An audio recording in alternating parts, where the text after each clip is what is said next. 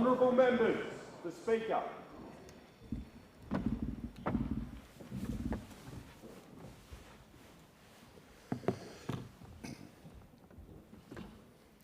I acknowledge the Ngunnawal and Ngambri peoples who are traditional custodians of the Canberra area and pay respects to the elders past and present of all Australia's Indigenous peoples.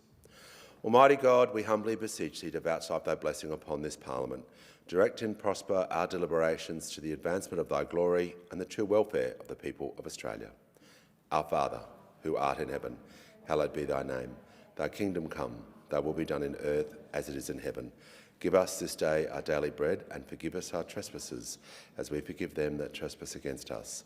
And lead us not into temptation, but deliver us from evil. For thine is the kingdom, and the power, and the glory, for ever and ever. Amen.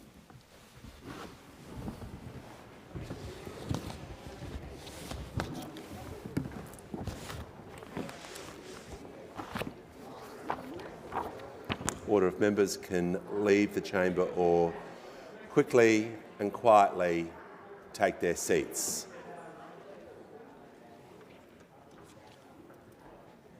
I call the clerk. Government business, notice number 1.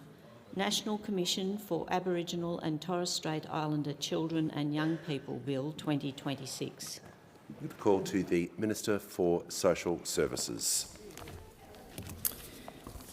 Thank you, Mr Speaker. I present the National Commission for Aboriginal and Torres Strait Islander Children and Young People Bill 2026 and the explanatory memorandum to this bill, and the National Commission for Aboriginal and Torres Strait Islander Children and Young People Transitional Provisions Bill 2026. I call the clerk.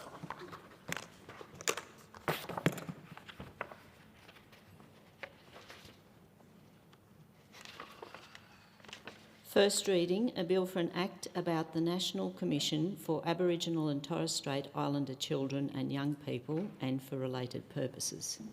I call to the Honourable Minister for Social Services. Mr Speaker, I am honoured to bring to the Parliament the bill to legislate the National Commission for Aboriginal and Torres Strait Islander Children and Young People. This bill delivers a permanent, independent statutory agency led by a National Commissioner with the necessary powers to improve the lives of Indigenous children and young people today and into the future. Experts and advocates have been calling for these reforms since the 1980s. SNAIC, the peak body for Aboriginal and Torres Strait Islander children, in their 1991 State of Denial report asked for, and I quote, legislation to recognise the unique rights of Indigenous children. And in 2019, over 70 organisations, children's commissioners and guardians came together to call for a national Aboriginal and Torres Strait Islander Commissioner to hold systems and services accountable. They described the levels of discrimination and disadvantage being faced by Aboriginal and Torres Strait Islander children at the time as, and I quote, widespread, systemic and intergenerational. Sadly, these sobering assessments have continued, but so too has the tireless advocacy to change them. Today, I want to commend the countless Aboriginal and Torres Strait Islander leaders whose sustained work and unwavering commitment has led to this moment. I especially want to acknowledge the safe and supported Aboriginal and Torres Strait Islander Leadership Group and the incredible Aboriginal and Torres Strait Islander State and Territory Children's Commissioners, Guardians and Advocates for the important role they've played in developing this bill. And of course, the voices of a group of 12 Aboriginal and Torres Strait Islander young people who shared advice on what the Commissioner can do to make a difference. They highlighted the intersections between many of the challenges facing Aboriginal and Torres Strait Islander children and young people, how these challenges are made harder due to intergenerational cycles of disadvantage, and the urgent need to reshape the systems that are supposed to support them. I want to thank them all for the role they've played in bringing this to fruition. This was a truly collaborative process, and I'm deeply grateful to everyone involved. I'd also like to thank Lil Gordon, an experienced public servant and effective advocate, for her service as the Acting Commissioner, the National Children's Commissioner, Deb Sabaris, the Aboriginal and Torres Strait Islander Social Justice Commissioner, Katie Kiss, and of course Sue Ann Hunter, who is in the gallery with us today, who is now the permanent National Commissioner of the body we're legislating today. Ms Hunter is an inspiring, highly qualified and highly respected leader. When taking up this role, she said, and I quote, "The work is urgent and the statistics are grim, but our children are not statistics, they are our future, and they will be at the centre of everything we do." I've no doubt that under her leadership we will reach our shared goal of ensuring that Aboriginal and Torres Strait Islander children and young people have equal access to all of the opportunities that our nation has to offer. To reach that aim, this bill enables the National Commissioner to identify the issues and barriers faced by Aboriginal and Torres Strait Islander children and young people through inquiries and research, to hear directly from Aboriginal and Torres Strait Islander children and young people and support them to assert their rights and interests, to provide educational programs for Aboriginal and Torres Strait Islander children and young people to help them understand their rights and provide their views, needs and experiences, to promote and enhance coordination among Australian government entities, and to advise government on the development and delivery of relevant policies, programs and services that affect Aboriginal and Torres Strait Islander children and young people. We know that the Closing the Gap targets relating to development, child protection, safety and justice are off track. We know that there is more to do, both at the Commonwealth and state and territory levels. Just as we know that to meet Closing the Gap targets, we have to deal with systemic issues. This bill gives the National Commissioner powers to identify and call out persistent disadvantage demonstrated by these alarming figures. All too often, the views of Aboriginal and Torres Strait Islander children and young people are not heard in the decisions that affect their lives. The measures in this bill will change that by listening to their experiences. The National Commissioner will have the power to speak directly with Aboriginal and Torres Strait Islander children, young people and their families on matters impacting their lives, their hopes and their futures. This might mean sitting down with Aboriginal and Torres Strait Islander children in Darebin, in Naarm, in Melbourne, or in Redfern on Gadigal country, in Sydney on Mer Island in the Torres Strait, or Yuendamu in Walpiri country in the Northern Territory, acknowledging and recognising that their opinions and perspectives are fundamental for lasting change. This bill ensures the best interests of children and young people are at the centre of the Commissioner's work, which will be characterised by collaboration and strengthened national coordination. Where necessary, the Commissioner will work with state, territory and Commonwealth agencies to identify and recommend solutions on systemic issues. The National Commissioner will make sure that governments take responsibility for how their policies impact Aboriginal and Torres Strait Islander children and young people while working to improve outcomes for those children and young people. This bill also gives the Commissioner discretion and independence to conduct inquiries into matters affecting the rights, interests, development, safety or well-being of Aboriginal and Torres Strait Islander children and young people. Powers that the Commissioner will exercise while upholding Australia's international human rights commitments with respect to Aboriginal and Torres Strait Islander children and young people. Where appropriate, ministers may request the Commissioner inquire into a particular matter. The Commissioner can publish reports and submit them to the Minister, to be followed by tabling in Parliament within 15 sitting days. Further, the bill gives the Commissioner information gathering capabilities, including the option to require information or ask people and organisations to respond to written requests. Powers that mean governments are held publicly accountable should they fail to respond to such requests for information and documentation. Mr. Speaker, children and young people need to understand their rights to be able to exercise them. This bill supports the Commissioner to help Aboriginal and Torres Strait Islander children and young people understand their rights, while also ensuring that their views, needs and experiences inform our decision-making. In introducing this bill, I can't help but reflect on the many Aboriginal and Torres Strait Islander children and young people that I've met with and been inspired by over many years. It makes me think of the young people in Redfern who wake up at 6 a.m 3 times a week to attend the Clean Slate Without Prejudice program, a program that instills a sense of pride and community through group activities and mentoring, and the amazing mentors that have grown out of that program. They're making great choices every day. They are disciplined, they're committed, and when they show up, they're learning lifelong skills. I think of Jasmine Unipingu, who created the Girl Power group in 2021, and that saw her use her own money to cook and share a meal with victim survivors of sexual violence, so they felt safe enough to tell their stories. Or the young Indigenous rangers that I met in Murajuga, who are protecting and managing the now World Heritage listed site and its 2 million petroglyphs, some of them so old that the tectonic plates of the earth have shifted and they lie on the seabed floor.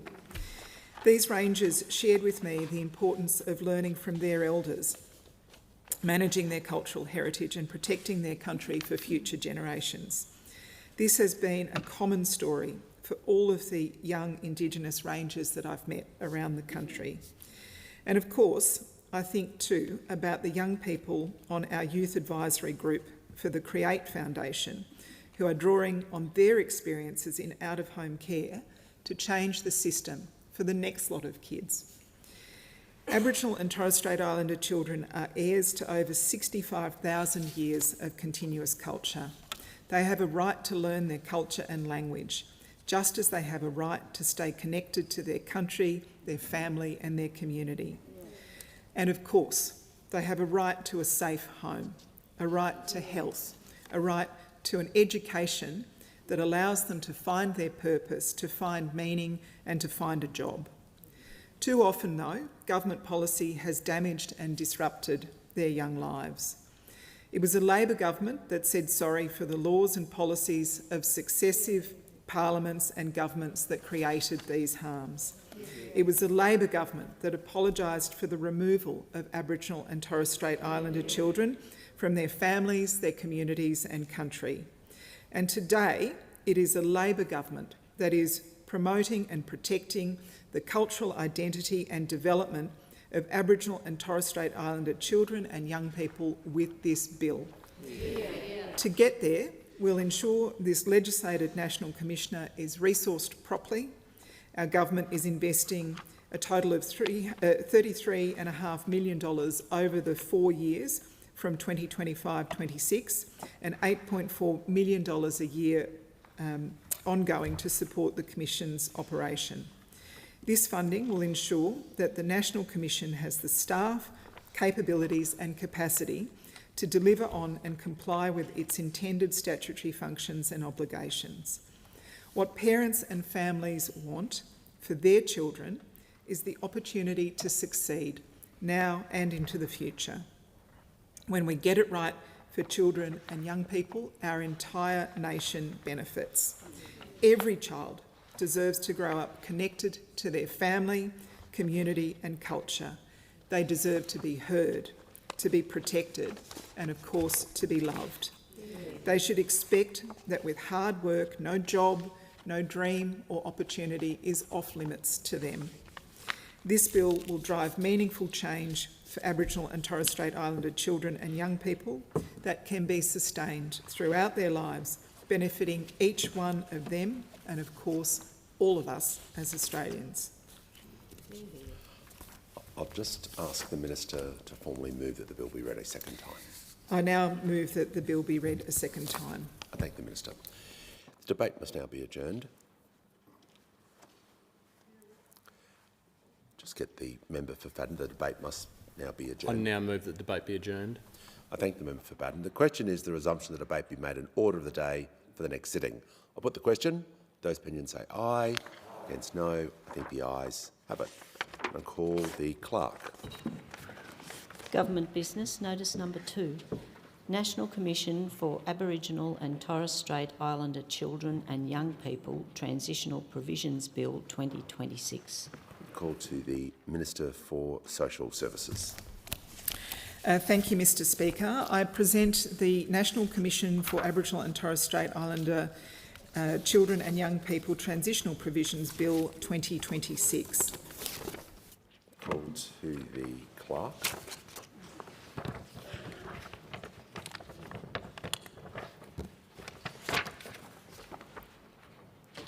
First reading, a bill for an act to deal with transitional matters arising from the enactment of the National Commission for Aboriginal and Torres Strait Islander Children and Young People Act 2026 and for related purposes. Call to the Minister for Social Services. Thank you, Mr Speaker. I move that this bill be now read a second time. Mr Speaker, the National Commission for Aboriginal and Torres Strait Islander Children and Young People Consequential and Transitional Provisions Bill 2026 is part of a package of two bills which together will create the statutory office of the National Commissioner for Aboriginal and Torres Strait Islander Children and Young People and the Commission as a statutory agency.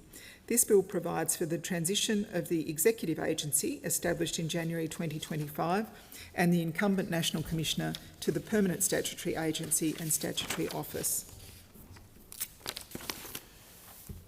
The debate must now be adjourned. Call the member for Paddon. Speaker, I move that debate be adjourned. The question is the resumption of the debate be made in order of the day for the next sitting. I'll put the question. Those opinions say aye. Against no. I think the ayes have it. Call the Clerk. Government business, notice number 3. Social Security and other legislation amendment, technical changes number 1, Bill 2026. Call the Minister for Social Services.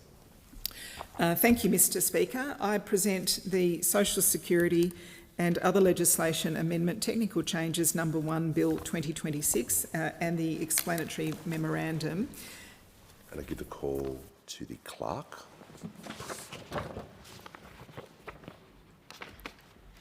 First reading, a bill for an act to amend the law relating to social security and child support and for related purposes. Give the call to the Minister for Social Services. Thank you, Mr Speaker. I move that this bill be now read a second time. Mr Speaker, since the Albanese Labor government was first elected, we have been hard at work restoring trust in Australia's social security system. This is one of the critical tasks of government because without the trust of the Australian taxpayer and income support recipients, the social security system loses legitimacy in the eyes of the community. That was the legacy of the coalition government and of robo-debt. Across consecutive budget cycles and record funding, the government has restored fairness and adequacy for many income support recipients by raising the rate of working age and student payments to help ease cost of living pressures. Since we were elected, we have increased the annual single rate of job seeker payment by almost $4,000. This is as a result of the government's real increase to working age and student payments of $40 per fortnight, along with regular indexation. We have increased Commonwealth rent assistance maximum rates by nearly 50% through real increases in 2023 and 2024, as well as indexation. We are providing more support through our changes to parenting payment single, which has expanded eligibility for the payment to around 106,000 single parents. We are expanding paid parental leave to a total of 26 weeks by the middle of this year, with superannuation now paid on top of paid parental leave. Parents who have a child today can receive almost $12,000 more through the paid parental leave scheme than when we first came to government.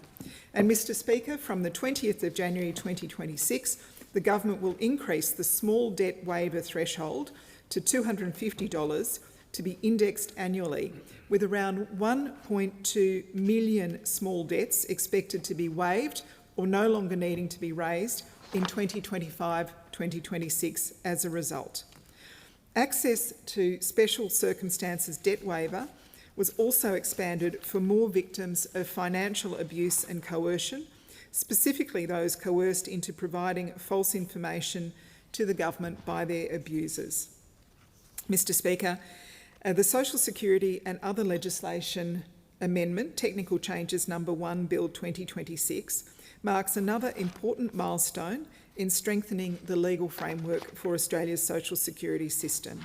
It's a largely technical bill and reflects the need for social security legislation to be dynamic and to evolve with the policy intent of government and as external challenges demand. The bill also responds to priorities identified through the Legal Compliance and Remediation Program within Services Australia. Many are being resolved simply by policy or system changes in Services Australia, but other changes require legislation.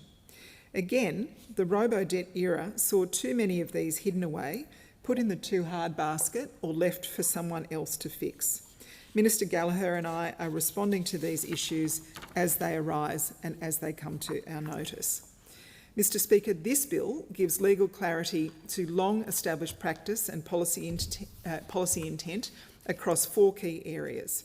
Firstly, clarifying the commencement date of child support periods when the Child Support Registrar receives information about a parent's tax assessment.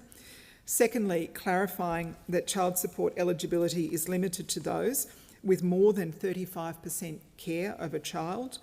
Thirdly, allowing for urgent payments to be provided to eligible recipients outside the standard fortnightly cycle. And finally, upholding existing arrangements for the assessment of employment income, particularly income earned by partners of income support recipients. The bill amends the Child Support Assessment Act 1989, the Assessment Act, to allow a child support period to start a month later than currently provided for, if a new child support assessment is made after the 15th day of the month. This ensures that parents have sufficient time to adjust to a new child support assessment before it comes into effect. Currently, where a new tax assessment is received by the Child Support Registrar after the 15th day of the month and a new child support assessment is made in that same month, the legislation requires that a new child support period commence from the start of the next month. That means in practice that parents may have as little as 1 day to adjust to a new child support assessment. The amendments will ensure that where a new child support assessment is made after the 15th day of a calendar month, the new child support period will begin from the first day of the second month following the assessment. The practical effect here is that when a new assessment is made requiring a higher or lower child support payment, we ensure that parents have the following month to prepare for the change instead of potentially just 1 or 2 days. The bill also amends the Assessment Act to fix legislative anomalies that could allow parents with less than 35% care of a child to be entitled to child support. It is a long-standing principle of the system that a parent or carer who has less than 35% care of a child is not eligible to receive child support for that child, as they do not bear a significant enough burden of the direct costs of care.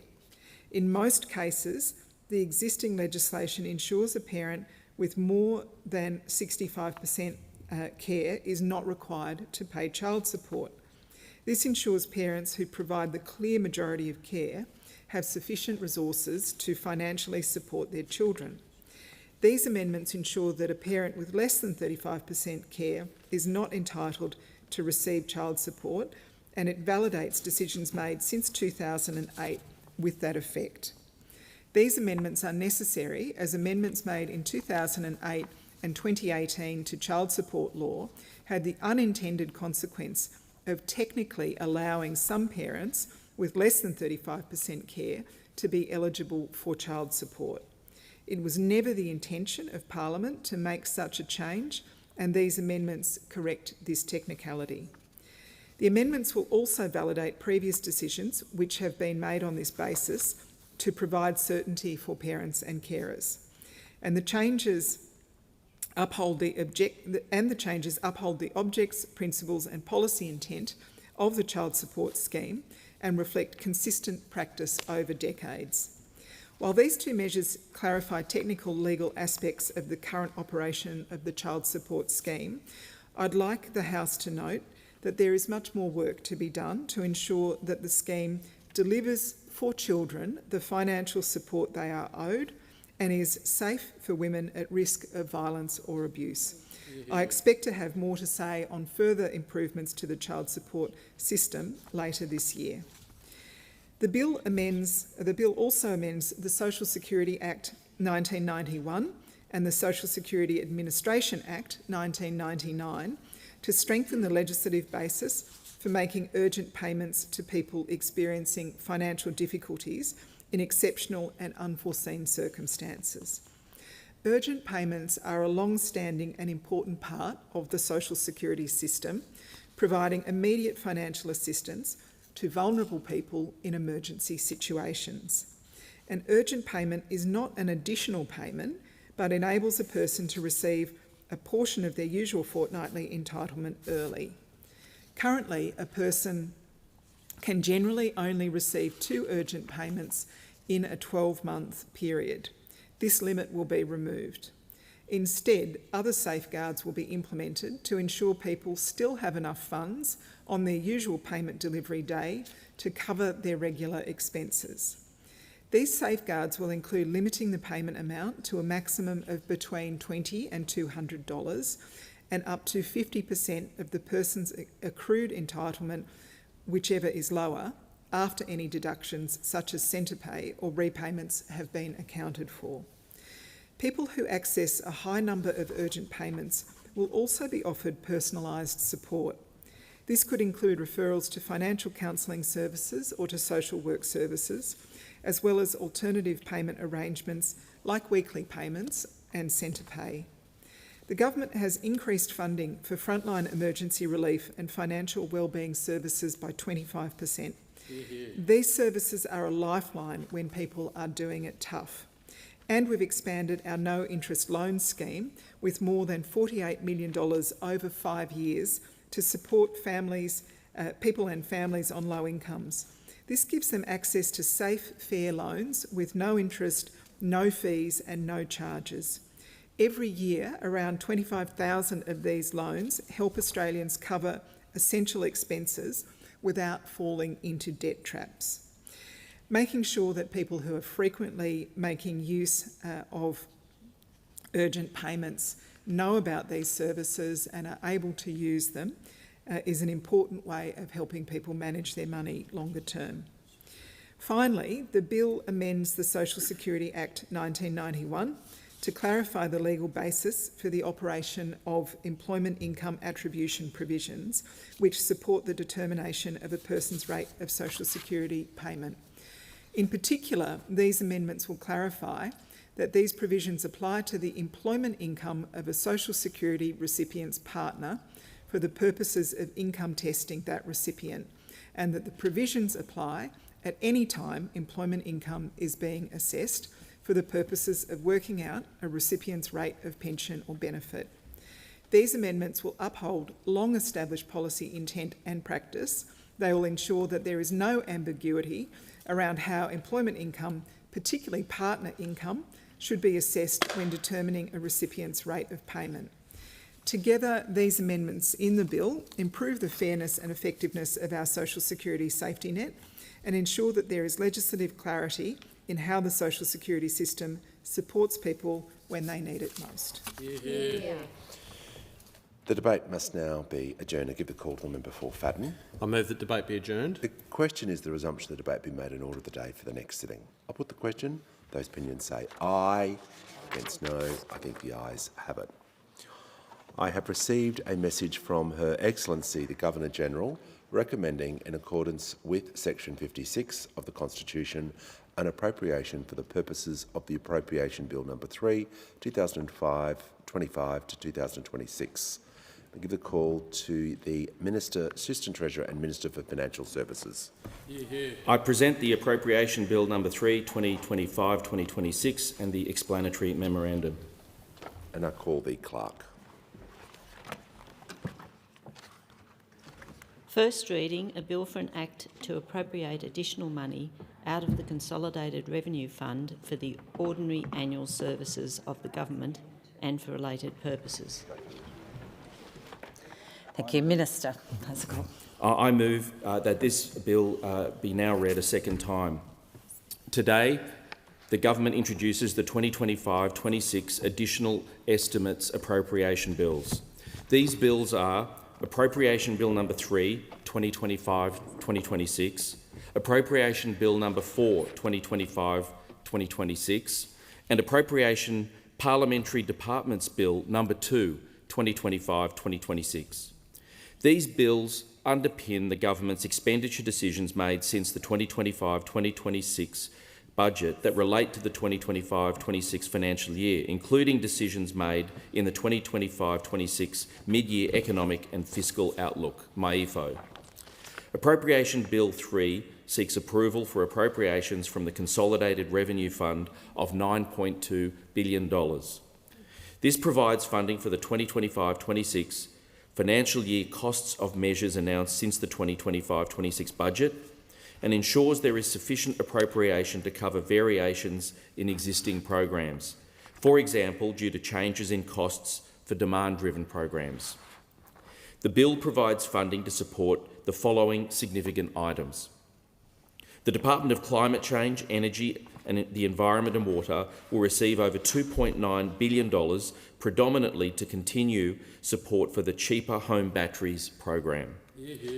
The Department of Health, Disability and Ageing will receive over $1.5 billion for various programs to improve the well-being and social and economic participation of people with disability, continue to ensure access to medicines, deliver evidence-based health policy, improve access to comprehensive and coordinated health care, and protect the health and safety of the Australian community. Funding includes $876 million for the National Disability Insurance Agency to provide reasonable and necessary supports for National Disability Insurance Scheme participants. The department will also receive $101 million to support strengthening Medicare reforms. The Department of Defence will receive over $1 billion, including $985 million brought forward for updated expenditure requirements to implement the 2024 National Defence Strategy and 2024 Defence Integrated Investment Program. The Department of Home Affairs will receive $881 million to implement various programs to ensure Australia's security, prosperity and unity by safeguarding Australia's domestic interests from crises and threats, supporting the government's response to the anti-Semitic Bondi terrorist attack, and delivering on the government's 2025 election commitment to maintain Australia's cohesive multicultural society. Full details of the proposed expenditure are set out in the schedule to the bill, the explanatory memorandum and the portfolio additional estimate statements. I commend this bill to the chamber. And the debate must now be adjourned. I move the debate be adjourned. So the question is that the resumption of debate be made an order of the day for the next sitting. All those of that opinion say aye.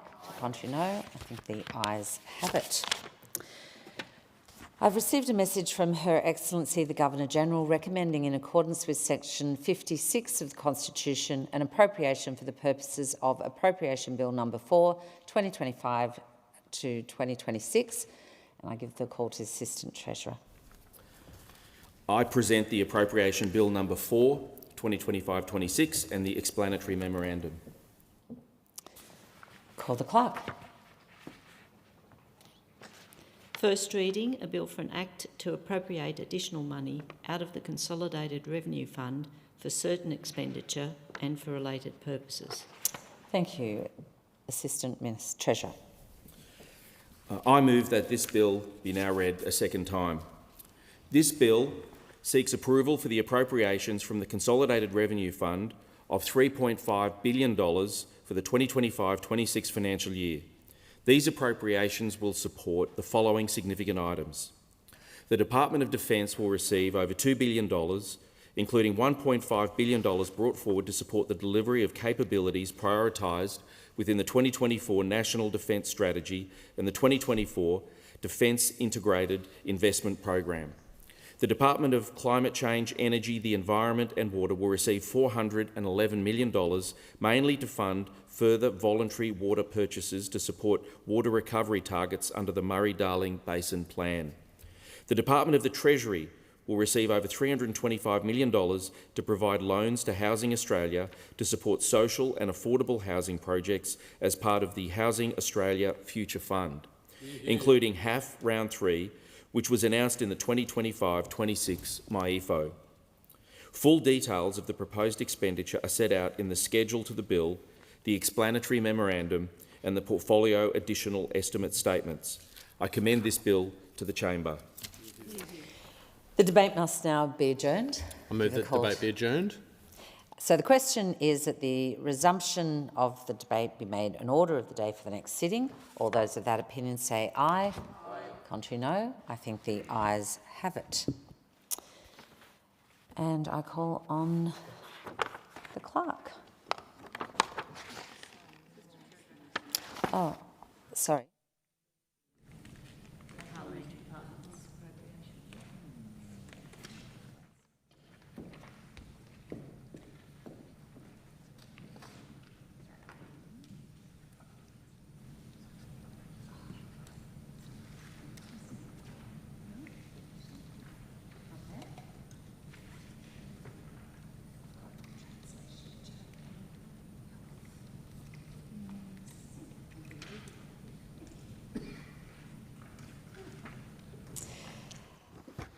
I have received a message from Her Excellency the Governor-General recommending, in accordance with Section 56 of the Constitution, an appropriation for the purposes of the Appropriation Parliamentary Departments Bill No. 2, 2025-26.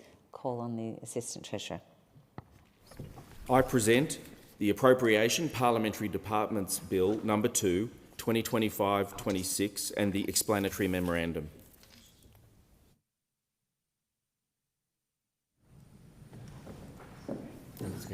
And I call on the clerk.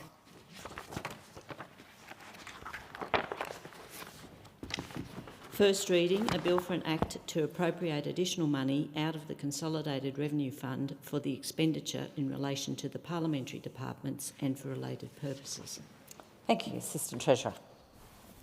I move that this bill be now read a second time. Appropriation Parliamentary Departments Bill 2 provides additional appropriations of $9.2 million for the operations of parliamentary departments, specifically the Department of the House of Representatives and the Department of Parliamentary Services for the remainder of 2025-26.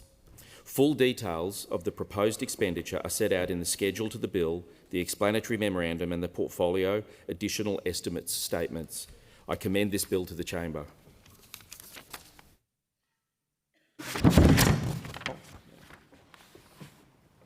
Thank you. And the debate must now be adjourned.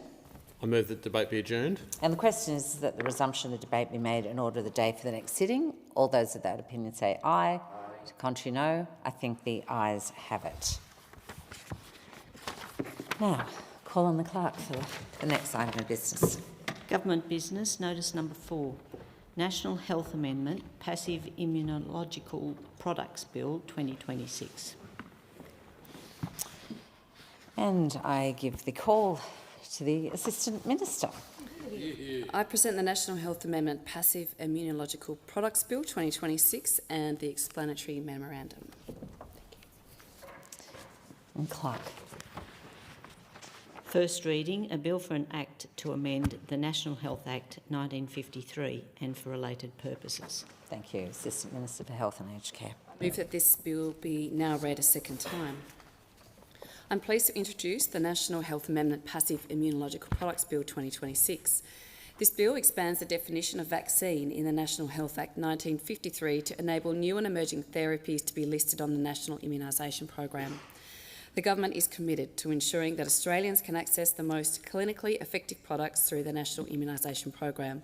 This includes the provision of new and emerging therapies such as immunising monoclonal antibodies. One example is Beyfortus, which protects children and babies from respiratory syncytial virus, also known as RSV, and much easier to say. In 2025, there were 78,000 cases of RSV in young children. The virus can lead to serious chest infections in babies and also lead to long-term respiratory problems such as asthma that persist into adulthood. The Pharmaceutical Benefits Advisory Committee has deferred a positive recommendation for Beyfortus because they are unable to recommend this product for inclusion under the NIP until the definition of a vaccine under the Act is amended. Currently, new therapies are unable to be listed on the National Immunisation Program as they do not meet the current vaccine definition. Not listing new and emerging therapies will make it harder for Australians to access the healthcare that they need. Australians may miss out on innovative immunisation products that are readily available in other countries. Furthermore, not being able to list new and emerging therapies on the National Immunisation Program may lead to a fragmented approach in accessing these products nationwide. The bill will also contribute to the priority goals of the National Immunisation Strategy for Australia 2025-2030, which was released in June last year. Most notably, expanding the definition of vaccine will make a positive contribution to the strategy's priority areas of improving access to immunisation and to harnessing new therapies to respond to the evolving disease and vaccine landscape. A flexible national immunisation program that is fit for purpose in a rapidly evolving healthcare environment is important for all Australians. As new and emerging therapies are developed, steps must be taken to ensure that the program remains as effective as possible. The bill demonstrates the government's commitment to protecting Australians against preventable diseases by enabling access to the latest therapies nationwide and providing these products free of charge to eligible people in Australia. The debate must now be adjourned. Move that the debate be adjourned. And the question is that the resumption of the debate be made an order of the day for the next sitting. All those that opinion say aye. Contrary, no. I think the ayes have it.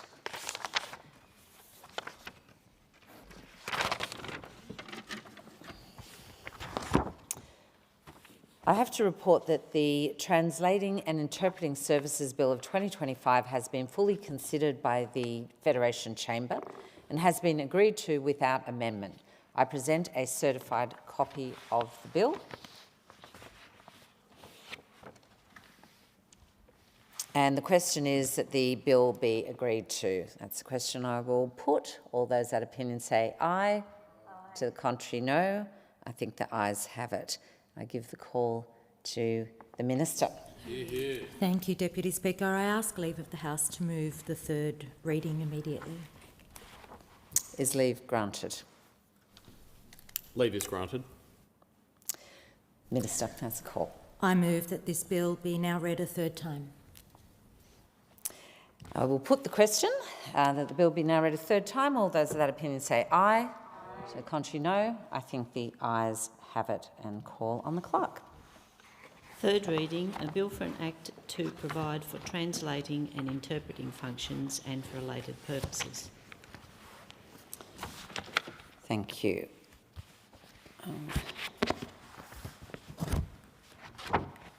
And call on the clerk for the next item of business. Government business, order of the day number 1. Health legislation amendment prescribing of pharmaceutical benefits bill 2025. Resumption of debate on second reading. Thank you. So the question is that this bill be now read a second time, and I give the call to the member for Banks in continuation. Thank you, Deputy Speaker. Back in 2022, before this government was elected, people in my community and many others were struggling to afford to pay for their medications. Back then, a PBS prescription cost $42.50. For a script that was filled monthly, that was many hundreds of dollars a year annually. But since then, this government, this Albanese Labor government, has acted to address it, with 2 cuts to the cost of PBS prescriptions. Australians are paying only $25 per script. That same monthly refill is now $200 cheaper over the course of the year. Importantly, the freeze for pensioners and concession card holders at just $7.70 has been extended to the year 2030. Additionally, the government has listed hundreds of medicines on the PBS over the last 3.5 years, including treatments for prostate, breast and lung cancers, bringing medical breakthroughs within the financial reach for Australian patients. This is an agenda for the PBS that is working, and Australians are seeing the benefits to the tune of $1.7 billion saved nationwide, including $7.8 million in my own electorate of Banks. Deputy Speaker, while Labor created the PBS, our agenda for Australia's health goes beyond access to medications. We are also investing in the nation's other great healthcare program, Medicare.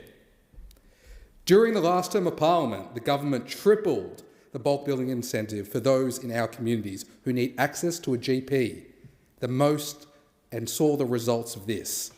Now the government has delivered on its commitment to make the largest investment in Medicare since it was created and extended the bulk billing incentive to every Australian for the first time to make sure that 90% of GP visits are bulk billed by the year 2030. In my electorate alone, 18 GP clinics have indicated that they were shifting over to becoming fully bulk billing clinics, bulk billing every single patient. And with the launch of 1-800 Medicare, Australians have access to a 24/7 telehealth service when they need help after hours. And when Australians need help, that requires a little bit more than a standard GP consultation can provide.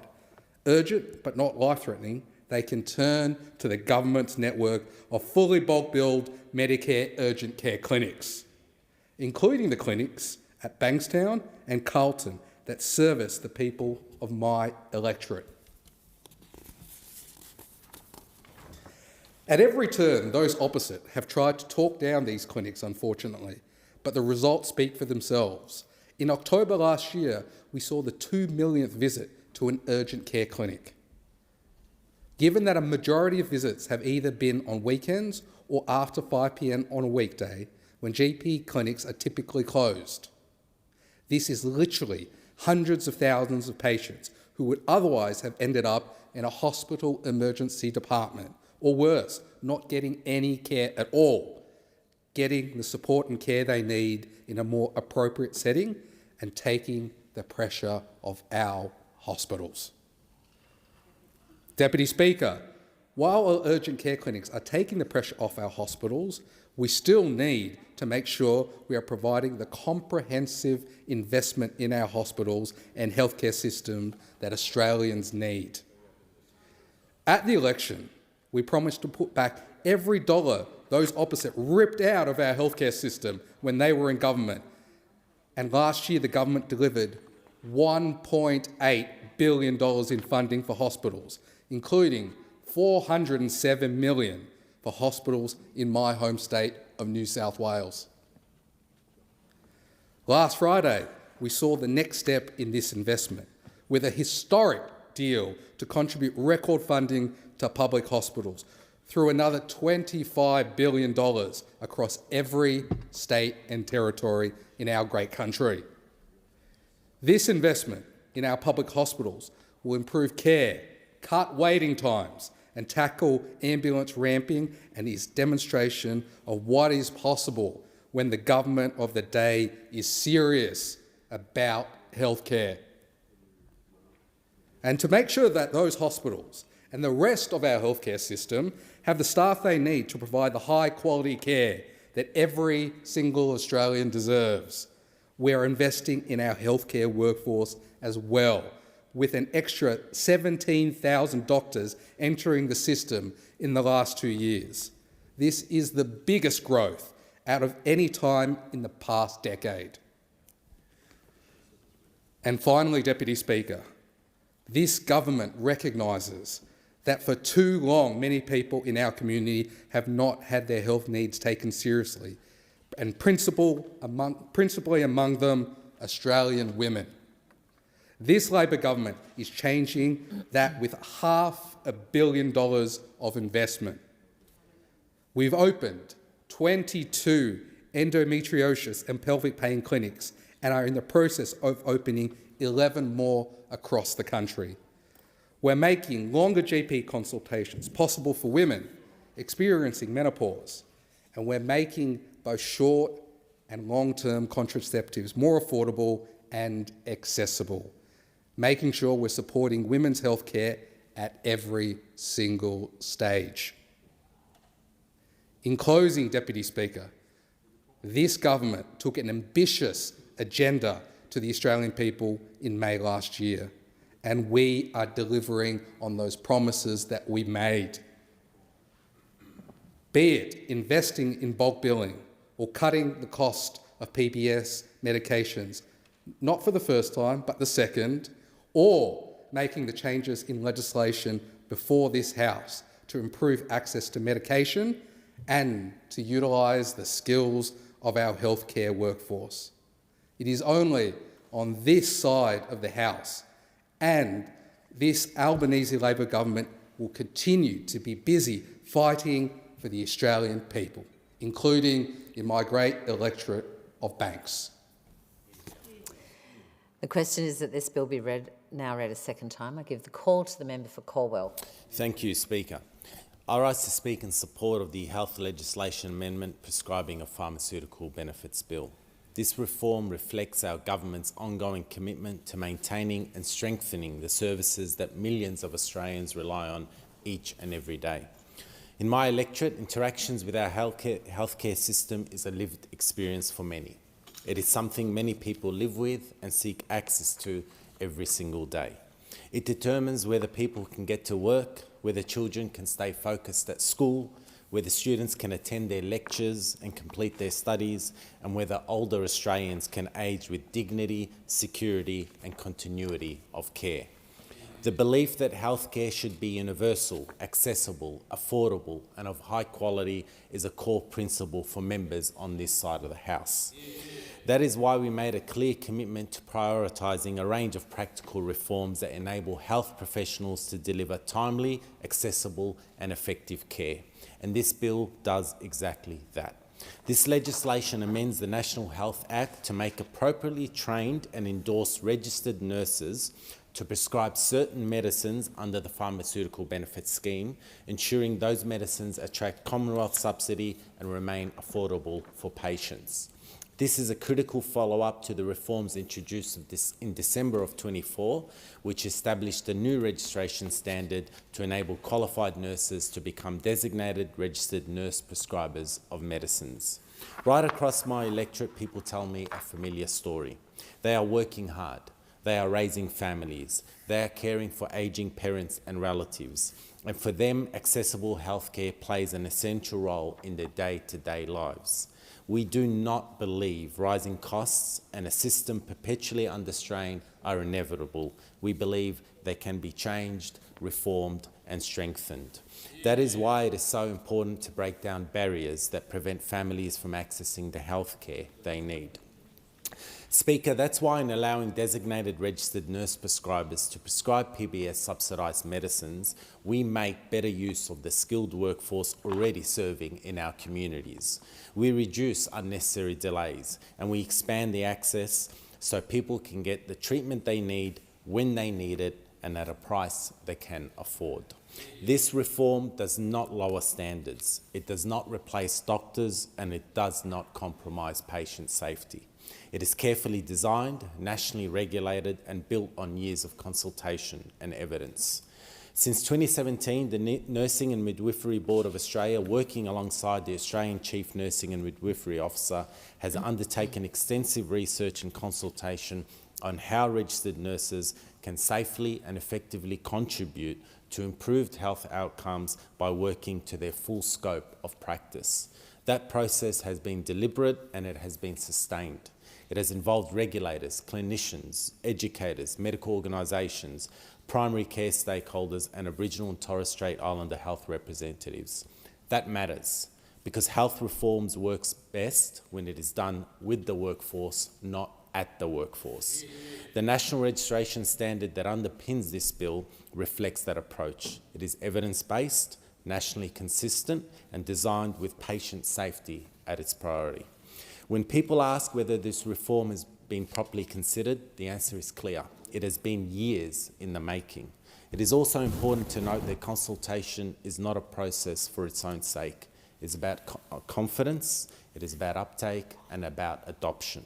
Even the most carefully designed reform will fail if the workforce does not trust it, if employers do not understand it, or if patients are unsure about it.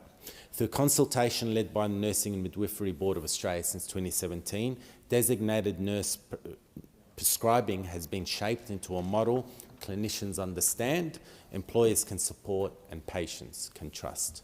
The registration standard clearly sets out education requirements, clinical governance arrangements and partnership models. That clarity gives nurses confidence to step into these roles safely. It gives employers confidence to implement them responsibly, and it gives patients confidence that the care they receive is properly regulated and accountable. Many Australians rely on nurses as their most regular point of contact with the health system. When reforms are clearly explained, nationally consistent and professionally endorsed, people are far more likely to engage with the healthcare system early rather than delaying treatment. Speaker, the Albanese Labor government's commitment to breaking down barriers to accessing healthcare neither starts nor ends here. Since coming into government, we have taken decisive action to strengthen our health system and expand access to care for all Australians. This bill builds on another major reform that came into effect at the start of this year: cheaper medicines on the pharmaceutical benefits scheme. From 1st of January, the Albanese Labor government capped the cost of PBS medicines at $25, the lowest price since 2004. We've also continued to cap the cost of PBS medicines for pensioners and concession card holders at $7.70.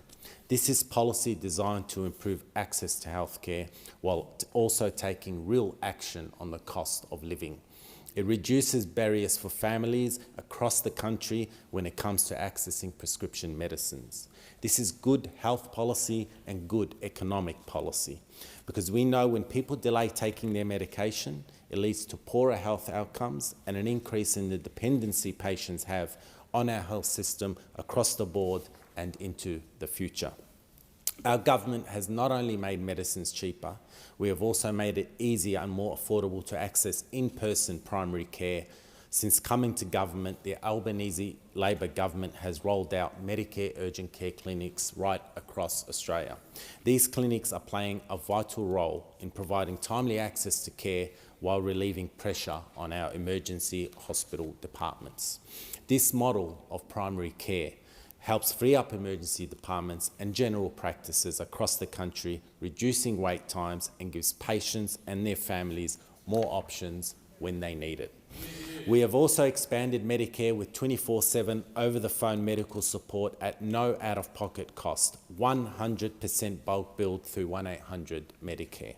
On this side of the House, we understand that healthcare is accessed in different ways and at different times. Our policies reflect that reality and ensure care is accessible when Australians need it. Speaker, I'm proud of these reforms, and the truth is that none of them would be possible without our record investment in Medicare. Medicare is the foundation of Australia's health system. It's not just a green card, it is access to world-class, reliable, affordable and dignified care.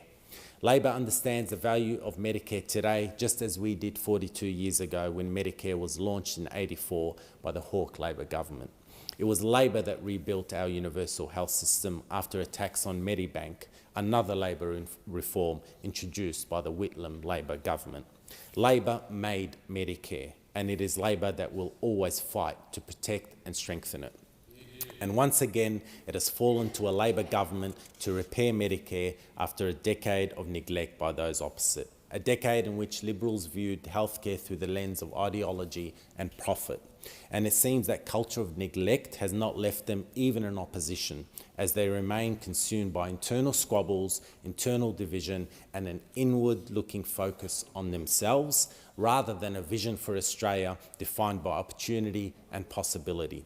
Speaker, when I was first elected, fewer than 40% of general practices in my electorate bulk billed. Today, that figure stands at 90%, more than doubling. An extraordinary achievement that is only possible under a Labor government, and a Labor government delivering on its commitments and true to the values which guide it. I have visited clinics in my community that have taken up our bulk billing incentives, including the Craigieburn Medical and Dental Centre, which moved to 100% bulk billing following our reforms.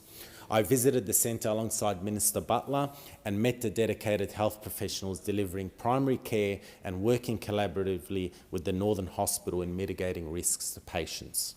What stood out was their commitment to serving our community, particularly our most vulnerable residents, and the importance of governments backing them with real investment. And this past weekend, I was pleased to join the team at the Annandale Family Medical Centre as it reopened after having been out of operation following a tragic fire, returning to deliver fully bulk-billed medical and allied healthcare to our community. A shout out to the team there and to the team at Happy Hippo Kindergarten and Childcare in Mickleham. Medical care and childcare, essential services families in my community rely on, and two things our government is proudly delivering on. That is what real, effective and on-the-ground policy looks like, translated on the ground with organisations in our community doing amazing work in helping local families thrive. This remarkable turnaround in bulk billing in my community reflects what is happening across the country. Our government's investment will deliver an additional 18 million bulk billed GP visits annually. It will see the number of bulk billing practices triple to around 4,800 nationally, with 9 out of 10 GP visits bulk billed by 2030.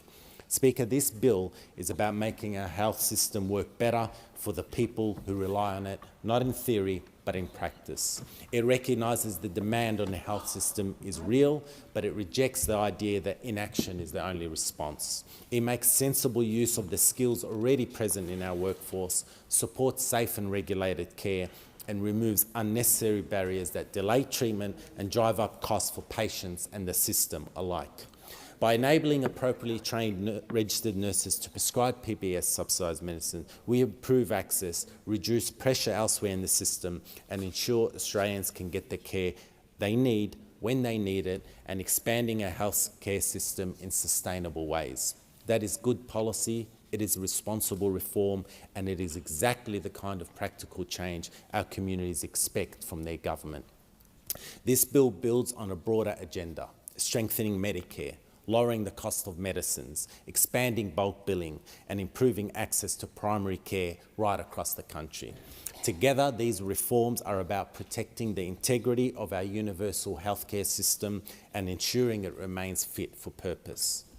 And yesterday, Speaker, I joined nurses in Parliament in support of primary healthcare nurses. They reminded us the value of patients when nurses are trusted to work to their full scope of practice, something this legislation helps deliver. They reminded us that nurses don't choose this profession because of buildings or systems, but because of a deep commitment to care. And they reminded us that when illness shrinks a person's world, when fear, uncertainty, and vulnerability take hold, nurses are there, present, skilled, compassionate, delivering care when it is needed most and in the ways that matter most. That is the magic of this profession, and it is why this Parliament must do everything it can to support nurses to do what they do best, care for people with dignity, with skill and humanity. Speaker, healthcare should never depend on where you live, how busy the system is, or how long you can afford to wait. This legislation moves us closer to a system that is fairer, more efficient and more responsive to the realities Australians face every day, and I commend the bill to the House. The question is, this bill be now read a second time? And I call a member for Corangamite. Thank you, Deputy Speaker. Australians expect a health system that is accessible, affordable and built around patients. The Albanese government understands this and has been working to make it a reality since coming to office. We have strengthened Medicare. We have invested in the workforce. We've expanded access to care in the community. And the bill before the House today is the latest step in that work. I rise to speak in support of the Health Legislation Amendment Prescribing of Pharmaceutical Benefits Bill 2025. This bill delivers a practical reform to the way our health system operates and to the way Australians access timely care. It amends the National Health Act to allow designated registered nurses prescribe certain medicines under the Pharmaceutical Benefits Scheme. It is a significant reform that goes to the heart of our government's agenda, strengthening Medicare, modernising the workforce and ensuring Australians can receive high-quality care when and where they need it. This legislation builds directly on the work of the Strengthening Medicare Task Force and the Unleashing the Potential of Our Health Workforce Review. Both found that highly trained nurses are too often prevented from working to their full scope of practice by outdated regulatory settings.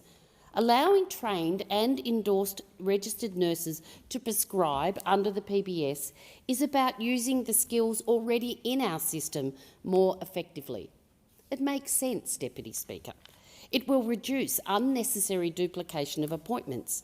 It will ease pressure on general practice and, importantly, emergency departments, and it will improve access to care, particularly in regional and outer metropolitan communities like mine. Importantly, only registered nurses who meet the standards set by the Nursing and Midwifery Board of Australia will be eligible for endorsement as designated nurse prescribers. The list of medicines will be assessed by the Independent Pharmaceutical Benefits Advisory Committee, ensuring clinical rigour and patient safety remain paramount. The legislation also extends the Professional Services Review Scheme to designated nurse practitioners and prescribers, providing the same peer review oversight that applies to other PBS prescribers and safeguarding the integrity of the system. These safeguards matter. They demonstrate that the government is expanding access and, importantly, maintaining the high standards Australians rightly expect. This is reform done properly. This bill also sits within the Albanese government's broader effort to rebuild Medicare after a decade of neglect. This government has responded with the largest investment in Medicare in its history. We have tripled the bulk billing incentive for concession card holders and children. We've expanded Medicare urgent care clinics to take pressure off hospitals and provide walk-in care for urgent but non-life-threatening conditions. In my electorate, that includes the Torquay Medical Urgent Care Clinic, which is already making a real difference for families across the Surf Coast and the rapidly growing township of Armstrong Creek. Like the Belmont Urgent Care Clinic in Geelong, the Torquay service is giving people confidence that they can get 7-day-a-week bulk billed care close to home. They are easing pressure on the Geelong University Hospital Emergency Department, and they are ensuring that local health workers can deliver care in the right setting at the right time. We have invested in general practice headspaces, aged care, women's health, mental health support and primary care infrastructure. And we're investing directly in our GP workforce. The Albanese government is investing $14.5 million to deliver an additional 306 new GP training places in 2026 through the Australian General Practice Training Program. This investment will make the total number of doctors starting GP training to around 2,100, a 14% increase on 2025, something we should be proud of. With the Albanese government's continued investment, more doctors have joined the Australian health system in the last 3 years than in any time in the past decade. Doctor registrations jumped more than 30% in 2024 to 25 compared to 21 to 22, because no health system can function without the people who staff it, and no amount of bricks and mortar can substitute for a well-supported workforce. The future of primary care is team-based. It is multidisciplinary. It recognises that doctors, nurses, nurse practitioners and allied health professionals all have an essential role to play. And this bill reflects that reality and builds on it. Designated registered nurse prescribing does not undermine general practitioners. It supports them. It ensures straightforward cases are dealt with efficiently, freeing doctors up to focus on complex and chronic conditions. It strengthens continuity of care, and it helps practices operate more sustainably in a tight labour market. In community clinics, aged care and disability services, the ability for trained nurses to prescribe PBS medicines will mean fewer delays and better outcomes for patients, which is what we all want. That is good policy. The benefits of this reform will be felt most strongly in regional and fast-growing communities like the one I represent. In places such as Armstrong Creek, Torquay and across the Bellarine, population growth continues to drive demand for local health services.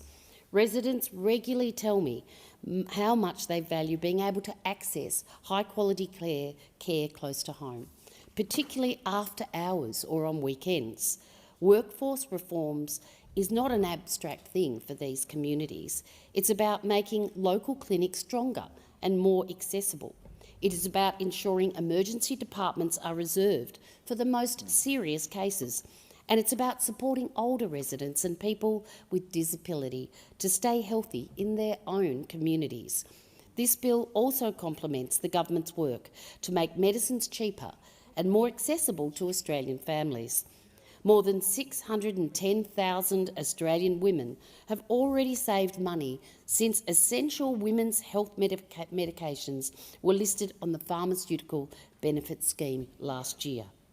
New contraceptive pills, the contraceptive vaginal ring, 3 new hormone therapies for menopause and a medicine for endometriosis were among the treatments made available at subsidised PBS prices for the very first time.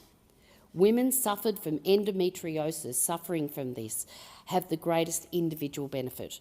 More than 6,000 women accessed endometriosis treatment at PBS prices, saving over $4 million, Deputy Speaker, in total, or more than $668 each on average.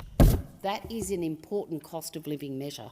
Latest data shows that in the 9 months to the 30th of November, women filled out more than 1.7 million prescriptions for these medicines and saved nearly $62 million.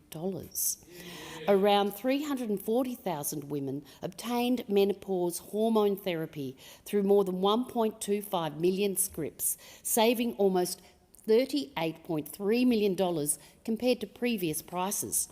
And more than 275 women accessed newly listed oral contraceptives with total savings and more choice, and savings of almost $19.5 million. Savings have increased further as our government reduced the maximum out-of-pocket cost for PBS medicines from $31.60 to $25, while keeping the concessional co-payment at $7.70. These listings are part of the Albanese government's landmark $792.9 million women's health package in 2025 to the 26 budget. That package also delivered new Medicare benefit scheme items for menopause and perimenopause health assessment, which commenced on the 1st of July 2025. In the first 5 months alone, more than 61,000 women benefited from these new services. As Minister Butler has said, all Australian women deserve to have their health issues taken seriously and given the priority they deserve. What welcome news. And our government is doing exactly that, with a focus on giving women more choice, lower costs and better access to services and treatments. Many women in my electorate are thrilled with these changes. They tell me about it regularly. They can talk about contraception, and they are so pleased with the savings they are making. They told us they were being left thousands of dollars out of pocket for basic contraceptive scripts and could not access support for menopause or endometriosis, so we have acted. And women are now saving hundreds of dollars on the medicines they need. These results show that record investment in women's health is working. And from the 1st of January, all Australians are now saving even more with $25 PBS scripts. These reforms are making a real difference to household budgets and everyday lives. This bill builds on this philosophy.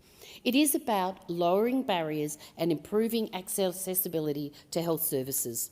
It's about making the system work better for patients, and it is about ensuring care is delivered where people live.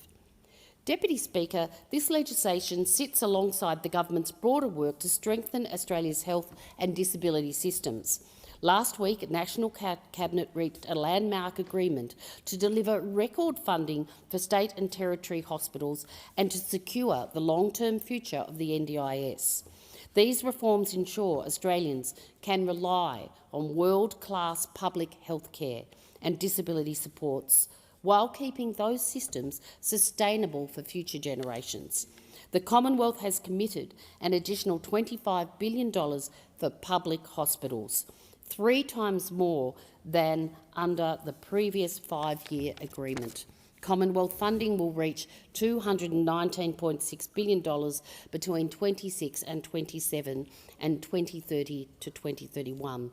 That includes $24.4 billion through base funding and more than $600 million in targeted investment. Deputy Speaker, the Albanese government is backing in Medicare and our public hospitals, and this bill forms part of that wider commitment to strengthen our health system. For communities like mine, that means stronger regional services and better connected care.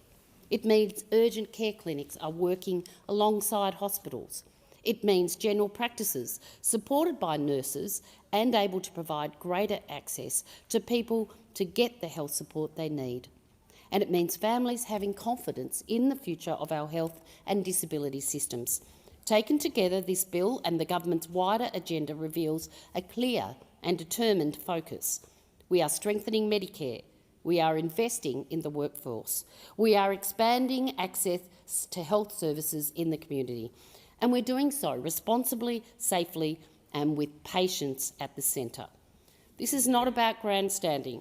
It is about fixing everyday problems that are barriers to health and well-being. It is about reducing waiting times. It is about improving affordability. And it is about securing the system for decades to come. This bill is sensible and necessary. It empowers highly trained nurses. It improves access to PBS medicines. It relieves pressure across the system. And it strengthens Medicare for the future. It reflects this government's commitment to evidence-based policy and patient-centred care. For these reasons, I commend the bill to the House and urge all members to support its passage. Thank you. The question is that this bill be now read a second time, and I call the member for Hughes. Thank you, Deputy Speaker. Last year, this government was re-elected with a clear commitment to strengthen Medicare, expand access to affordable medicines, and ensure our health workforce can work to its full scope of practice. The Health Legislation Amendment Prescribing of Pharmaceutical Benefits Bill 2025 is part of that commitment of the Albanese Labor government. It delivers on the government's commitment to ensure our health workforce operates at full scope, enhancing safe and timely access to medicines. It's a win for nurses and a win for all Australians. Hear, hear. At its core, this bill is about supporting and promoting access to care, access to medicines, and access to a health system that works when people need it, not weeks later and not only if they can afford to wait or travel. It recognises a truth that communities across Australia, including my electorate of Hughes, understand too well. As demand for primary healthcare grows, workforce pressures are becoming more acute, and our system needs to make better use of the skilled professionals we already have. It was a truth not recognised by those opposite during their near decade in office, a period during which the Leader of the Opposition, as Health Minister, distinguished herself as the only Health Minister in the history of Medicare never to increase the rebate for Medicare once. Shame. A goose egg. The Health Minister who went for a duck on Medicare and extended Peter Dutton's Medicare freeze from 2 years to 6 years, now leads the opposition. Shame. That shows Australians what those opposite value. When you cut access to health in the Liberal Party, you get promoted. Shame. We are still cleaning up the mess that those opposite left in health and medication. This bill represents part of those efforts to restore trust in affordable and accessible healthcare in Australia. It supplements our commitment to cheaper medicines. Since 1st of January, medicines on the pharmaceutical benefit scheme have cost no more than $25, a price they hadn't been since 2004. It was action on our commitment to cheaper medicines, and this bill adds to that commitment. Hear, hear. This bill introduces historic reforms that empower nurses to work to their full scope of practice and improve access to medicines for people across Australia. Specifically, the bill amends the National Health Act 1953 to allow registered nurses who are endorsed under the new registration standard for scheduled medicines to become authorised prescribers for certain medicines under the Pharmaceutical Benefits Scheme. This means prescriptions written by a designated registered nurse prescribers can attract a Commonwealth subsidy through the PBS, ensuring medicines remain affordable for patients. The bill also amends the Health Insurance Act 1973 to ensure that prescribing services provided by designated registered nurse prescribers fall within the Professional Services Review Scheme. This ensures oversight, accountability and integrity within the system. These are sensible, measured reforms. They are firmly grounded in years of research, consultation and agreement across government and health sector. Since 2017, extensive research and consultation has been undertaken on how registered nurses can safely and effectively contribute to prescribing within their scope of practice. That work culminated in December 2024, when Commonwealth, state and territory health ministers approved a new registration standard endorsement for scheduled medicines designated registered nurse prescriber under the Health Practitioner Regulation National Law Act 2009. Deputy Speaker, that standard came into effect in September 2025. It sets out clear, rigorous education and qualification requirements that a registered nurse must meet to obtain and retain endorsement. The first cohort of designated registered nurse prescribers is expected to complete their education, receive endorsement and begin prescribing from July 2026. This is a reform that hasn't been rushed. It's not an experiment. It's a carefully designed, nationally agreed framework. Importantly, it has been developed with extensive stakeholder consultation. The Nursing and Midwifery Board of Australia consulted with the Royal Australian College of General Practitioners, the Australian Medical Association, Palliative Care Services, Congress of Aboriginal and Torres Strait Islander Nurses and Midwives, and the Australian Primary Healthcare Nurses Association. Medical professionals have expressed support for designated registered nurse prescribing on the basis that it occurs in partnership with an authorised health practitioner under an active prescribing agreement. That partnership model remains central to this reform. Designated registered nurse prescribers will not operate in isolation. They will practice within clearly defined clinical governance arrangements that support patient safety and quality care. Primary care stakeholders expect that designated registered nurse prescribers will be able to prescribe PBS subsidised medicines in primary care, aged care, disability services, mental health settings, and in acute hospital environments, particularly to support discharge processes and outpatient management. For the people of Hughes, this means more timely care in the places they already access. Hear, hear. It means community health clinics, aged care facilities and hospital outpatient services can operate more efficiently. Hear, hear. It means fewer unnecessary delays, fewer repeat appointments for administrative reasons, and better coordination across the system. Hear, hear. Currently, many registered nurses in primary care are highly skilled, highly educated, and deeply experienced, yet remain underutilised. Allowing them to prescribe certain medicines under the PBS boosts efficiency and allows GPs and nurse practitioners to focus on patients with more complex needs. That is good for patients. It's good for clinicians. And it's good for the sustainability of Medicare. Hear, hear. Designated registered nurse prescribing strengthens the health system by easing workforce pressures and building long-term capacity. It helps ensure the right professional is providing the right care at the right time.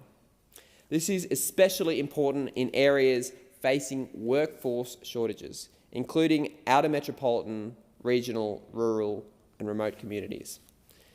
The community at the southern tip of Sydney in Hughes is not immune to these pressures. Older Australians managing chronic conditions often need timely access to medicines. Carers and families balancing work and care responsibilities need health services that are responsive and accessible. As a result of a decade of neglect of Medicare, residents face long waits for appointments, particularly bulk billing services. But bulk billing services are coming back in Hughes. I've been visiting bulk billing practices across my electorate that are seeing the value in Labor's investment in bulk billing for patients and for doctors and healthcare professionals.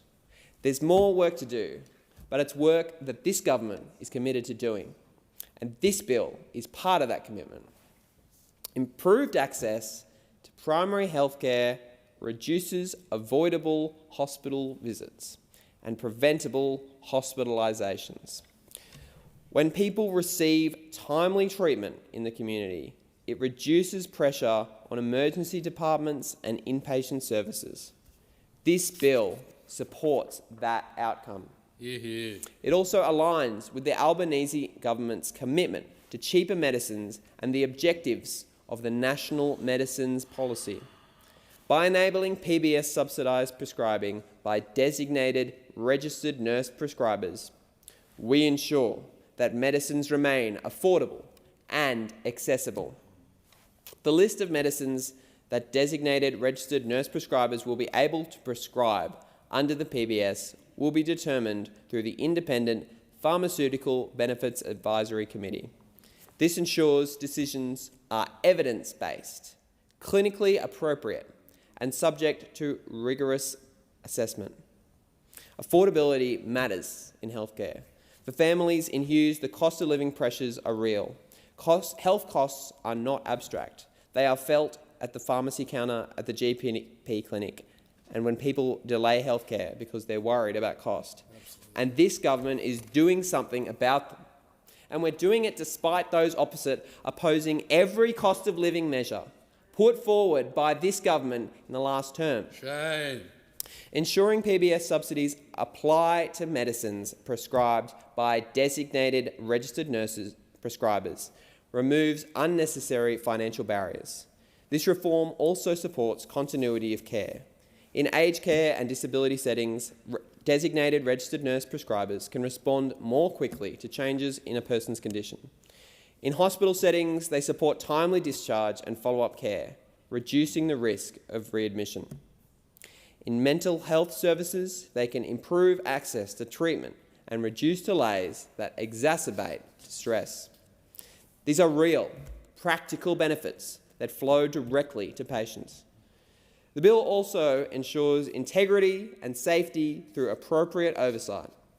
By amending the Health Insurance Act 1973 to include registered nurses under the Professional Services Review Scheme, this bill ensures that prescribing services are subject to peer review and accountability. This protects the integrity of the PBS and maintains public confidence in the system. Targeted consultation has occurred between the Department of Health and Aged Care, Services Australia, the Professional Services Review and the Department of Veterans Affairs to ensure alignment and smooth implementation. States and territories are also doing their part.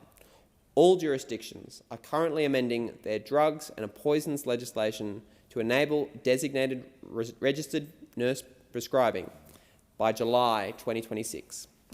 This national alignment makes delivery of healthcare more streamlined right across this continent.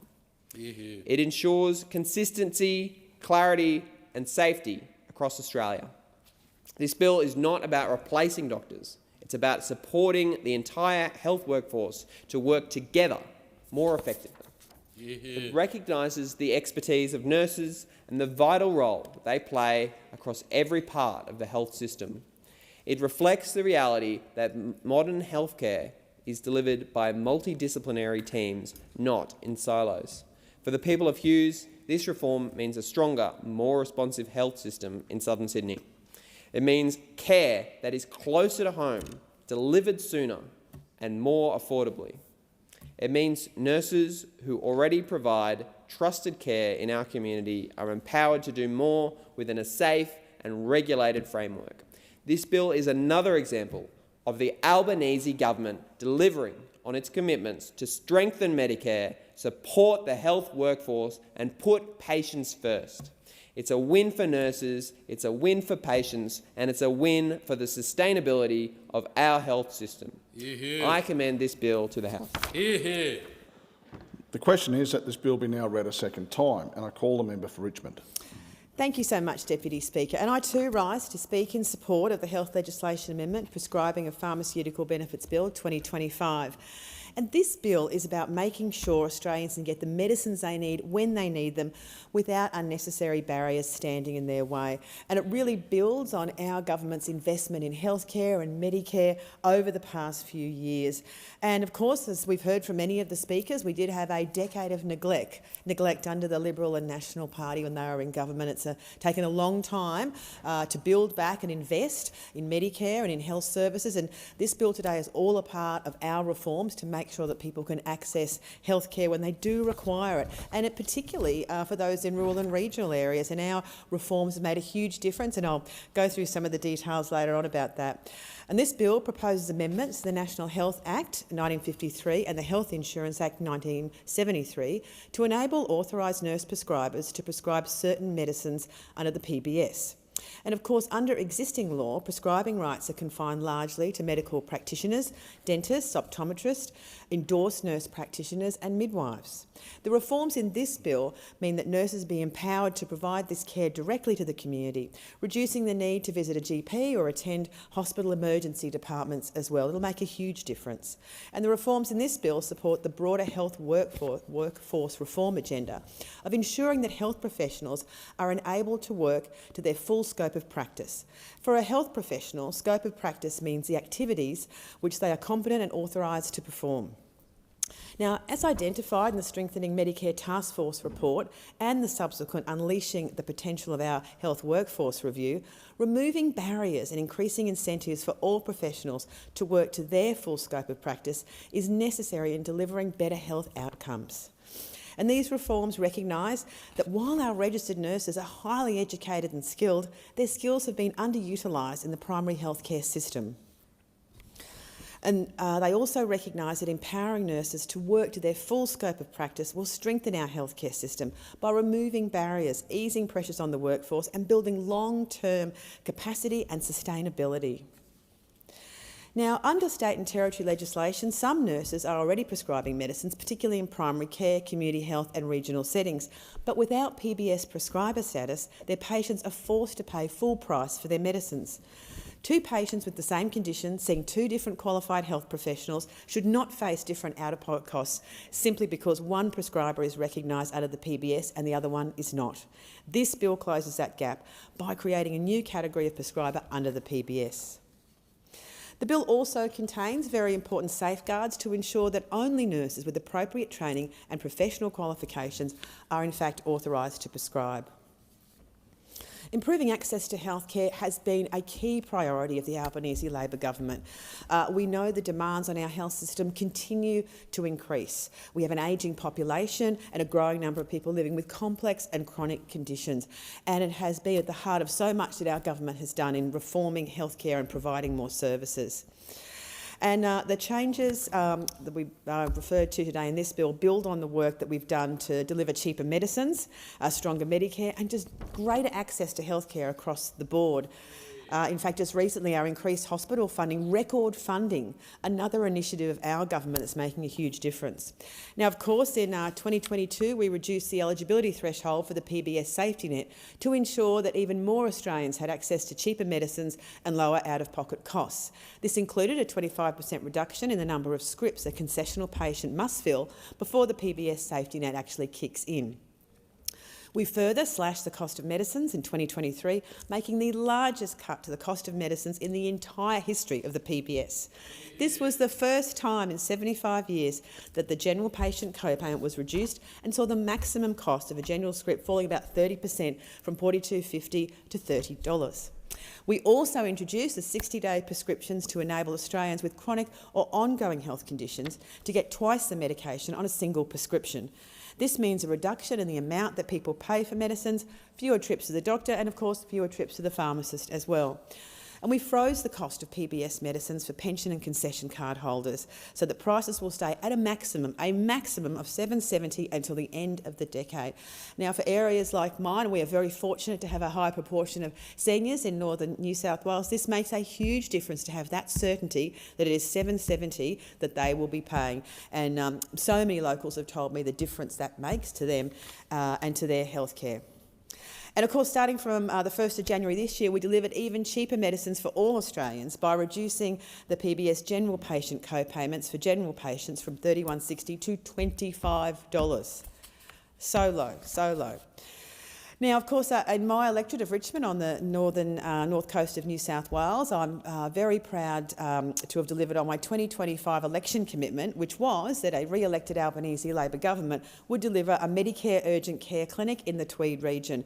And when I was campaigning, people were very keen to have this in place, knowing how well the urgent care clinics, the support they provide and the difference that it makes. And of course, when we talk about the urgent care clinics, we say all you'll need is your Medicare card, not your credit card. That's the reality. Just walk in there with your Medicare card. And the one we have at the Tweed Heads Medicare Urgent Care Clinic is based at the Tweed Health for Everyone Super Clinic. A super clinic that was also delivered by a previous Labor government and provides wonderful services for the community.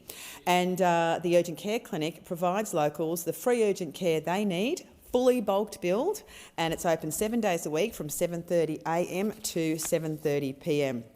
Now, we officially opened the Urgent Care Clinic last December, and since then, so many locals have told me that it's really filled a very crucial gap in providing healthcare services in our community. And I've been told that since it's opened, there's been a daily average of 38 presentations. They have been incredibly busy providing that service and is making a massive difference. And nearly 60% of patients who visit the Tweed Heads Urgent Care Clinic would have otherwise gone to an emergency department to access the care they need to the Tweed Valley Hospital. So this shows this clinic in Tweed is easing the pressure on our local hospital, and that is the feedback that I'm getting from health professionals, from locals. It is making a massive difference for so many people, and many locals and seniors and families.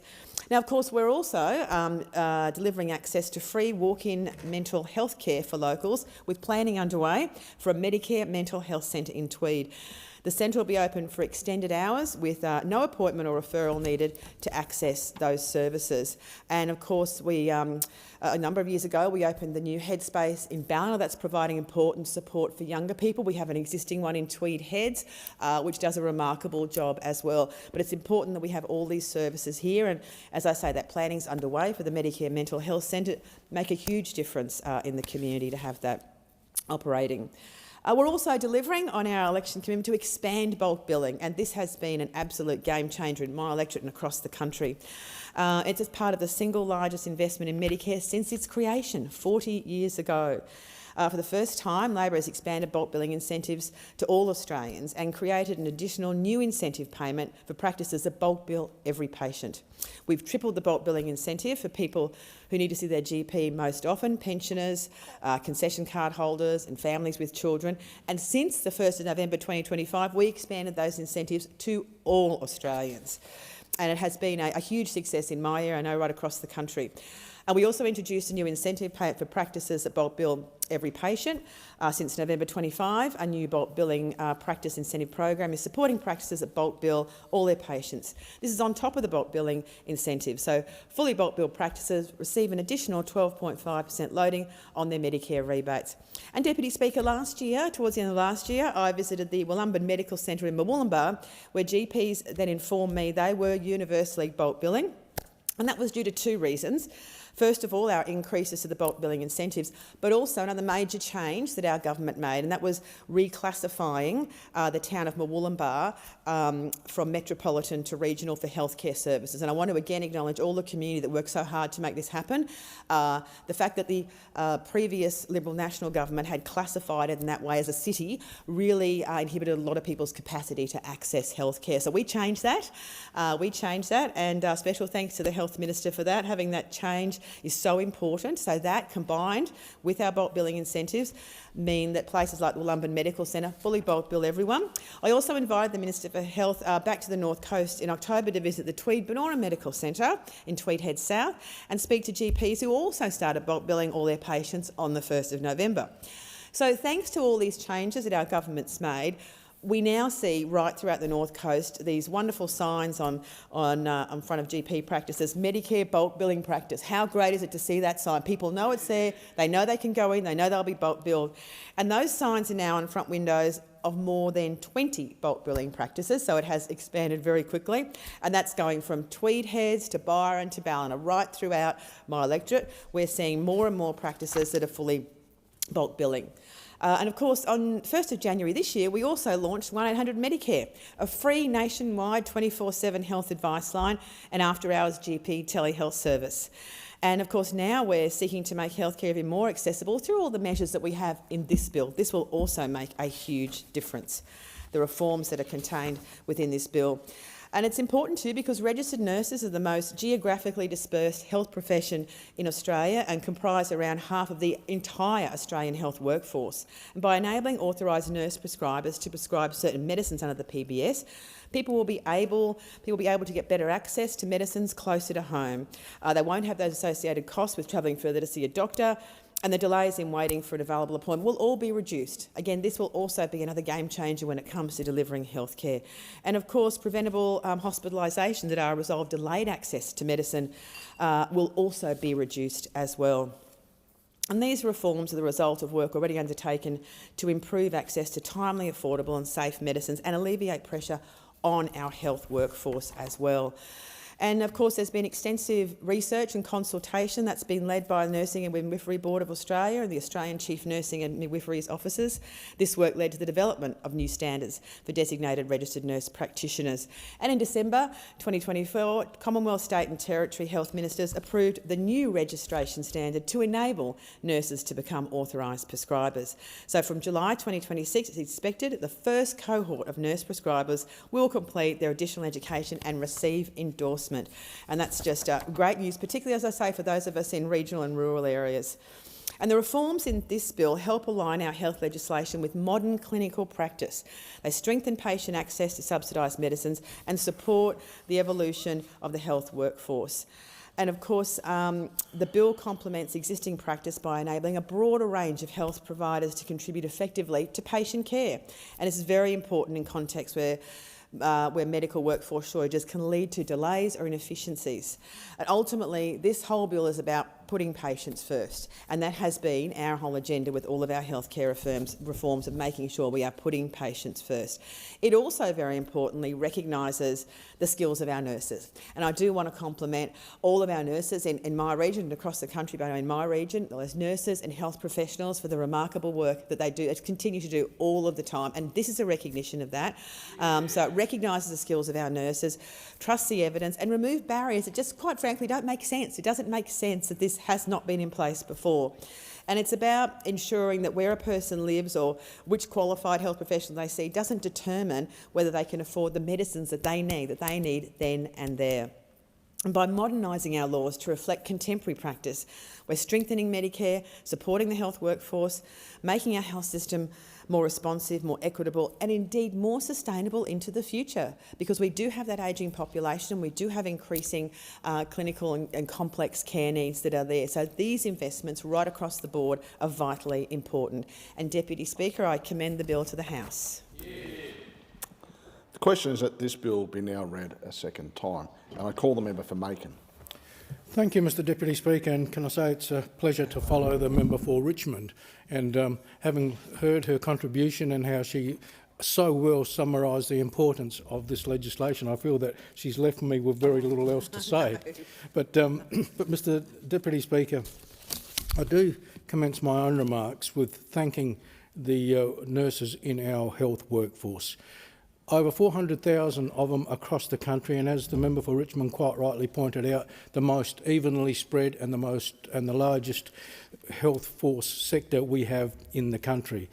And every day they provide patient care that is second to none in terms of the relationships that they build with the patients and the confidence they give them and the counselling and you might say the support they give them to get through, in many cases, very difficult health issues.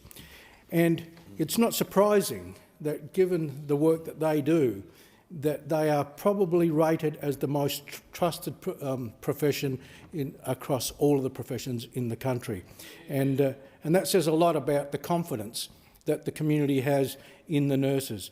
And again, not surprisingly, when you think about the work they do, dealing each and every day with sometimes incredibly difficult situations, where you're dealing with patients that have got very serious injuries, horrific injuries at times, and having to face that on a regular basis, whether it's drug-affected people or people with a serious disability or even dementia, where again you're dealing with people who don't know what they're doing. It's incredibly difficult work and draining work. In particular, it can also be very, very risky work. And I note that this year marks the 10th anniversary since the murder of South Australian nurse Gail Woodford in the outback in South Australia. And I well remember that occasion and that incident, and it just highlights the kind of work they do and the risks that they often take. And I'm pleased to say that as a result of what happened to Gail, the laws were changed to try and provide a little bit more support and security for our nurses at the time. Mr Deputy Speaker, Australia's health system is indeed one of the best in the world, and again we can attribute much of that to the work of the nurses and what they do. But the reality is that even though it is a good health system here in Australia, and I think that would be widely accepted and recognised, the reality is that the health system is under stress. We do have an ageing population and we do have a shortage of health professionals right across the health profession spectrum. And trying to fix that is not something that we can do overnight, because in each case, health professionals need years of training in order to be able to do the work that they do. But the fact that the sector is under stress is not good for the patients, because at times they can't get in to see their GP or the health professional they need. And nor is it good for the health workforce themselves, who are put under incredible pressure and often have to work long hours in order to try and fit in the demands from the patients that want to see them. And so neither side wins unless we can fix the system. And whilst it is something that will take time to fix, there are things that we can do right now that will make a difference. And the Health Minister, since his appointment as Health Minister, I believe has been methodically working through the kinds of steps we need to take in order to bring the health system back to the level that we would all like to see it. And empowering nurses to be able to prescribe medications is one of those things that we can do right now, and we are doing right now. And I commend everyone who was involved in that decision and in having made that decision, bringing it to the House in the form of this legislation. Nurses not only have, in my view, the professional qualifications and, as I said earlier on, the confidence of the community to do what they do, but their daily experience with dealing with the kinds of patients they deal with each and every day matters. It's in fact sometimes more the experience of being on the job that teaches you more than any other kind of academic training you get in the universities and so on. And so whilst every day they are out there doing the very work that they do, they're also learning on the job each and every day, which in my view makes them thoroughly accredited to be able to give and prescribe medications to their patients. They know what will work as well as anybody else. They know what a patient needs when they see a patient as well as anybody else. And can I say that this legislation, whilst it does bring in some additional appropriate safeguards to ensure that the nurses get additional training and that there's an oversight by a health professional that's working with them, it enables them to do what they know needs to be done, and that is when a patient needs certain medication to be able to prescribe it for them. In doing that, there's an enormous number of benefits. Firstly, the patient benefits, of course, because the patient gets immediate access to what they need. Secondly, it takes pressure off the health system because the patient doesn't have to wait for a doctor to come in, a doctor who may also be, working long hours and not able to get there when they do. And so it takes pressure off the doctor or the GP or whatever other health professional might have been called in. But it also takes pressure off our emergency departments in our hospitals, because quite often when people, for example, in aged care, where we now have a registered nurse on duty 24 hours a day, need medical assistance, if you can't get a doctor into the aged care providers' premises, and many of the doctors are now not able to do that, then they simply send them to the nearest hospital. That ties up medical staff at the hospital, and frankly it ties up hospital beds as well. And so by having the nurse able to prescribe the medication that the patient needs, again will save an enormous amount of pressure on a whole range of different people within the health network more broadly. But of course, it also means that for people in remote and rural areas, which is where the nurses play a particularly important role, it will mean additional services. When you go into remote and rural areas, the chances of finding a doctor are very, very difficult. In fact, those are some of the areas where we have the least number of doctors.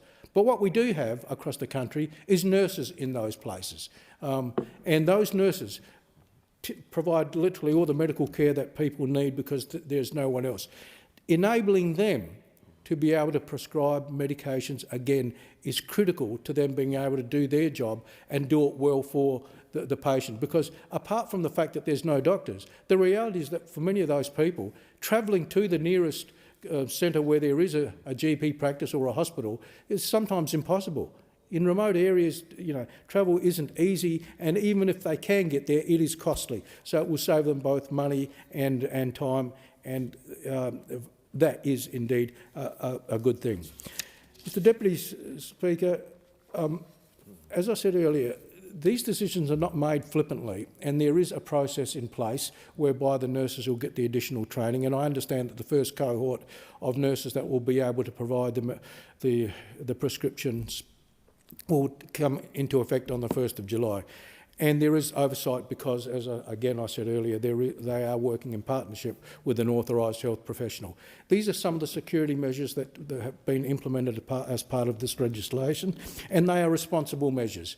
I think the nurses, and can I say, the nurses themselves, even before they get to this step, have had to show a level of experience within the in the workforce, and I think they have had to have been a prescribed nurse for at least 3 years or so. So they're already experienced people. But given that additional training and oversight ensures that there isn't any particular risks to be taken. Mr Deputy Speaker, I'm going to close with perhaps what all of the other speakers on this side of the House have closed with, and that is this. This is another step in trying to reform our health system in this country. A health system that, whilst it is good, as I said from the outset of my remarks, can in fact be better, and we are getting there one step at a time. The 122 urgent Medicare clinics that have been opened across the country and the 15 more clinics that are about to open will make a difference as well. The workforce is growing thanks to this government, and so we're slowly getting more doctors into the system, and I understand that some 17,000 have been added in the last 2 years. We've tripled the GP bulk billing incentive for pensioners, concession card holders and kids, and since November that has been expanded to all Australians. The proportion of bulk billing has in fact risen from around 20% in 2025 to now 40%. We have literally doubled the number of GP practices that are now bulk billing. And so, again, that's all because of tripling the incentive, and as has been said time and time again, the price of PBS medicines has been reduced to $25 and for concession card holders to $7.70 right through to the end of this century. And the most recent issue, obviously the hospital agreement, which means record funding for our hospitals. Mr Deputy Speaker, I close with this comment. There's probably nothing more important to families than good health, particularly when someone is unwell. There is nothing else that matters in their life other than their health, because without their health they literally have nothing. And so the health system to people does matter. We have a good health system. This is going to make it better, and I commend this legislation to the House. The question is that this bill be now read a second time, and I call the member for Bennelong.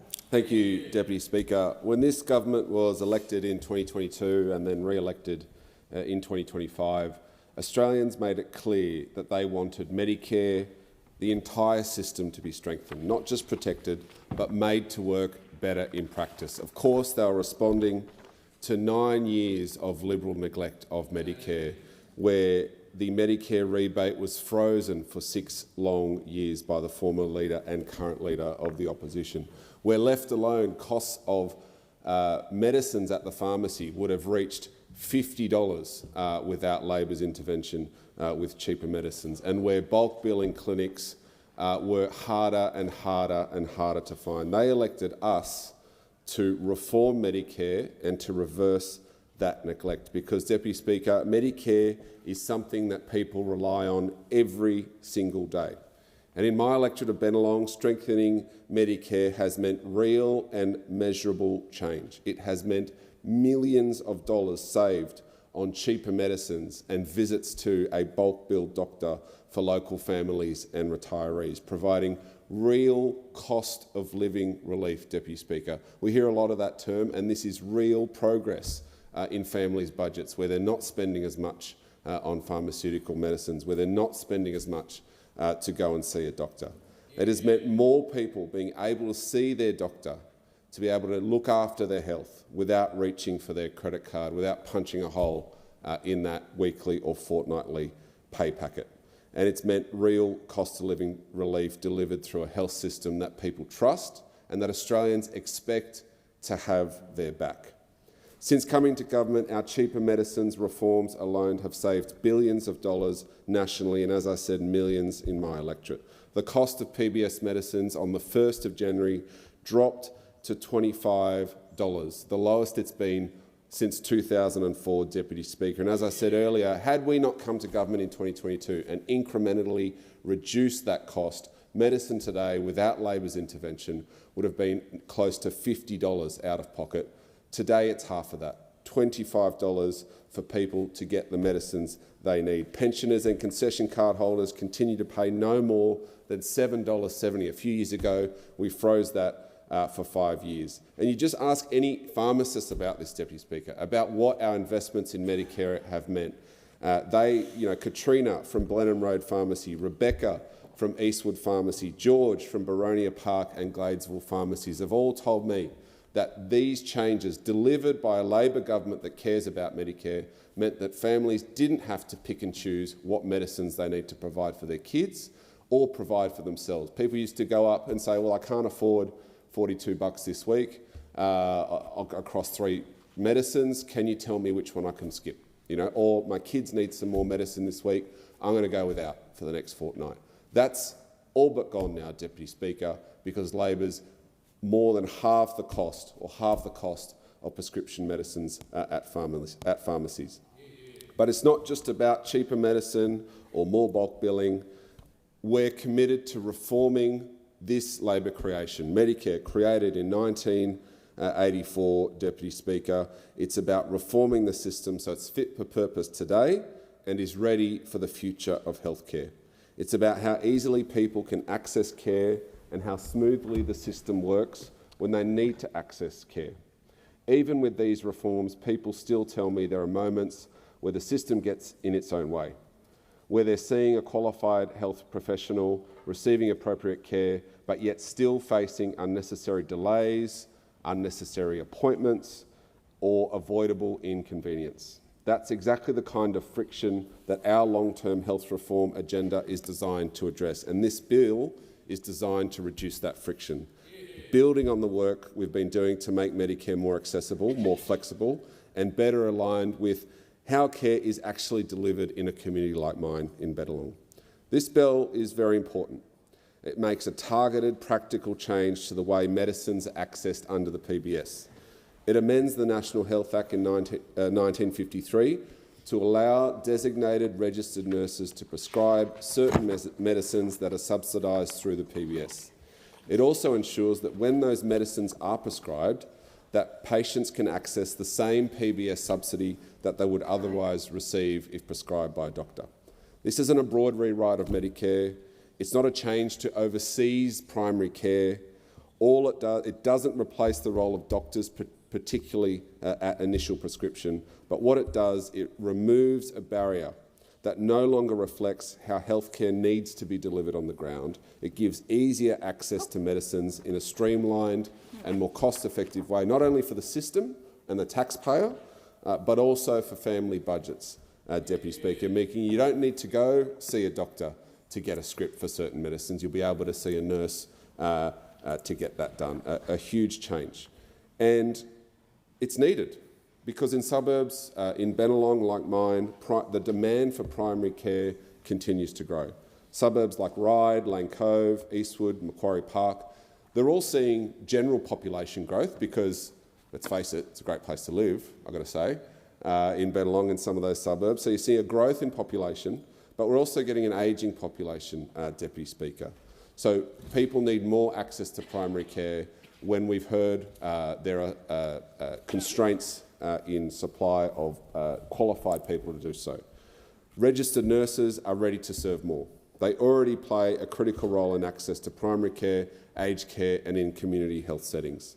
And in many cases, patients are already receiving appropriate care from these very highly trained nurses, but they still need an additional appointment or referral just to access a prescription. And in 2026, I don't think that makes sense anymore, Deputy Speaker. This bill will reduce that duplication. This reform will remove another friction point for people accessing primary care. It means that this care can be delivered more efficiently and without compromising safety standards.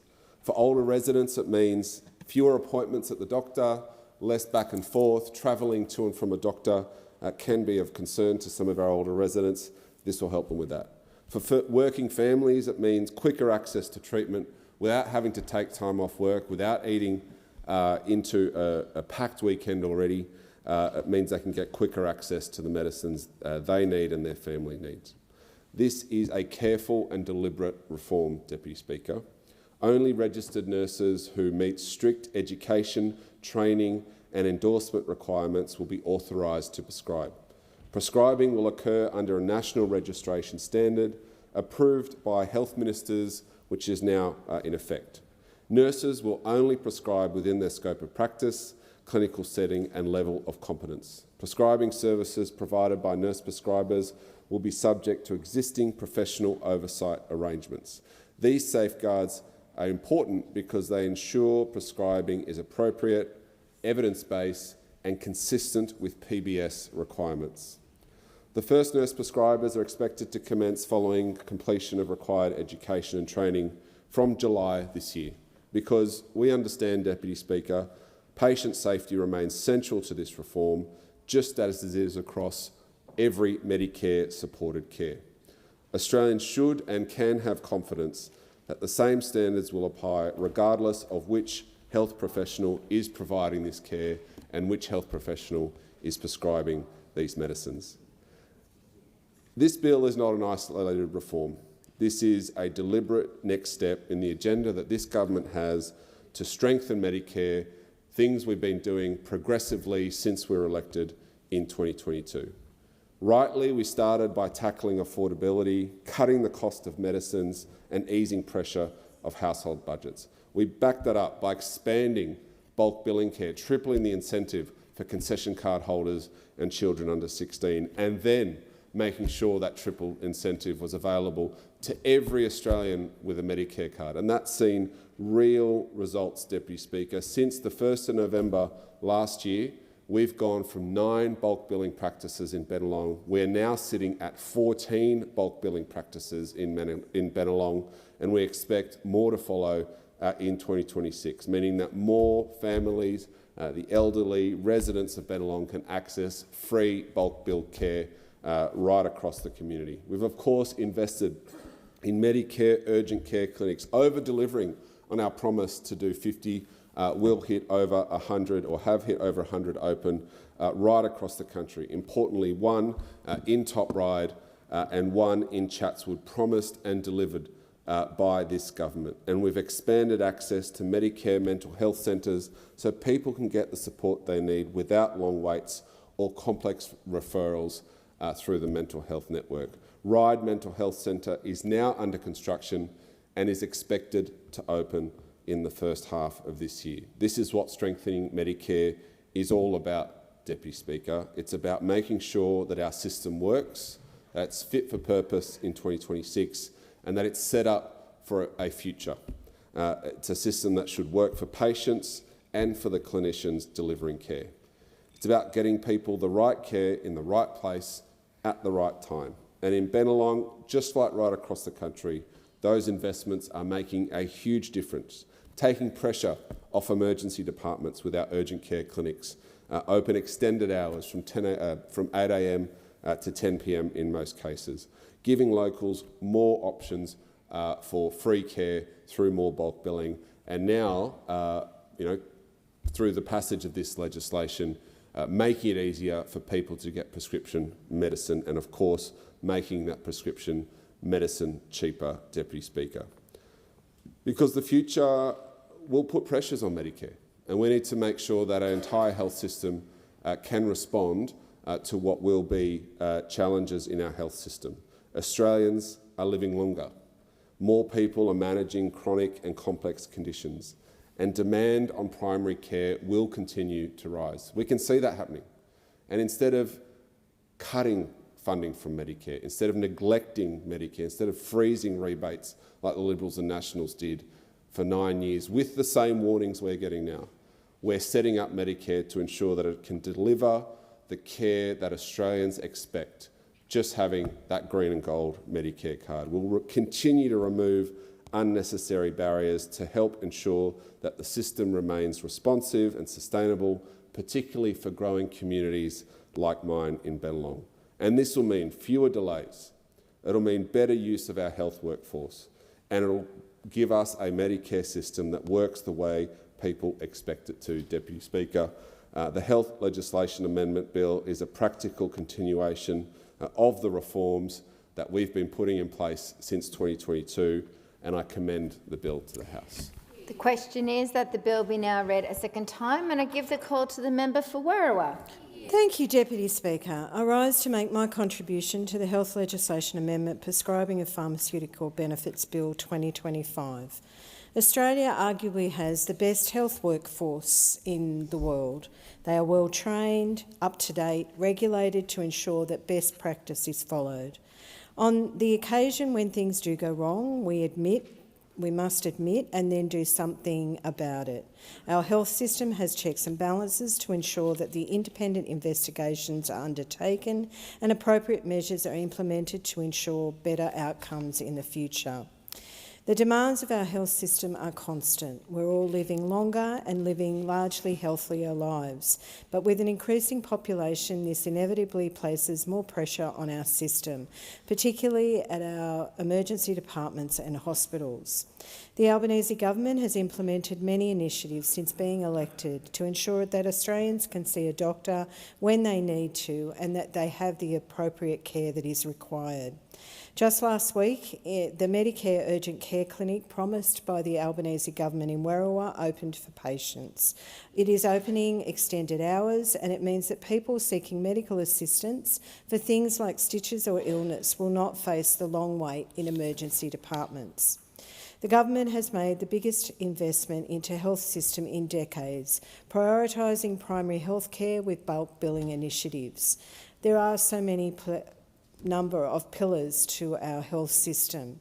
I've already mentioned EDs, hospitals and primary care, but there's also the PBS system, Medicare, bulk billing, urgent care clinics, gold card benefits for veterans and the National Immunisation Program. Underpinning all of this is the world's best trained health workforce. The bill before us seeks to support our health workforce by amending the National Health Act 1953. Specifically, the bill supports the Albanese Labor government's election commitment to prioritise implementation of scope of practice reforms for nurses and midwives. In practical terms, the bill proposes to amend the National Health Act 1953 to allow a registered nurse endorsed against the registration standard to be an authorised prescriber. This will allow them to prescribe certain medicines that can be supplied under the PBS. Further, the bill will amend the Health Insurance Act in 1973 to include registered nurses to enable review of the provision of their prescribing services by the Professional Services Review Scheme. The government has consulted widely with groups including the Nursing and Midwifery Board of Australia, the Royal Australian College of General Practitioners, the AMA, Palliative Care Services and the Aboriginal and Torres Strait Islander Nurses and Midwives Association and the Australian Primary Care Nurses Association. I am pleased that medical professionals support the designated nurse prescribing based on the requirement that they must practice in partnership with an authorised health practitioner under the active prescribing agreement. It is anticipated that the first cohort of designated nurse prescribers will complete their education and receive endorsement from July this year. In anticipation of this, all states and territories are currently amending their drug and poison legislation to enable registered nurses to prescribe to meet that July 26 timeframe. Australia deserves the world's best health system, and as part of this, we need to ensure that all Australians, wherever they live, can get affordable medicines when they need them and have them prescribed by someone they trust. This bill will help to deliver on this aim. Under this bill, highly trained designated nurses who will be able to extend their scope of practice, primarily in the primary and aged care services. This is good news for designated registered nurses, good news for patients, particularly in rural and remote areas, and good news for stressed primary and aged care health settings in the rest of the country. I commend the bill to the House. The question is that the bill be now read a second time, and I give the call to the Minister for Health.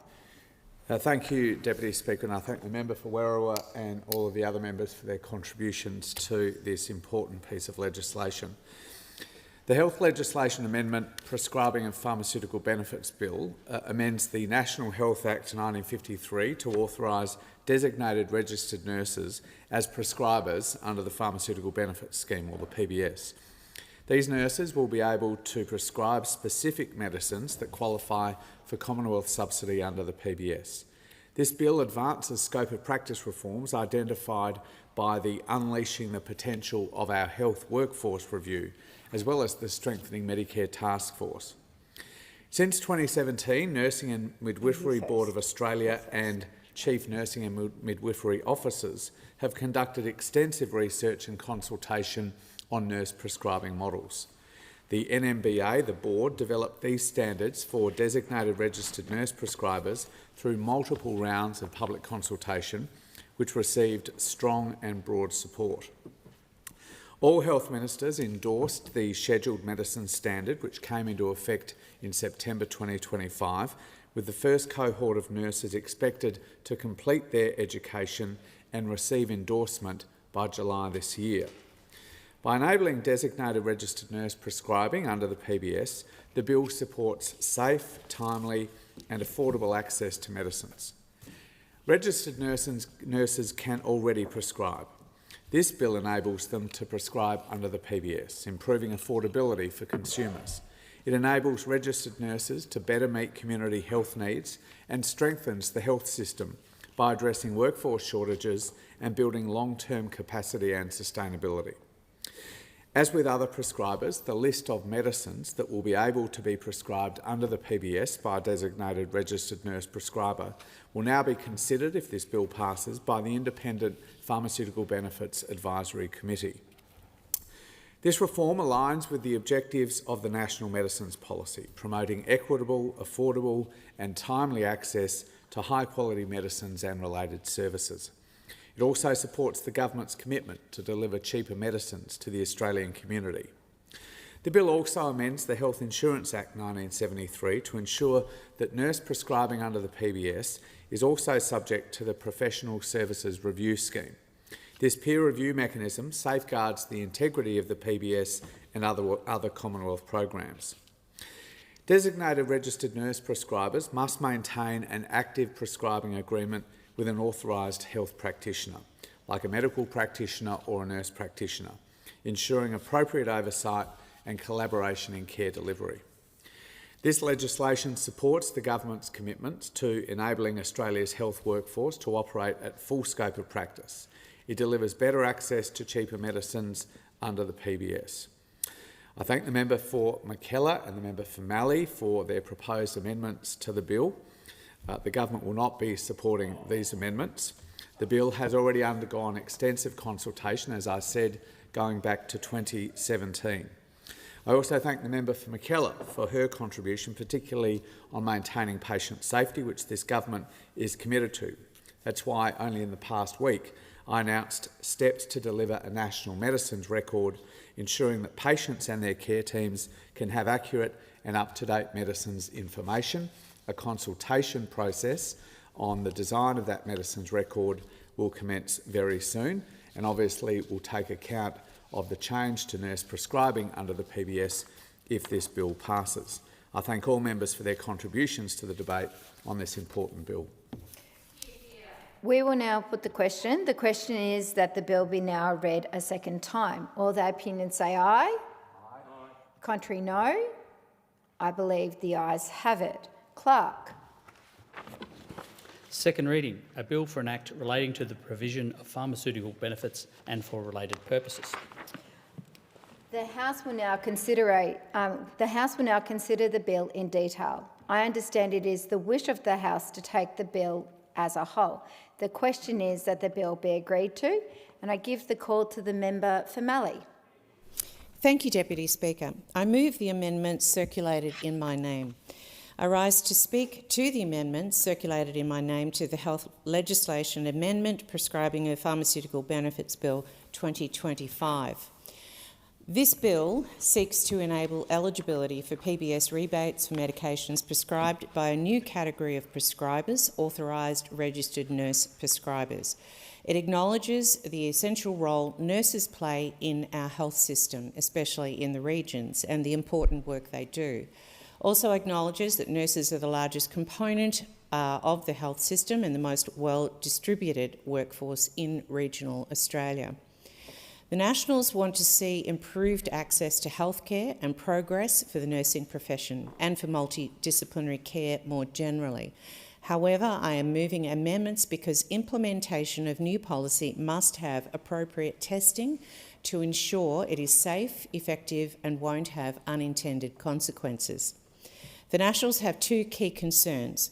The bill is not evidence-based, as it fails to follow normal processes where testing of any new model of care occurs in a state or territory in Australia prior to the application of PBS rebates. And this bill does not have a funding model to enable registered nurse prescribers to work in primary care, as no funding model or structure has been developed. It is important to differentiate the new RN prescriber model from existing Masters qualified nurse practitioners who are autonomous prescribers. My amendment is that this legislation should not be enacted until there has been a trial or pilot of this new model of nurse prescribing in a state or territory, which is then reviewed by the Nursing and Midwifery Board of Australia to ensure suitability, supportive evidence base for safety and effectiveness of the model. This is about following due process, ensuring accountability and transparency for Australian consumers, and making good use of Commonwealth funds. There must be clear evidence that any new model of nurse prescribing will improve access to high-quality care, especially in the regions, and will not have negative unintended consequences for patient safety or continuity of care. RN nurse prescribers will still require an autonomous prescriber in primary care, such as a GP or a nurse practitioner, to oversee that prescriber. The problem is that there are not enough GPs or nurse practitioners in the regions now. How is this going to work? The process of a nurse practitioner gaining PBS access was debated in the late 2000s, and nurse practitioners had already been prescribing under state and territory law for many years, from the mid to late 1990s. Governments therefore had real-world prescribing data, independent evaluations, patient outcome studies and safety audits. These formed the evidence base for Commonwealth reform, which enabled PBS access to commence from 2010, though restricted. Major reforms to PBS access for nurse practitioners has occurred only very recently. PBS access for nurse practitioners was based on extensive safety and effectiveness evidence in states and territories. That evidence was synthesised nationally. It directly informed the Commonwealth's decision to grant PBS access in 2010. PBS access was therefore an evidence-based policy decision, not simply a political concession. While it arguably took many years too long, PBS access for nurse practitioners was a thoroughly evidence-based policy decision, and this amendment seeks the same evidence base be produced before implementation of the bill currently under consideration. I urge the House to support this amendment. Minister. Thank you, Deputy Speaker. As I indicated, we won't be supporting this amendment. The effect of the amendment really would be to ensure that this particular group of registered nurses who are now able to seek this endorsement through changes made by the board and will now be able to be prescribed as state and territory parliaments change their legislation, which they have all committed to do, but will not be able to access the PBS. So the effect of it would effectively be to make medicines more expensive for patients who had those medicines prescribed under changes that have already been decided by the board and are in the process of being made by state and territory parliaments. This legislation will simply ensure that those patients are able to pay PBS prices, not the market prices that the National Party would have them pay under their amendment. I also indicate that, as I think I said in my summing up, this has been the subject of almost a decade of consultation and modelling by the Nurses Board. All the doctors' groups were involved in this, as well as obviously a range of other groups. And it will ensure that nurses, the member said that there was no funding available for this. As the member well knows, because I know she's very familiar with primary care, the workforce incentive payment already supports the employment of registered nurses in primary care settings. This will simply ensure that they're able to do some more work, subject obviously to the oversight of medical practitioners working in those practices. But importantly, this will also enable registered nurses, subject to the endorsement of the board, to play a prescribing role in the appropriate way in other settings, aged care settings, hospital settings, including for discharge, mental health settings and others. So anyway, for those reasons, we will not be supporting these amendments. The question is that the amendment be agreed to. All the opinions say aye. On the contrary, no? I believe the noes have it. Division required? Ring the bells for 4 minutes.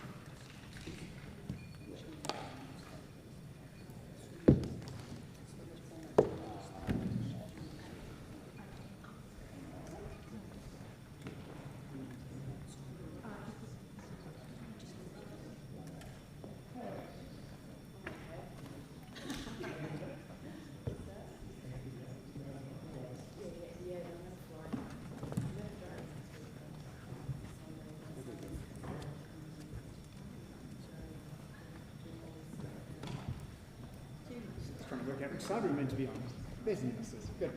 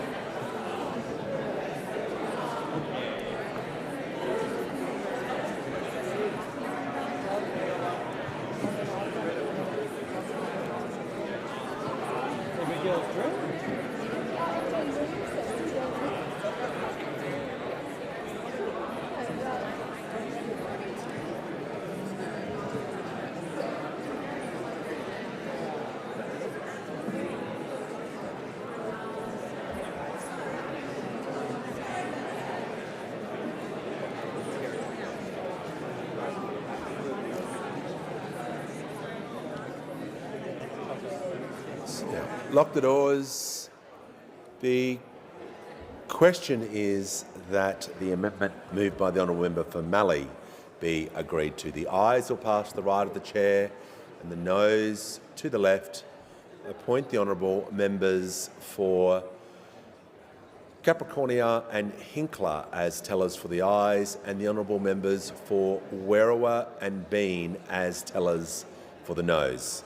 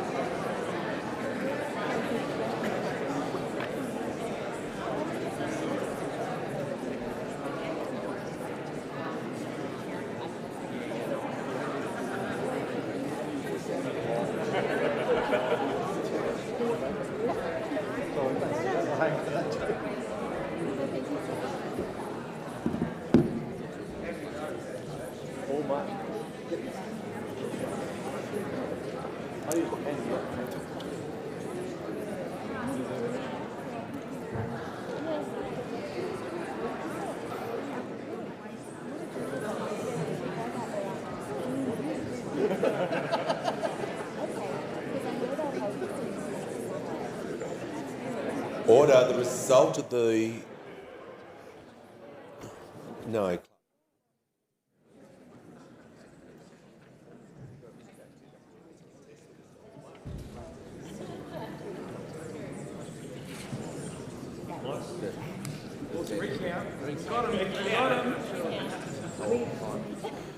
Order. The result of the division is ayes 17, noes 92. The matter was resolved in the negative. Just ask members to resume their seats quickly and quietly as possible. I shall move to the next item in the consideration detail on this bill. And I give the call. If members can just quickly take their seats, I appreciate if people could do that quickly and quietly.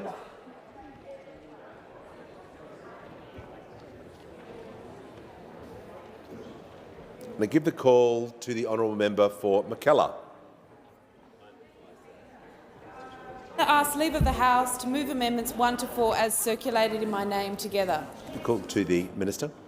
Leave is granted. Leave is granted. The member for Mackellar may proceed. I move amendments 1 to 4 as circulated in my name together. Speaker, I wholeheartedly support the intention of this bill as it responds to a clear need to improve access to pharmaceutical benefit scheme medications, ease workforce pressures and provide better access to healthcare for people living in rural and remote areas of Australia. However, serious concerns have been raised by key medical professional bodies regarding elements of this legislation. The amendments I'm moving today seek to address those concerns. Both the Royal Australian College of General Practitioners and the Australian Medical Association have expressed strong reservations about the bill in its current form. Their concerns go directly to whether the framework provides adequate protections for patients. Specifically, these amendments address three main concerns, including, firstly, that designated nurse prescribers should not be permitted to prescribe Schedule 8 medicines, otherwise known as drugs of addiction, under the Pharmaceutical Benefit Scheme. Secondly, there is currently no requirement for an eligible nurse prescriber to participate in real-time prescription monitoring or to contribute to the National Medicines Record. And thirdly, that unamended, the bill allows the minister to determine eligibility as a nurse prescriber by reference to one or more professional requirements, rather than requiring that all relevant clinical and professional standards be met. The amendments I'm moving today will do three things. Firstly, they specify that designated nurse prescribers cannot prescribe Schedule 8 medicines under the PBS, making this a condition on the minister's power under Section 84AA. This is a strong recommendation of both the RACGP and the AMA. Schedule 8 medicines are classified as controlled drugs and include opioids such as morphine, oxycodone and fentanyl, which carry a high potential for misuse, dependence, addiction and harm. These drugs are subject to strict regulatory controls. Nurse practitioners are authorised health practitioners within collaborative prescribing frameworks. However, they do not possess the same depth or breadth of training as medical practitioners. Training in pharmacology, diagnostics, interpretation of test results and ongoing medication monitoring differs significantly between nurse practitioners and general practitioners. For this reason, the range of medicines that may be prescribed by nurse practitioners or nurse prescribers must be carefully balanced to ensure prescribing remains safe and appropriate. Given the high misuse potential associated with controlled drugs and the risk of increased fragmentation of care, Schedule 8 medicines, the most dangerous and addictive drugs, should be excluded from the list of medicines that nurse practitioners can prescribe under the pharmaceutical benefit schemes. These amendments would do just that. Secondly, these amendments require that all of the professional conduct attributes listed in section 84 AAM form part of the definition of an eligible nurse prescriber.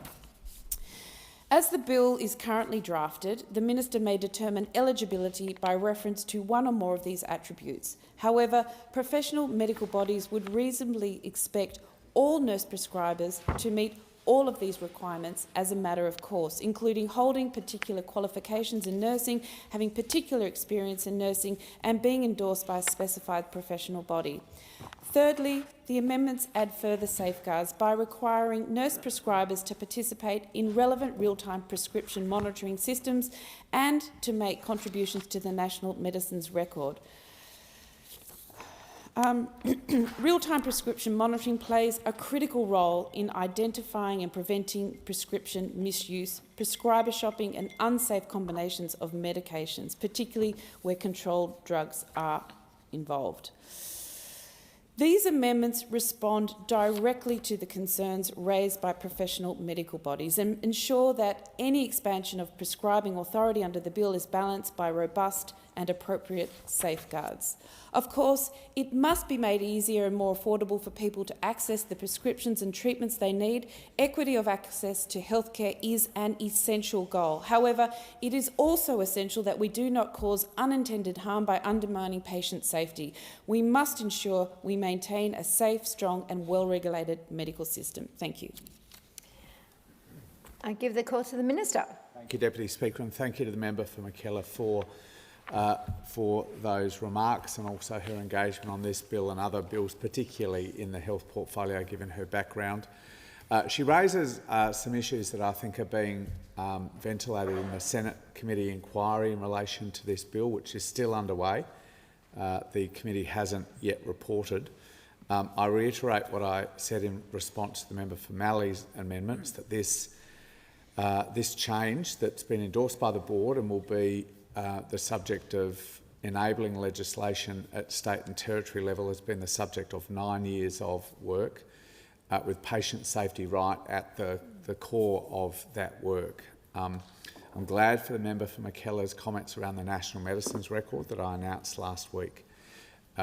Prescriber shopping, I think, was the term that the member for McKellar used, has become much more of a challenge in a telehealth environment, and some tragic cases, one in particular, led to the government making that announcement last week to ensure that all prescribers, because that was a question of a number of doctors prescribing, that all prescribers have access to and actually use the records. So, as I said in response to the member for Mally's amendments, we've made the announcement. There will now be a process of consultation to design the National Medicines Record, and we will obviously take account of any change to the prescribing population as we go forward. The other comments, though, that the member for McKellar makes about the submissions that the College and the AMA have made to the Senate committee, we will take into consideration if this bill passes the House and then moves to the other place after the committee has reported.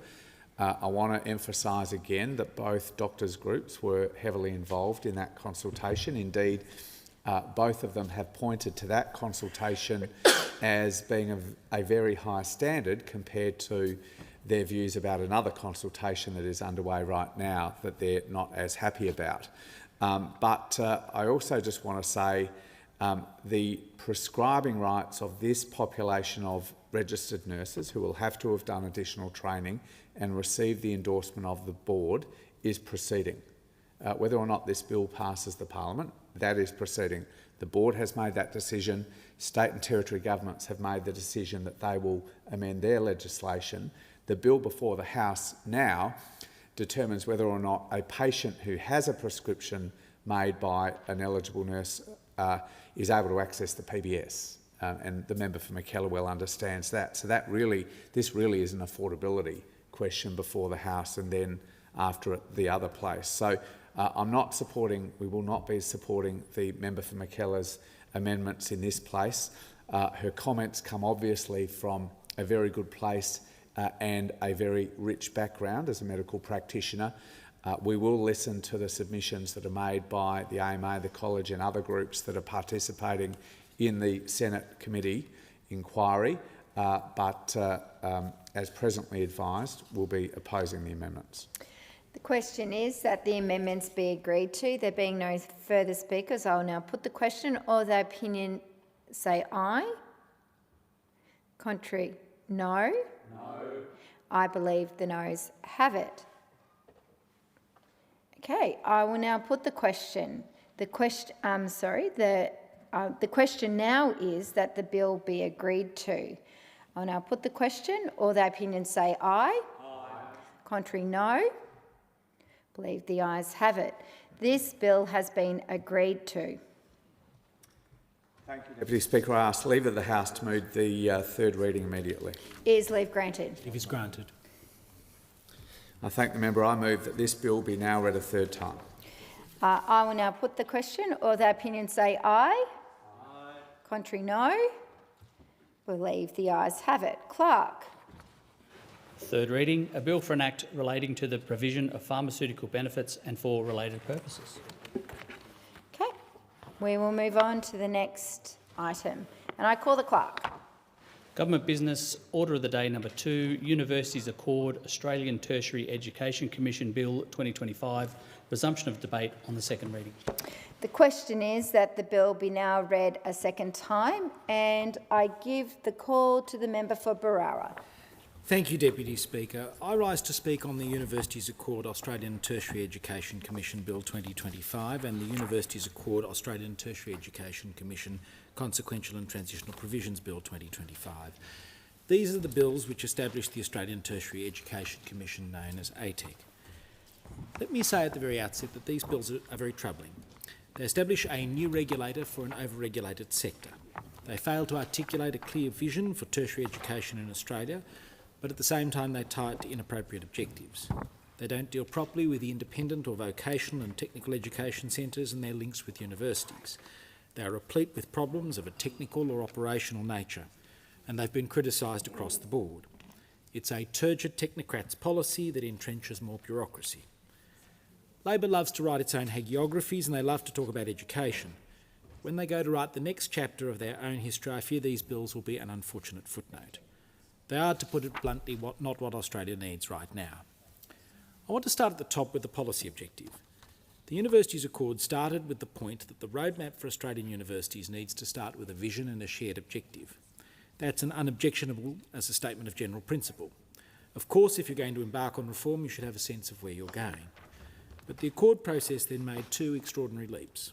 First, it produced an objective for the tertiary education sector as a whole. And I pause here to make this critical point. The higher education sector is more than just about our public universities. In fact, public universities make up only around 20% of the higher education providers in Australia. And the tertiary education sector, which includes both higher and vocational education, is broader still. There are 4.86 million student enrolments in the independent sector. In our tertiary sector, more than 71% of the enrolments are not in the public universities. But having just completed a consultation centred on the needs and demands of Australia's public universities, the Accord set an objective for the remaining 71% of tertiary students who arguably weren't adequately accounted for. This was the first extraordinary leap. The second is to seek to define that objective in a way that seems completely divorced from the needs and purpose of our higher education sector, and worse still, to try and entrench it in legislation. The Universities Accord proposed a national tertiary education objective, And that's the objective which has found its way into the bill. In section 13, and it's not just the objective of our tertiary education sector as a whole, it is an objective that ATEC will be required by law to take into account in the performance of every function and the exercise of every power. It's the iron rod that will guide this new regulator. So what does the objective say? The legislation says this: the National Tertiary Education Objective is the objective for tertiary education in Australia to A, promote a strong, equitable and resilient democracy, and B, drive national economic and social development and environmental sustainability. It's quite extraordinary. The words teaching, learning and research simply do not appear. There's nothing in there about the quality of our institutions. There's no consideration given to the way in which our tertiary system can align with or support our national interest. There's no reference to student experience. There's nothing about fostering dynamism, competition, innovation or efficiency. In fact, there's nothing at all which sets out the things you'd ordinarily expect in a statement setting expectations of an educational institution or a critical sector of our economy. But according to this government, this is the unifying objective or vision that's meant to shape our higher education sector out to the 2050s, and an objective it wants to set down in law. Let me be clear, this government's National Tertiary Education Objective says nothing about tertiary education. And why on earth not? If you were to stop the average woman or man in the street and say, what do you think should be the objective of our tertiary education system, they'd probably say something about teaching students or doing research or the other things you generally associate with education. These considerations simply do not make their way into the definition in this bill. That omission is bad enough in its own right. It is what the government has included that really makes the stick in the craw. Instead of talking about teaching, learning and research, the government says our ATEC should be governed by vague and inappropriate references to social development and environmental sustainability. What does social development even mean? It's an extraordinarily loaded term that goes to fundamental beliefs about the way our society should be shaped and the direction it should take in the future. It is a deeply, deeply political idea. And it is the core focus of this Parliament. It is the function of this place to debate and contest the way our society should develop, with ultimate accountability to the voters who ask us to represent them here. This is an undefined and heavily contested and entirely inappropriate function to confer on a bureaucratic body entrenched by law in the Department of Education. Take, for instance, the ATEC's role in providing for domestic and international student allocations. Does driving social development affect those processes? Those are questions for the Parliament and the people, not the ATEC. And why, regardless of the decision or the topic, is environmental sustainability shoehorned into the ATEC decision-making processes? It's a naked attempt to introduce cultural and political considerations into the decisions about our tertiary education sector. If environmental sustainability is relevant to the performance of ATEC's functions, it will be taken into account. That's basic administrative law principle, and if it's not relevant, it should not be taken into account. That is common sense. But under this bill, regardless of context, the ATEC is required to have regard to environmental sustainability. Quite simply, that is not the appropriate focus of our higher education sector. It means that this is a bill about ideology, not improvement. To those opposite who say, well, all we've done is adopt a recommendation of the Universities Accord, I say that's not good enough. Governments accept and reject recommendations all the time. They're expected to have the intellectual curiosity to engage with those recommendations. They're expected to weigh consequences. They're expected to look carefully at proposals that are put to them and make decisions in light of the interests of all Australians and the electors who choose them to be in this place. Once it's in legislation, you own it. It's your policy. And it's not just me making these criticisms. The National Tertiary Education Union has slammed this ham-fisted attempt to ram more ideology into our universities and tertiary providers. It said this: the NTEU believes that this objective does not adequately address the character, nature and purpose of higher education. It makes no reference, for example, to the importance of critical inquiry, academic discovery and discourse, institutional independence, or even to academic freedom. Instead, the objectives seek to define tertiary education as part of a broader government policy and could apply to virtually any sector. Deputy Speaker, you know that when a member of the Liberal Party is quoting the National Tertiary Education Union in its criticism of a Labor bill, then the bill is in real trouble. Deakin University, in a submission that included a detailed paper from its Vice-Chancellor Professor Ian Martin about the social licence of universities, emphasised the need for universities to maintain their social licence and to consider the way they are seen by the public at large. He said, either through action or inaction, we are readily accused of being politicised, the playthings of left-wing, inner-urban cultural elites who possess social and economic capital.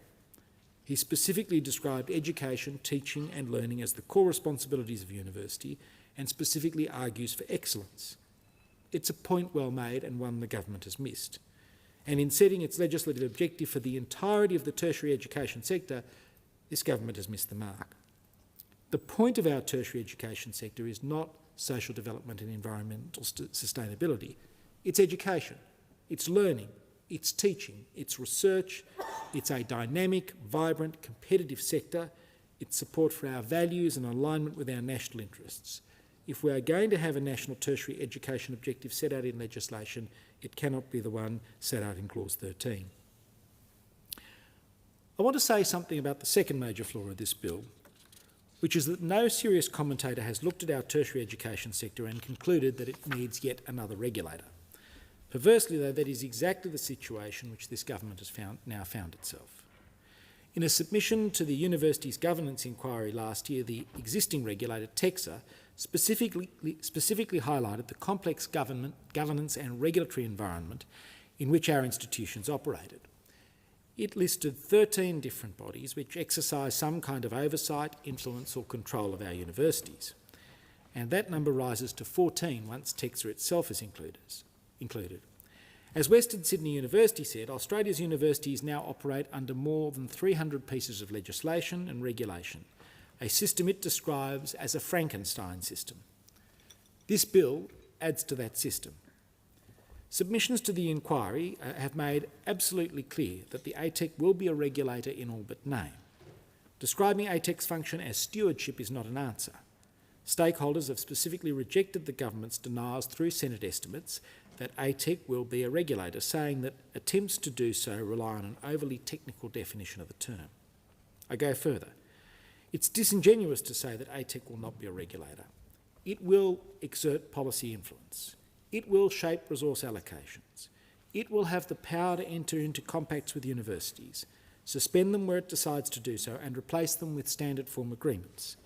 That is a suite of powers that is clearly designed and intended to regulate behaviour within a very important sector of our economy.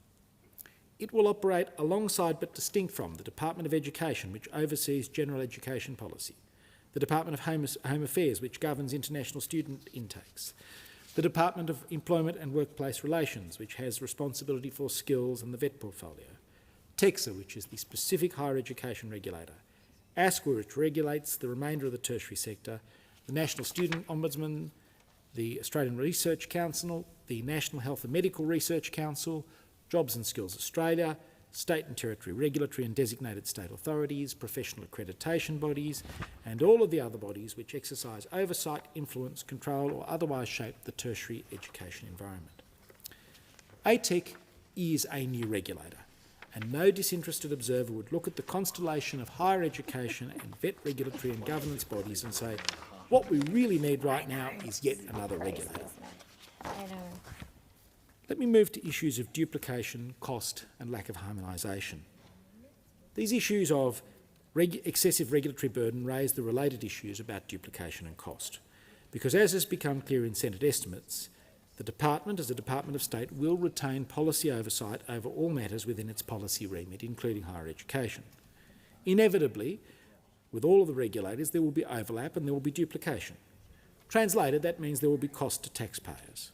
But there's a broader problem, because the $54 million that's allocated to ATEC does not create a single additional student place. It does not improve student experience. It does not add value for those who make sacrifices to attend universities.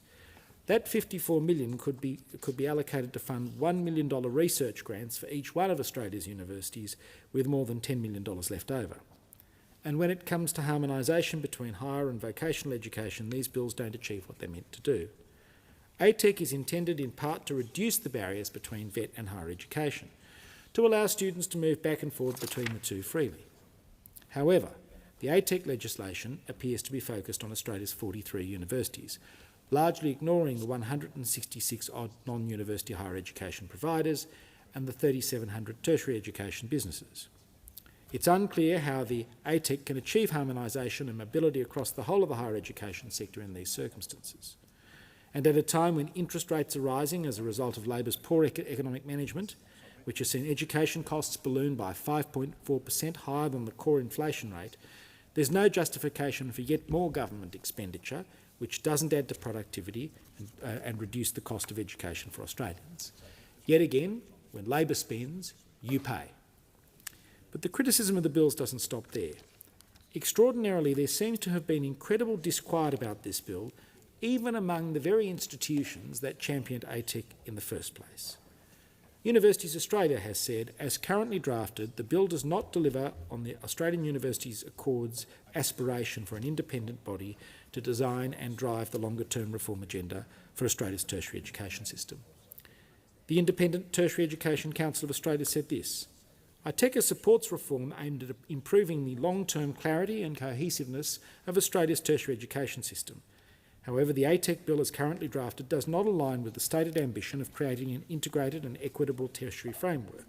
The ATEC bill suffers from drafting that's based on there being no clear needs case for the tertiary system, especially the more than 4.8 million students and over 3,700 tertiary education businesses that will have little or zero engagement with this new bureaucratic fancy. It seems clear that the ATEC bill before the committee is not at a stage where it is ready for consideration by the Parliament, and the Commission is not ready to be established.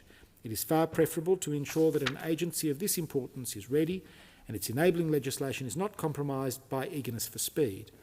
ITECA strongly urges the committee to deeply consider the need for this Commission, as its core functions can and in many cases already are being undertaken by existing agencies of the Commonwealth. Independent Higher Education said this: the bills established the Australian Tertiary Education Commission as the central system steward for Australia's tertiary education sector. It is in fact a regulator in all but name. In practice, ATEC's functions, including allocation of domestic and international places, establishment and oversight / monitoring of compacts and the influence on the threshold standards, give it a regulatory role. Without expertise in the independent sector, there's a real risk that ATEC's work will default to a public university-centric view of the tertiary system, overlooking the contributions, challenges and operating environments of independent providers.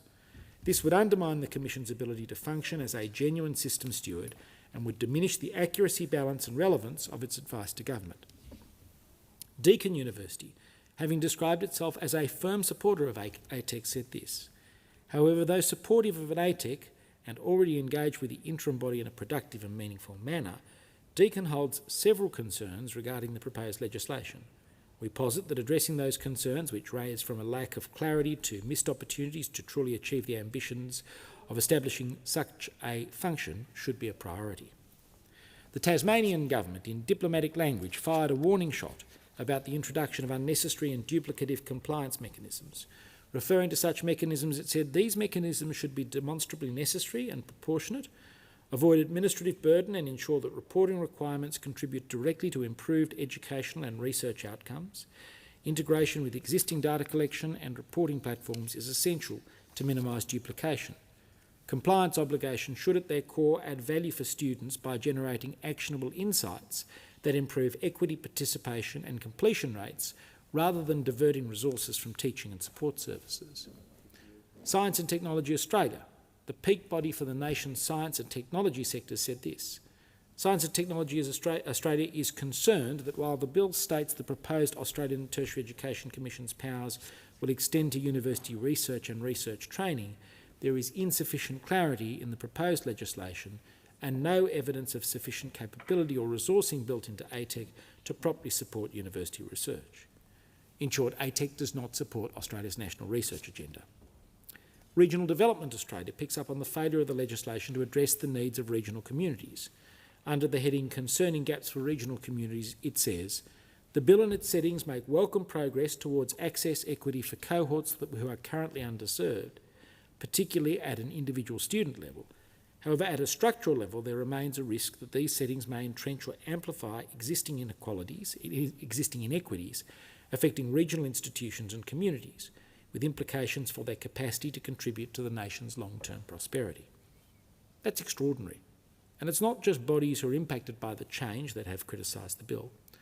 Dr. Ant Bagshaw, a senior fellow at the Centre for the Study of Higher Education in Melbourne, broadly supports the diagnosis that Australia needs a system steward in its higher education sector, but said this: the Senate should recommend that ATEC not be established in its current form and the Department of Education be legislatively required to discharge the stewardship role with strengthened transparency, consultation and capability. System stewardship is not the same as creating a new agency. Professor of Higher Education Policy at Monash University, Andrew Norton, one of Australia's leading public policy makers and commentators on higher education, listed the first question in his submission as whether an Australian Tertiary Education Commission should be created at all. He said this: the government's policy implies a belief that a more bureaucratic approach will improve higher education outcomes. Even if we accept this assumption, it's not clear that ATEC will improve matters significantly compared to the current Department of Education arrangements. His principal recommendation is simple: that the bill should be rejected, and the criticism he gives is devastating.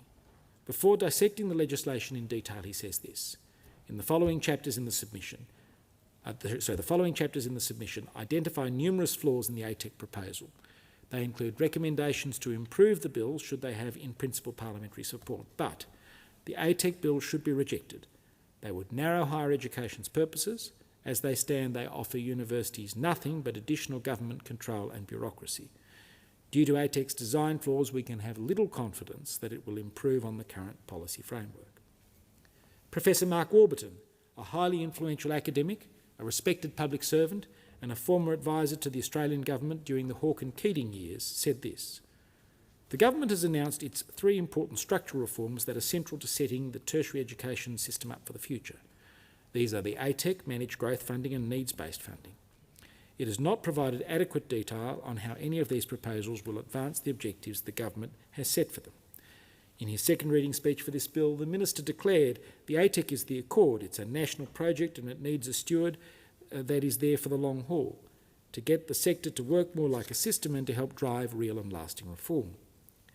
Unfortunately, the direction of change for the system is articulated only in the most broad and high-level terms. ATEC will work towards a more unified tertiary education sector. It will support more young people from poor families and regions to go to the university. It will help government achieve its overall tertiary attainment target of 80% of working age people by 2050. Warburton goes on to say there's no satisfactory detail on how ATEC is going to achieve any of these things. Given the magnitude of ambition for ATEC, it doesn't seem unreasonable to ask for some detail on precisely what changes it will be making in the short term, how it will be going about making these changes, what leverage it will have to enforce those changes. Many of the claims made about the government's response to the Accord are inflated. This person was a higher education advisor during the Hawke and Keating government. He goes on, in higher education attainment under the new managed growth funding system, it's one of his papers, I show how both the claimed expansion associated with the fee-free uni-ready places and the claimed additional funding provided in the 2024-25 MyEFO changes are overstated. I provide evidence that planned government funding will most likely result in lower higher education attainment in the 2030s than in 2021. In his second reading speech, the Minister stated of ATEC that its operations will be transparent, but the bill does not provide for this. Pretty damning criticism. Many others criticised the ATEC's perceived lack of independence and its failure to deliver on what was originally conceived of when ATEC supporters first pitched the idea to government. The list of critics is extraordinary. Unions, government bodies, universities, independent providers, experts. All of these are saying that the ATEC legislation currently before this Parliament is not fit to pass. Before I go further, let me be clear. There is a committee process that is underway right now in the other place. We respect the committee process, and I hope it is an extensive committee process. There were 60 different submissions made to that committee. Powerful, insightful and careful analysis from across the sector. We need to hear from those witnesses, and the committee will fail in its duty if we do not hear from them.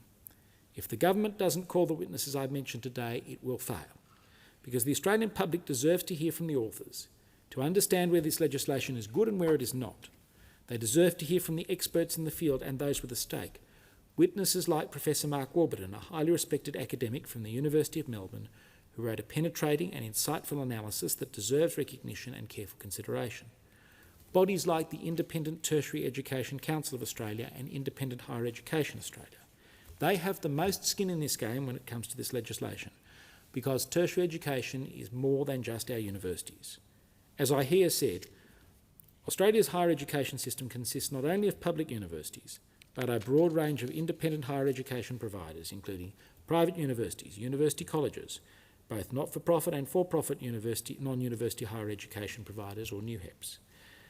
And the range of providers is much broader once FED is added.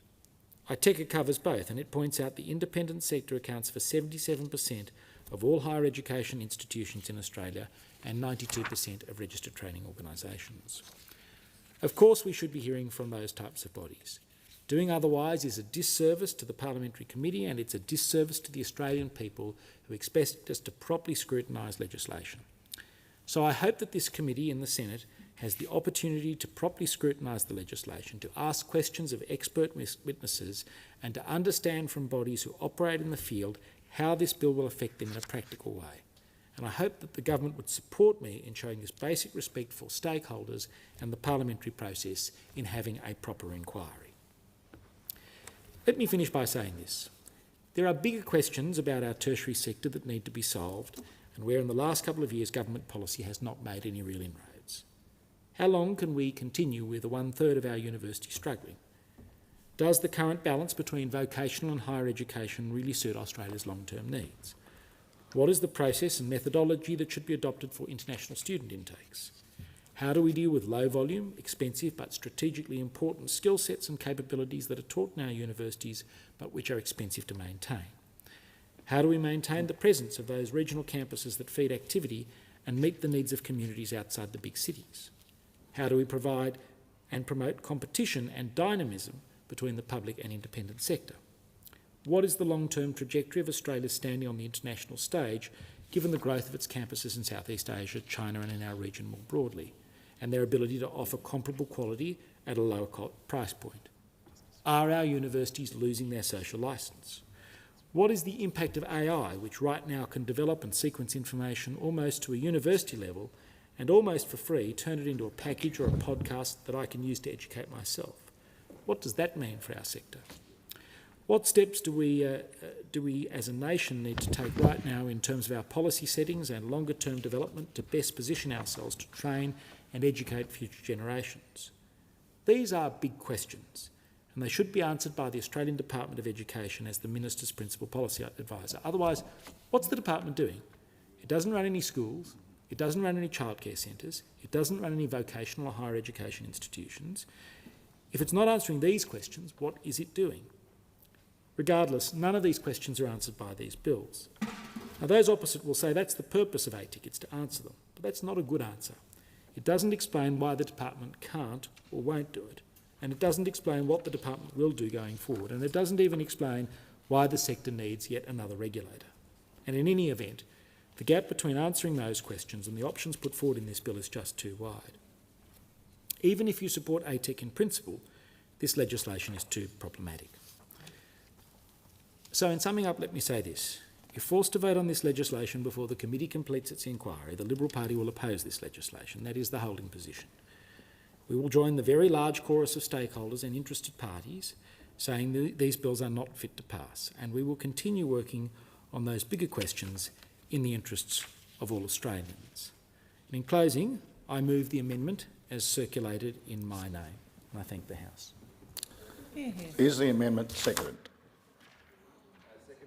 Amendment and reserve my right to speak. I thank the member for Casey. The original question was that this bill be now read a second time. To this, the honourable member for Barara has moved as an amendment that all words after that be omitted, with a view to substituting other words. The question now is that the amendment be agreed to.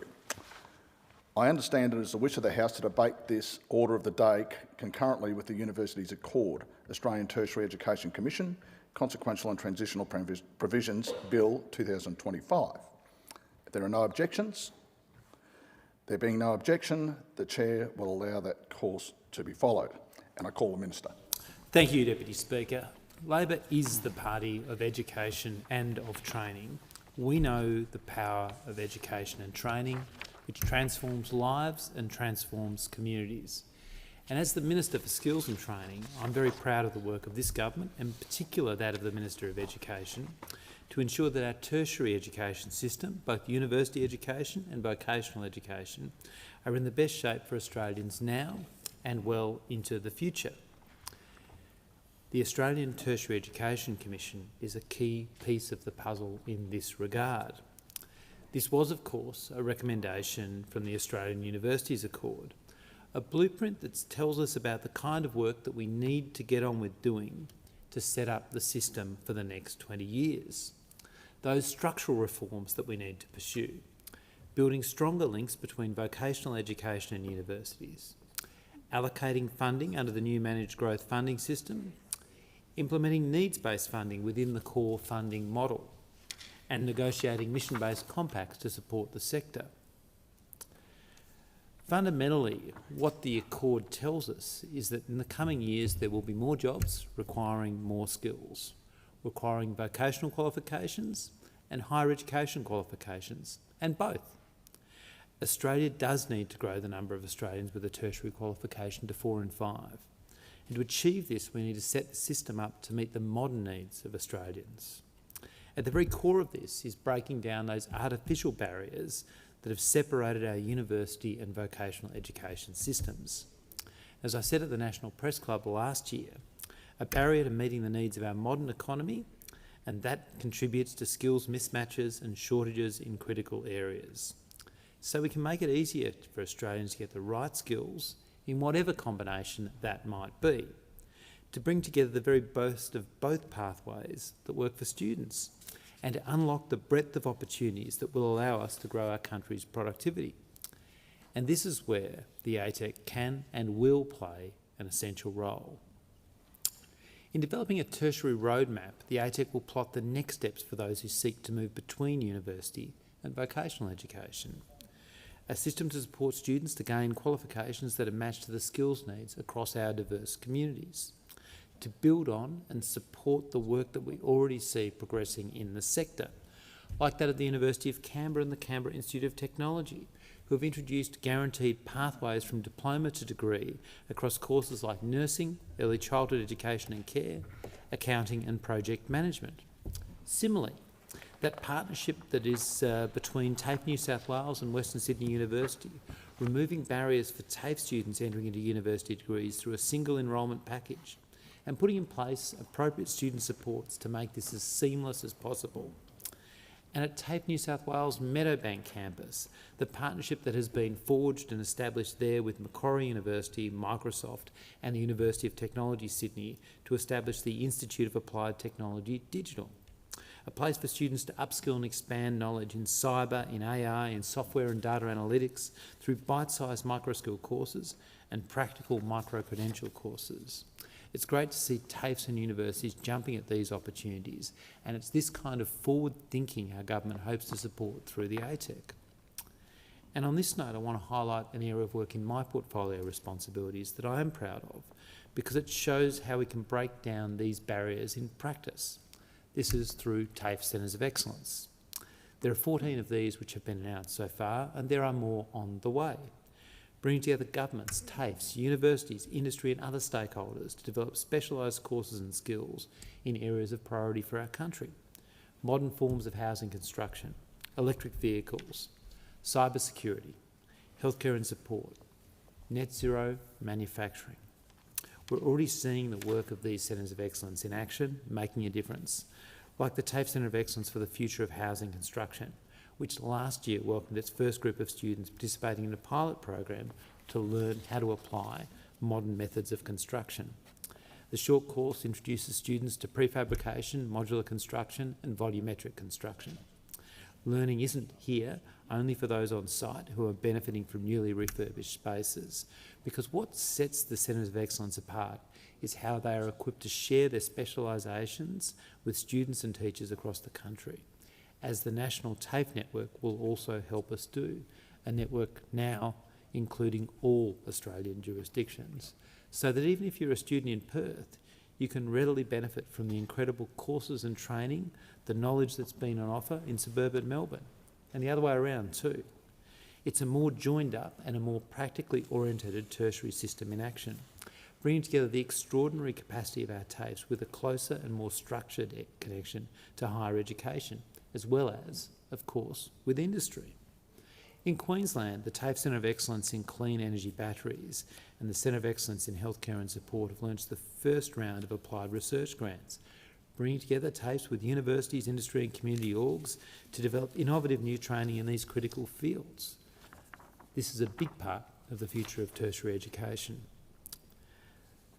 The interim ATEC has now been operating for just over 7 months now, and subject to the passage of the legislation that we are debating right now, its early work will soon be scaled up as it approaches full operations. And with that in mind, I want to pay tribute to the extraordinary efforts of the Interim Commission over this early foundational period. In the first 6 months of its time, the Interim ATEC was led by Professor Mary O'Kane AC as Interim Chief Commissioner, Distinguished Professor Elizabeth Berendt AO as Interim First Nations Commissioner, supported by Professor Barney Glover AO, the Jobs and Skills Commissioner. I'm very pleased to see that Professor Glover will be able to continue his contribution, having stepped into the Interim Chief Commissioner role. As Jobs and Skills Commissioner, Professor Glover has brought his decades of experience and leadership to the work of Jobs and Skills Australia, a critically important body that's not only conducting research and bringing together data, but also helping us all to understand how it informs the future need of our workforce and the skilling needs of Australians. As I've spoken about previously, JSA research has highlighted how a more connected tertiary education system can lift productivity and lift the skill level of our workforce, and that better connections also help improve access to tertiary education, ensuring that we do grow the pipeline of Australians stepping into a certificate, a diploma or a degree. This work crosses over with the work of the Interim ATEC, and I look forward to continuing to work with Professor Glover in these areas. And alongside him are 2 new Interim Commissioners, the Honourable Fiona Nash, someone well known to this place, and someone who is continuing to contribute to public life in the education sector, doing really valuable work that I think is widely acknowledged as Regional Education Commissioner. And of course, Professor Tom Calmer, who is the Acting First Nations Commissioner, someone who brings decades of experience in higher education amongst other fields, a genuinely eminent Australian too. So, Deputy Speaker, the future success of this great country in large part rests on the success of our education and training system, its ability to meet the needs of Australians and of Australia. And this isn't and cannot be a set and forget proposition, because we can't anticipate all of the changes that we will see in 10 or 20 years' time, but we can act now to enable the system to work better for students today and into the future, so that their learning journeys can reveal their full potential and our national potential can really be unleashed. And for those reasons, I commend this bill to the House. The question now is that the amendment be agreed to, and I call the Shadow Minister. Thank you, Deputy Speaker. And Deputy Speaker, when I think about the thousands of Australian university students who have committed themselves to 3, 4-year, 5-year programs, wanting to be able to build out the potential for their participation, not just in the workforce, but to be able to contribute to human progress and human achievement. They go to tertiary institutions, and particularly universities, as I have, because you want to be embodied with knowledge and skills and purpose to be able to be a much more significant contributor, not just to yourself, but to the well-being of the entire Australian community. And when you talk to those students and what they're looking for, so often what they're looking for is improvement in student outcomes, minimising the size of classrooms, which are chockers because the universities have geared themselves towards the number of students that they have who are full fee paying. There has been an increasing number of students who go to university with low contact hours. And of course, even worse than that, Deputy Speaker, and you're one of the people who's gone through life, let's say on the learning from street cred, and instead what we have is so much of our system geared towards qualification inflation. I know the government is addicted to inflationary forces. Well, qualification inflation is no different, where we have seen over many years, because of the efforts of Labor governments, the diminishing value of a tertiary qualification, which means that people need to get more in order to distinguish themselves, in order to demarcate themselves and to be able to get ahead. And when you look at all the problems that university students have right now, look at the problems of what they want from their education, not just if they're going on a pathways of research and through the academic pathway, but whether it's industrial, commercial, or simply for their own personal satisfaction or achievement. What we are not seeing is the vision from this government to unleash universities and their potential, because their focus is squarely on how they feed those at the top. And this bill is no different. The Australian Tertiary Education Commission is a solution of a bureaucratic solution about how more people are employed to sit over the top of policy, when one of the biggest problems with universities right now is that they are completely top-heavy. And if we add bureaucracies on top of university administration, where we have vice-chancellors earning in excess of, well, the Prime Minister and everyone in this chamber, we're not getting the focus of the resources of where we need them, around learning, teaching and research. In fact, this bill does so little to advance learning, teaching and research, it doesn't even mention them in the legislation. This, I would say that's disappointing, but truthfully, it's an embarrassment. Universities need a vision.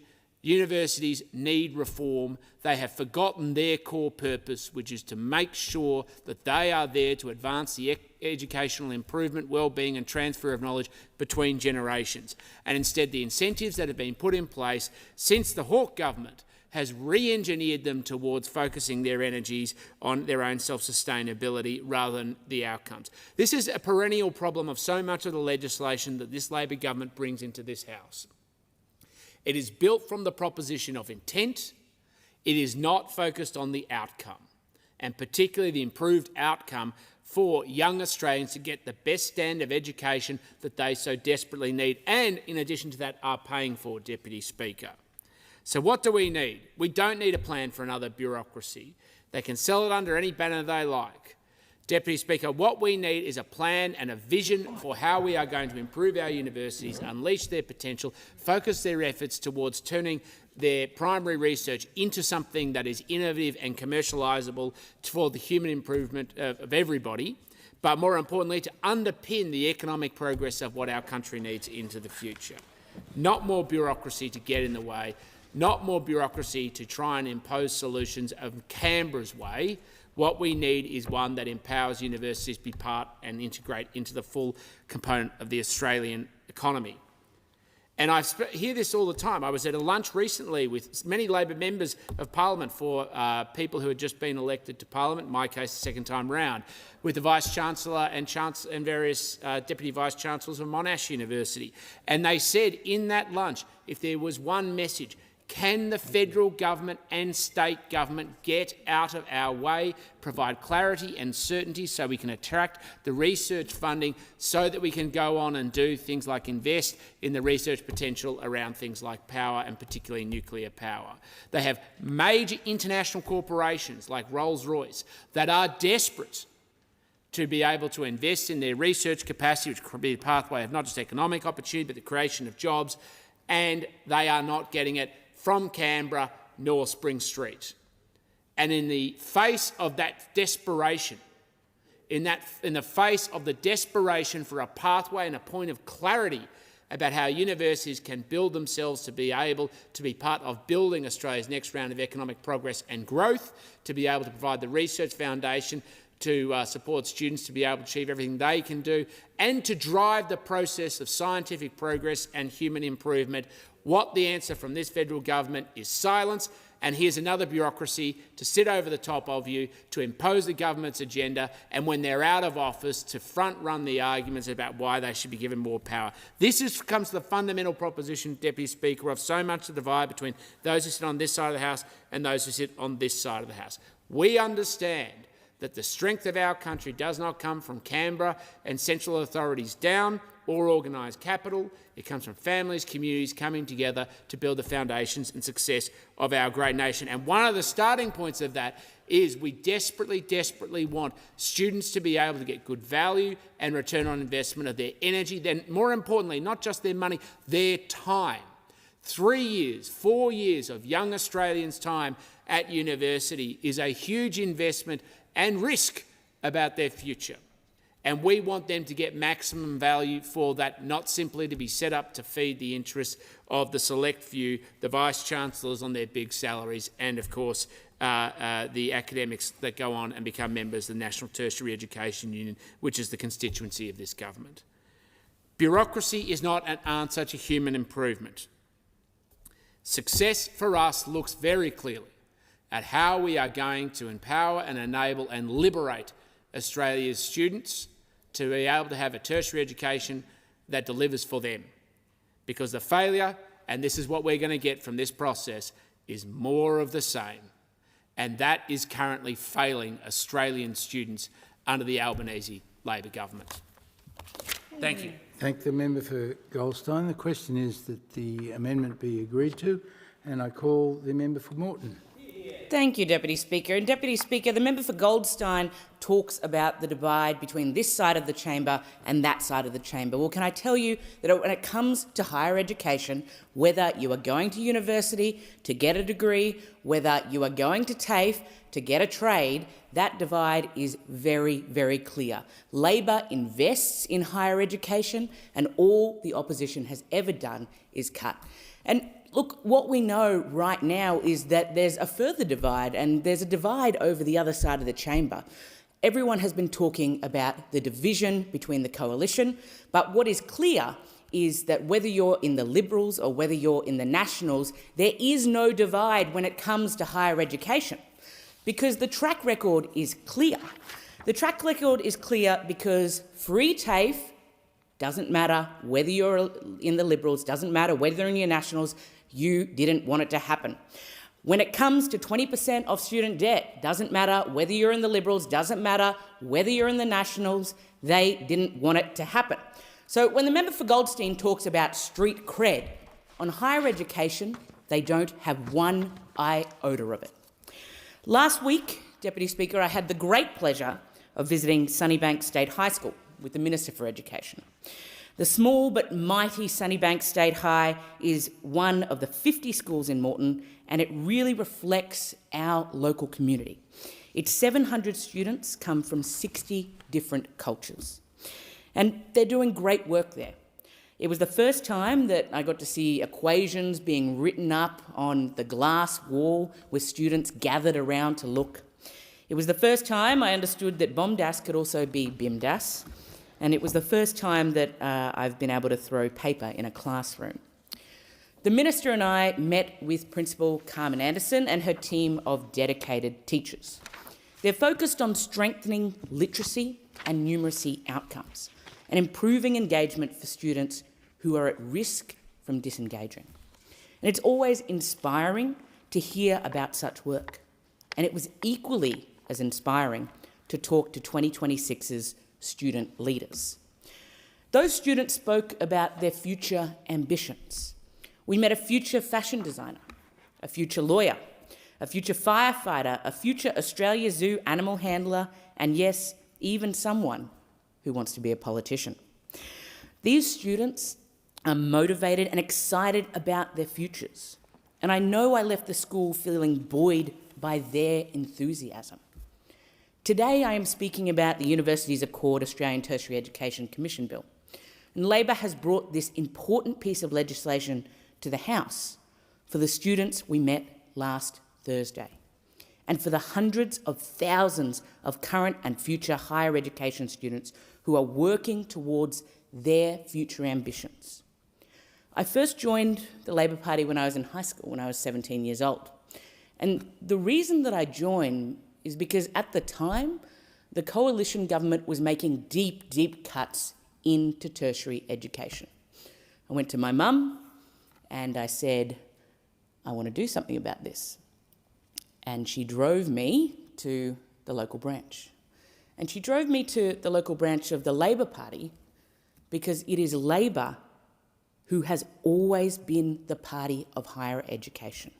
And as I said before, the contrast between the two sides of this parliament could not be starker. The establishment of the Australian Tertiary Education Commission, ATEC, is in direct response to the Australian Universities Accord. This was a first-term Albanese Labor government initiative which acknowledged that while Australia had a strong education system, there were clear opportunities to improve it, to make it more equitable. And that is what we are striving for here. That's what we're driving for, to look beyond the horizon and to make the system even better. Professor Mary O'Kane led the comprehensive year-long review of the nation's higher education sector and was tasked with focusing on the nation's knowledge and skills needs, both now and in the decades ahead. The review had to take into account access to tertiary education, affordability, governance and accountability. It had to examine pathways and connections between vocational education and training and higher education. And finally, the review had to sit within a wider framework of fostering the research, the innovation and national capabilities that will drive Australia's growth. The final report was released by the government in February 2024, and it sets out 47 recommendations that this government has already implemented 31 of those in full or part. This bill implements the recommendation to establish the ATEC Commission. It's supported by $54 million of funding for a decade. An interim ATEC has been in operation since July 2025 and was initially led by Professor Mary O'Kane, Distinguished Professor Larissa Bendrett, and Professor Barney Glover. Professor Tom Calmer and the Honourable Fiona Nash have recently been appointed as commissioners, and they join Professor Barney Glover, who has been appointed Acting Chief Commissioner alongside his role as the Commissioner of Jobs and Skills Australia. Together, they have established the foundations for the Permanent Commission, and this legislation reflects their work. This bill establishes ATEC as an independent statutory authority. ATEC's overarching objective is to be a steward for Australia's higher education system. It will guide ongoing collaborative conversations about the future direction of tertiary education in this nation. ATEC will strengthen the development of a strong, cohesive system that encourages diversity and genuine choice for students, no matter their background, no matter their ambitions. The Commission will also be tasked with monitoring progress towards goals around skills development and equity, while ensuring the regulatory load across the sector doesn't impede good teaching, good learning and innovation. Specifically, ATEC will shape policy across higher education and university research and work closely with the Skills and Workforce Ministerial Council to develop joint initiatives that strengthen the whole of the tertiary education system.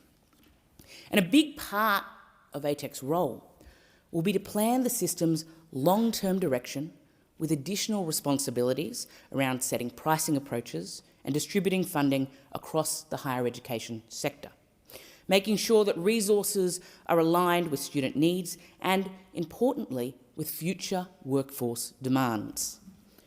Crucially, APEC will also focus on supporting and strengthening First Nations representation and creating opportunities for broad engagement across the tertiary education system. Deputy Speaker, this is necessary because the Australian Universities Accord outlined the qualifications targets we need to achieve. And the report recommends that to meet Australia's future skills needs and drive improvements to national workforce participation and, indeed, productivity, the Australian government adopt attainment targets to set the ambition for the tertiary education system to deliver. And the recommended tertiary education attainment target, it is at least 80% of the working age population having at least one tertiary education qualification, that are Certificate 3 and above by 2050. This is 20% more than in 2023, and the establishment of ATEC is the bedrock for which we need to drive that ambition.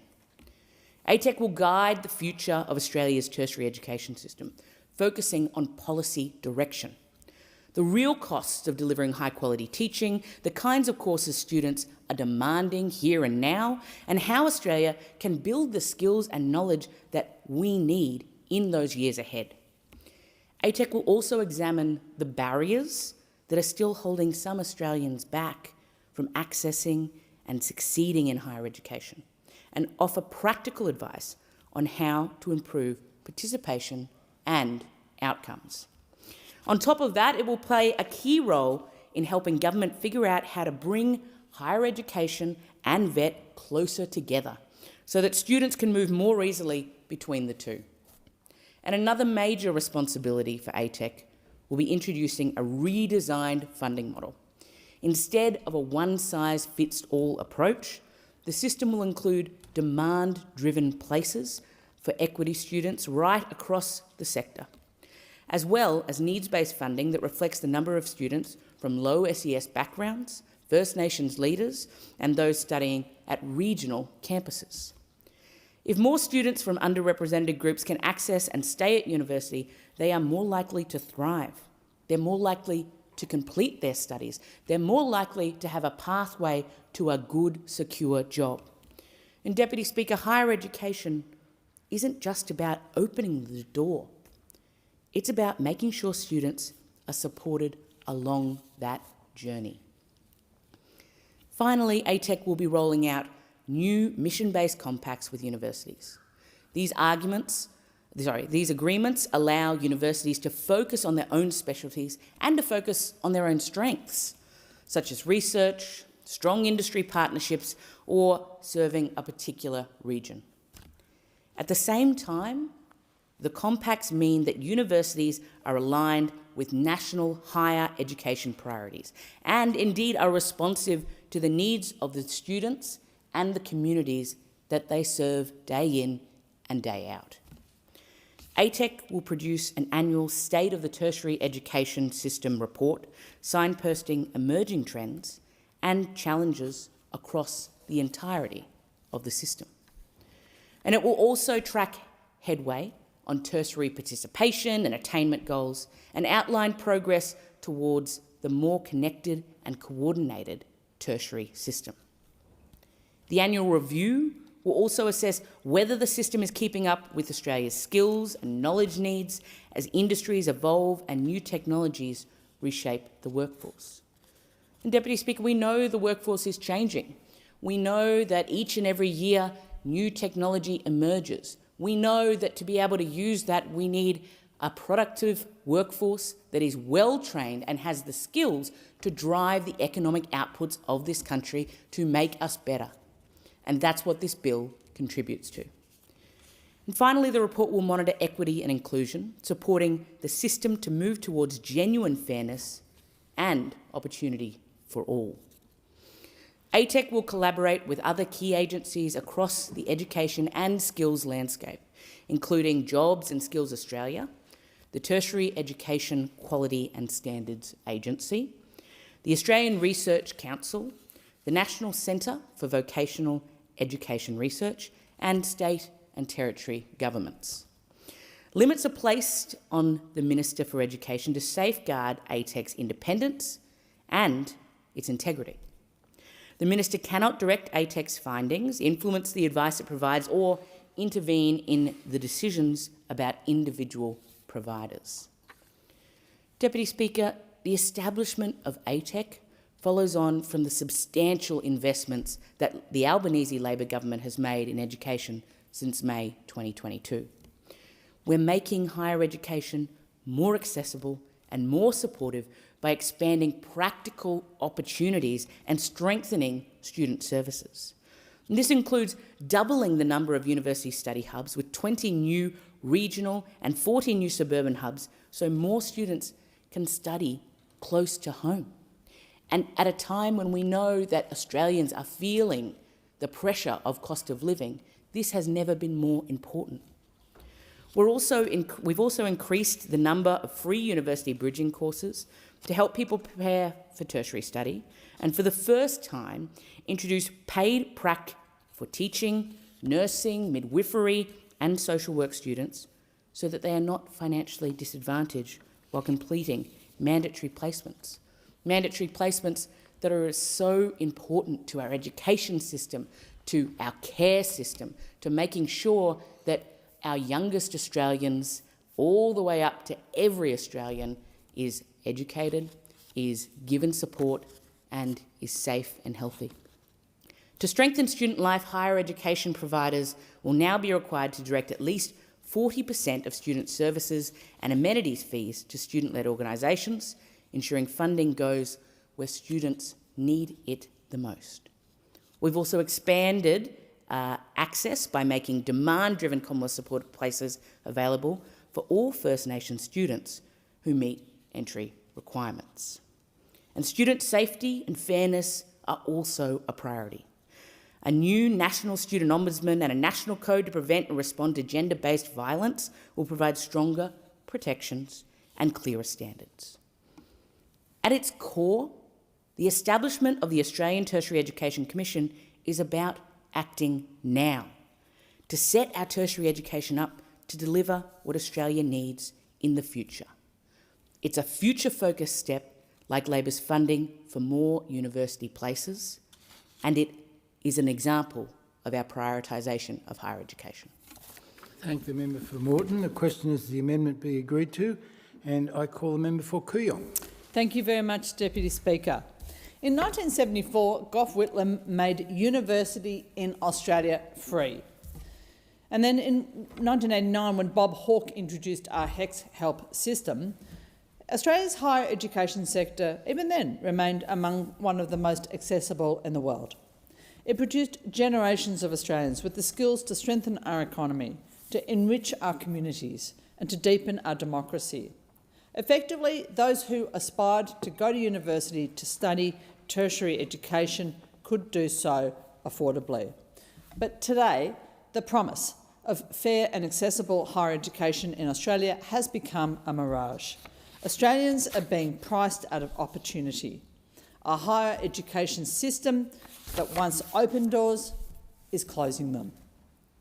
The bill before us today takes some commendable steps towards reforming our higher education sector and implementing recommendations of the 2024 Universities Accord. Establishing an Australian Tertiary Education Commission is a welcome reform and a step towards coherence and independent stewardship. And setting a national tertiary education objective will provide much-needed clarity for our universities. Those reforms hold a promise to improve our higher education sector, and I support them. But I'm disappointed that this legislation fails to recognise and act on the structural failures that have created the current HECS crisis. Right now, 3 million Australians carry, on average, more than $27,000 in HECS debts. Student contributions for courses like commerce and law are 9 times higher than they were when Hawke introduced the HECS system in 1989, a time when many members of this parliament were graduating. Graduate salaries have increased by about 2.5 times since 1996. In that time, student contributions have increased 6-fold. The average HECS debt for someone in their 20s is more than double what it was in 2006. How did this happen? Well, much of it can be traced back to the disastrous Job Ready Graduate Scheme, which the Morrison government introduced in 2021. What was sold then as a way to channel students into priority fields instead delivered a HECS debt crisis, a crisis for a generation, for many young Australians. Under the Job Ready Graduate Scheme, students in disciplines like law, accounting, business, banking, finance, economics, communication and politics are contributing up to $17,000 a year in 2026. That means that those young Australians are graduating with $50,000 in debt after a basic 3-year degree, more than $80,000 if they undertake postgraduate study. And they're then taking at least 10 years to pay it off. In popular disciplines like communications, humanities, society and culture and human movement, student fees have more than doubled as a result of the Job Ready Graduate Scheme. Mr Speaker, 2 in 3 MPs in this parliament hold degrees in arts, humanities, law or business. These are not fringe pursuits. They're foundational pursuits, disciplines that we need for our economy, our public institutions and our civil life. And in a world as fragile as today's, skills from those degrees matter more than ever. But the students who pursue those disciplines are being punished with often insurmountable student loan debts. The number of students affected is enormous. As of 2024, management, commerce, society and culture degrees accounted for nearly half of all enrolments at Australian universities. Right now, there are nearly 700,000 students enrolled in those courses, nearly half of all of the university students in Australia. And a large proportion of them are women, First Nations students and students living with a disability. These are the Australians who are being unfairly and disproportionately penalised by the Job Ready Graduate Scheme and who are bearing the burden of serial government policy failures like those from my friend from the right. And unfortunately, Job Ready Graduates has been magnified. The effect of it has been magnified by the means of indexation of HECS. Repayments on HECS aren't deducted until after the loan has been indexed for the financial year, which means that the debt on already expensive degrees can grow further while people are waiting the impact of those payments to be reflected in their HECS accounts. Increasing student debt is a drag. It's a drag on the lives of graduates. It's contributing to our record low birth rate and to the 20% fall in rates of home ownership in 20 to 35-year-old Australians over the last 30 years. Young Australians who are struggling already with the increasing cost of rent and of groceries are finding themselves unable to buy a home, unable to start a family. In a country with an ageing population and a decreasing tax base, this is a demographic time bomb. It's not just an educational equity issue. It's a cost of living and a societal well-being issue. The Universities Accord report, which was received by this government 2 years ago, found that the Job Ready Graduate Scheme and the expensive degrees it creates does not work. The Accord recommended urgent remediation, that's its words, to ease the rising and punitive student contributions. The government has publicly, on many occasions, conceded these issues with the Job Ready Graduate Scheme. In 2023, the Education Minister said that Job Ready Graduates needs to be redesigned before it causes long-term and entrenched damage to the Australian higher education system. Couldn't agree more, Minister. Professor Bruce Chapman, the architect of HECS, has said on many occasions that Job Ready Graduates is the #1 issue with our HECS system. But 2 years on from the Accord, students are paying more than ever before. This is no longer just a Morrison-era issue. This bad policy was introduced under the previous government, but the Job Ready Graduate Scheme has now been in place for longer under Labor than it was under the Coalition. The government could have fixed this problem at any time in the last 4 years. Instead, it has delayed. It tasked the Universities Accord with looking into student contributions back in 2022. By February 24, the Accord's final report called for urgent action, and the Minister said then that ATEC would look at the scheme and what change can happen. Now we have legislation for the ATEC before us, but there is nothing in this bill that recognises the urgent need to ease student fees. Student contributions are not mentioned in this bill, not once. Deputy Speaker, in 2025 I was pleased to successfully advocate for a 20% reduction in existing student HECS fee debts. And I supported as well the government's measures to reduce indexation and to increase the payment thresholds on student loans. Those measures have helped to decrease student debt, but they've only reduced HECS debts back to pre-COVID levels, which, following an unprecedented inflationary surge, has done nothing to help those students who are now at university. The legislation does grant the Tertiary Education Commission the function of advising on Commonwealth contributions to the cost of degrees. But Commonwealth contributions represent only a part of the higher education pricing equation. It's alarming that the Commission has not been tasked with considering student contributions or even just considering the impacts of HECS debts on young Australians. It's important that the Commission has the power to provide the government with independent and impartial advice on whether the current maximal student contributions are too high. Note to the Commission, they are.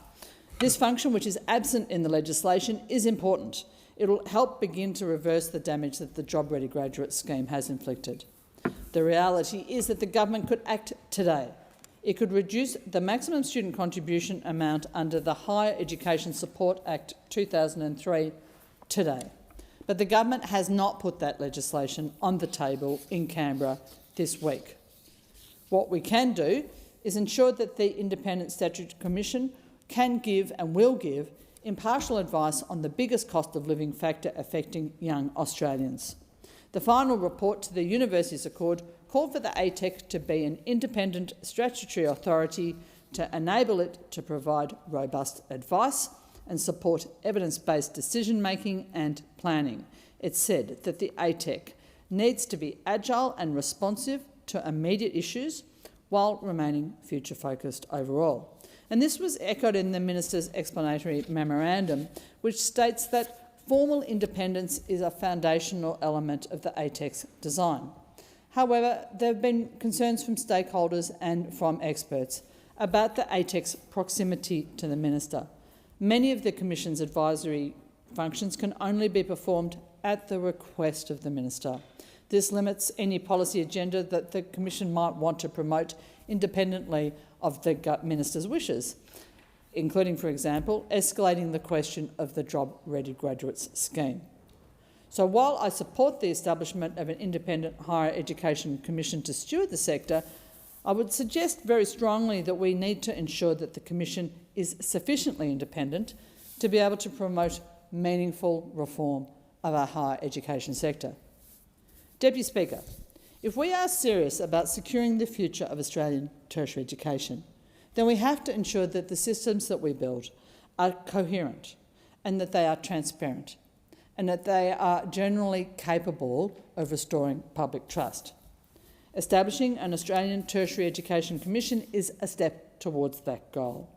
It offers the possibility of a sector guided by evidence rather than short-term policies, by careful long-term planning, not piecemeal fixes. This bill will move us towards the implementation of the Universities Accord. But I urge the House and I urge the Minister to ensure that the Commission is fully equipped to reform the higher education sector and to better tackle the cost of education crisis which faces Australian students. I thank the member for Kooyong. The question is that the amendment be agreed to, and I call the member for Chisholm. Thank you so much, Deputy Speaker.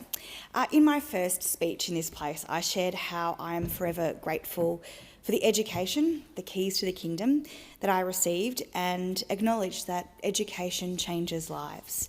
It changed mine, and it does so for so many Australians in our communities.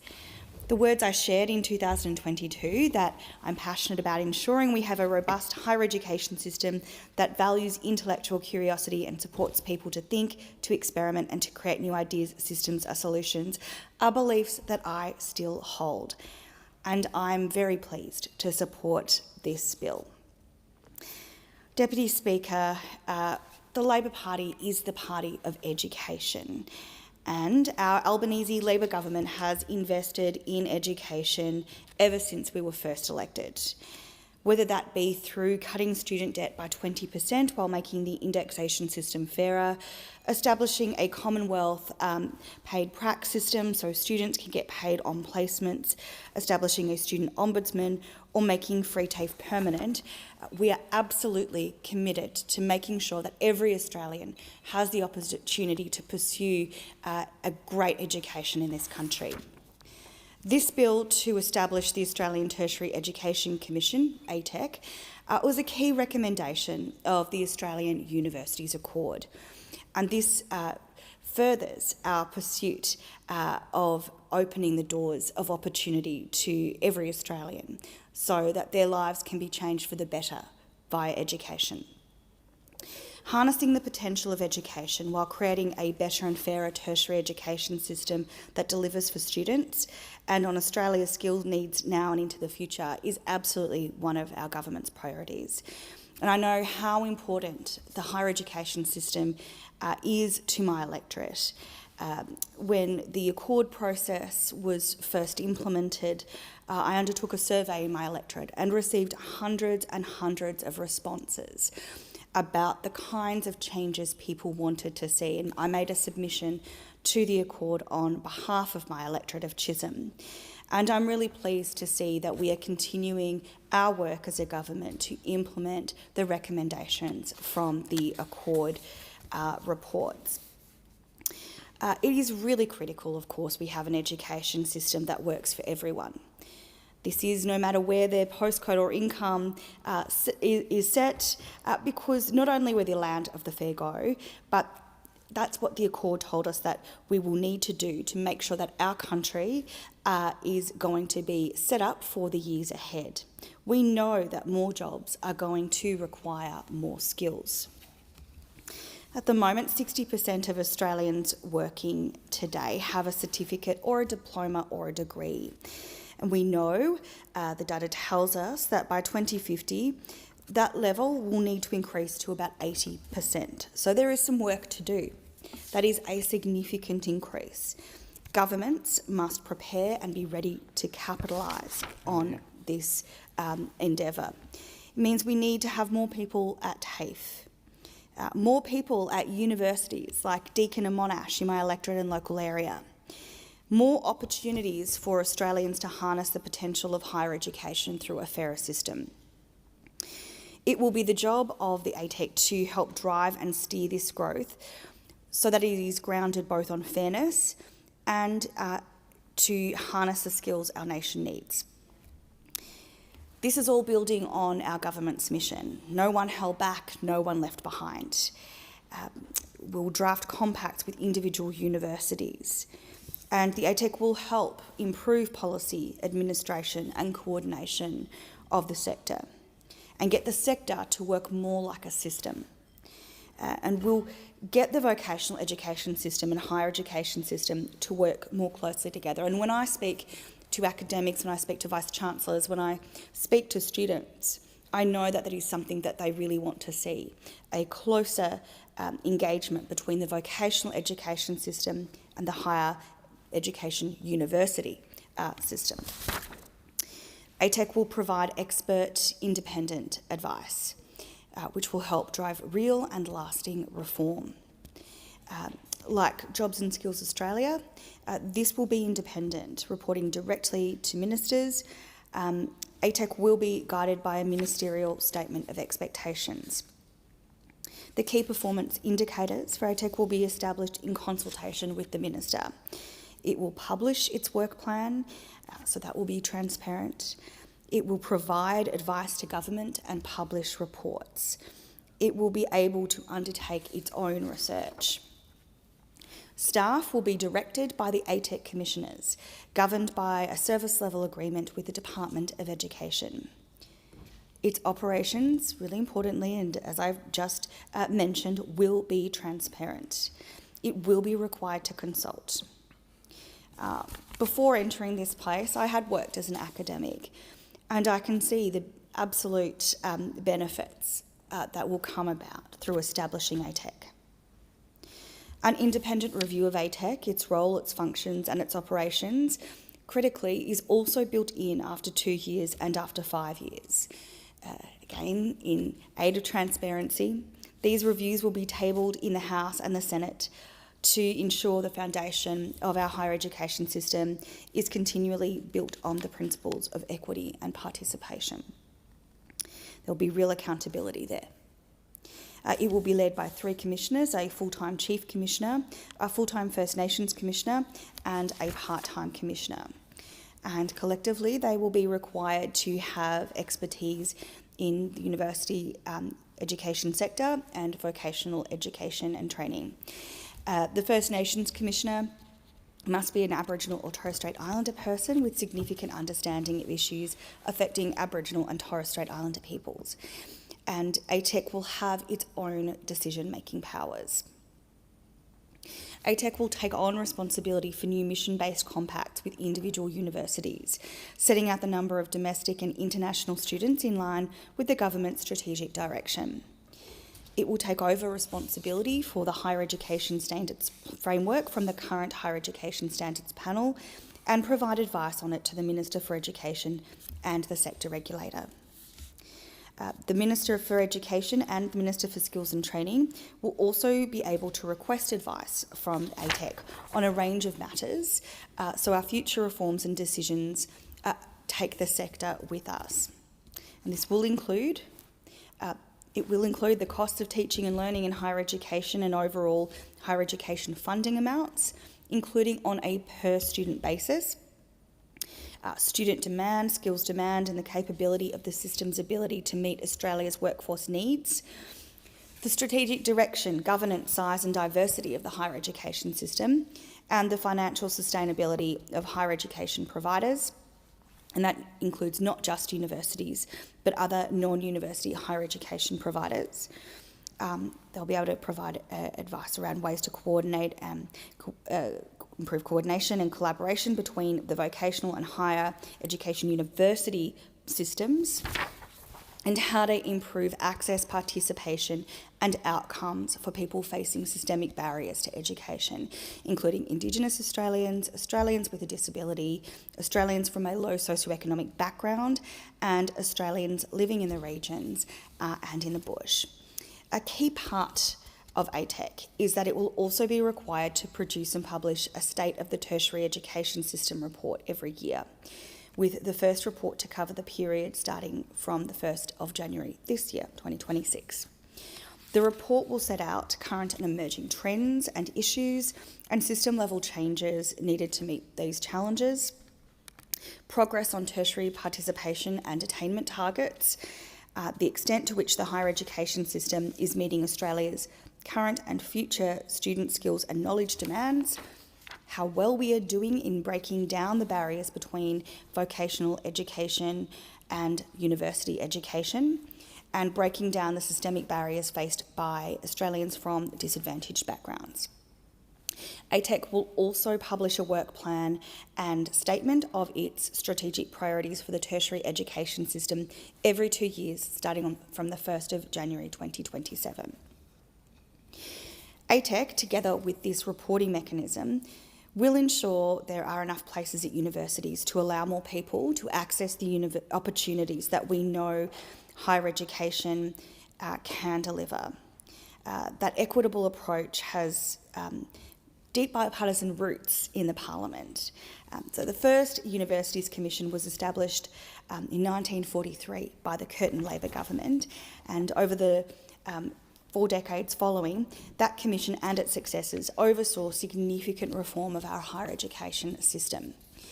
It is important to remember that John Curtin may have started this, but Sir Robert Menzies continued it, and in 1959 his government introduced the Australian Universities Commission Act, which for the first time embedded the Commission under its own standalone legislation. That was a key moment in the history of higher education. Labor supported Menzies in this pursuit. We have a similar opportunity in front of us now to have genuine cross-parliamentary support for the bill before the House, to build the sort of foundations that set us up for the future, which is for a higher education system that works for everyone. I want to acknowledge and thank the Minister for Education, Jason Clare, the Minister for Skills and Training, Andrew Giles, Assistant Minister for International Education, Julian Hill, and former Minister for Skills and Training, the Honourable Brendan O'Connor, for all of their efforts. I also acknowledge and thank University Vice-Chancellors, peak bodies including Universities Australia, State and Territory Ministers, the Department of Education and the Accord Implementation Advisory Committee for this cohesive approach, and to the National Tertiary Education Union for their engagement. I also want to especially thank the interim commissioners of the ATEC, Mary O'Kane, Larissa Barrett and Barney Glover. The ATEC was a headline recommendation of the Accord, and now we have the opportunity to turn those words into reality. And I'll end on this note, Deputy Speaker. If we're not here to make life better and fairer for the next generation and the generation after that, and the generation after that, then why are we even here at all? This is an opportunity to build something that our country can be really proud of and will set us up not just for now, but generations into the future. And on that, I commend the bill to the House. Thank you, Deputy Speaker. I thank the member for Chisholm. The question is that the amendment be agreed to, and I call the member for Fowler.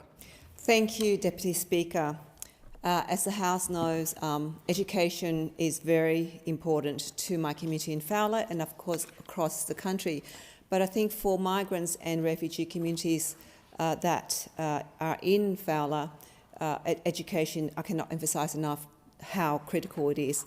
And people would recall, I constantly speak about how when we were in refugee camps, when my mother chose Australia, she told me, my late mother, she told me the reason why we chose Australia was because it had the best education system in the world.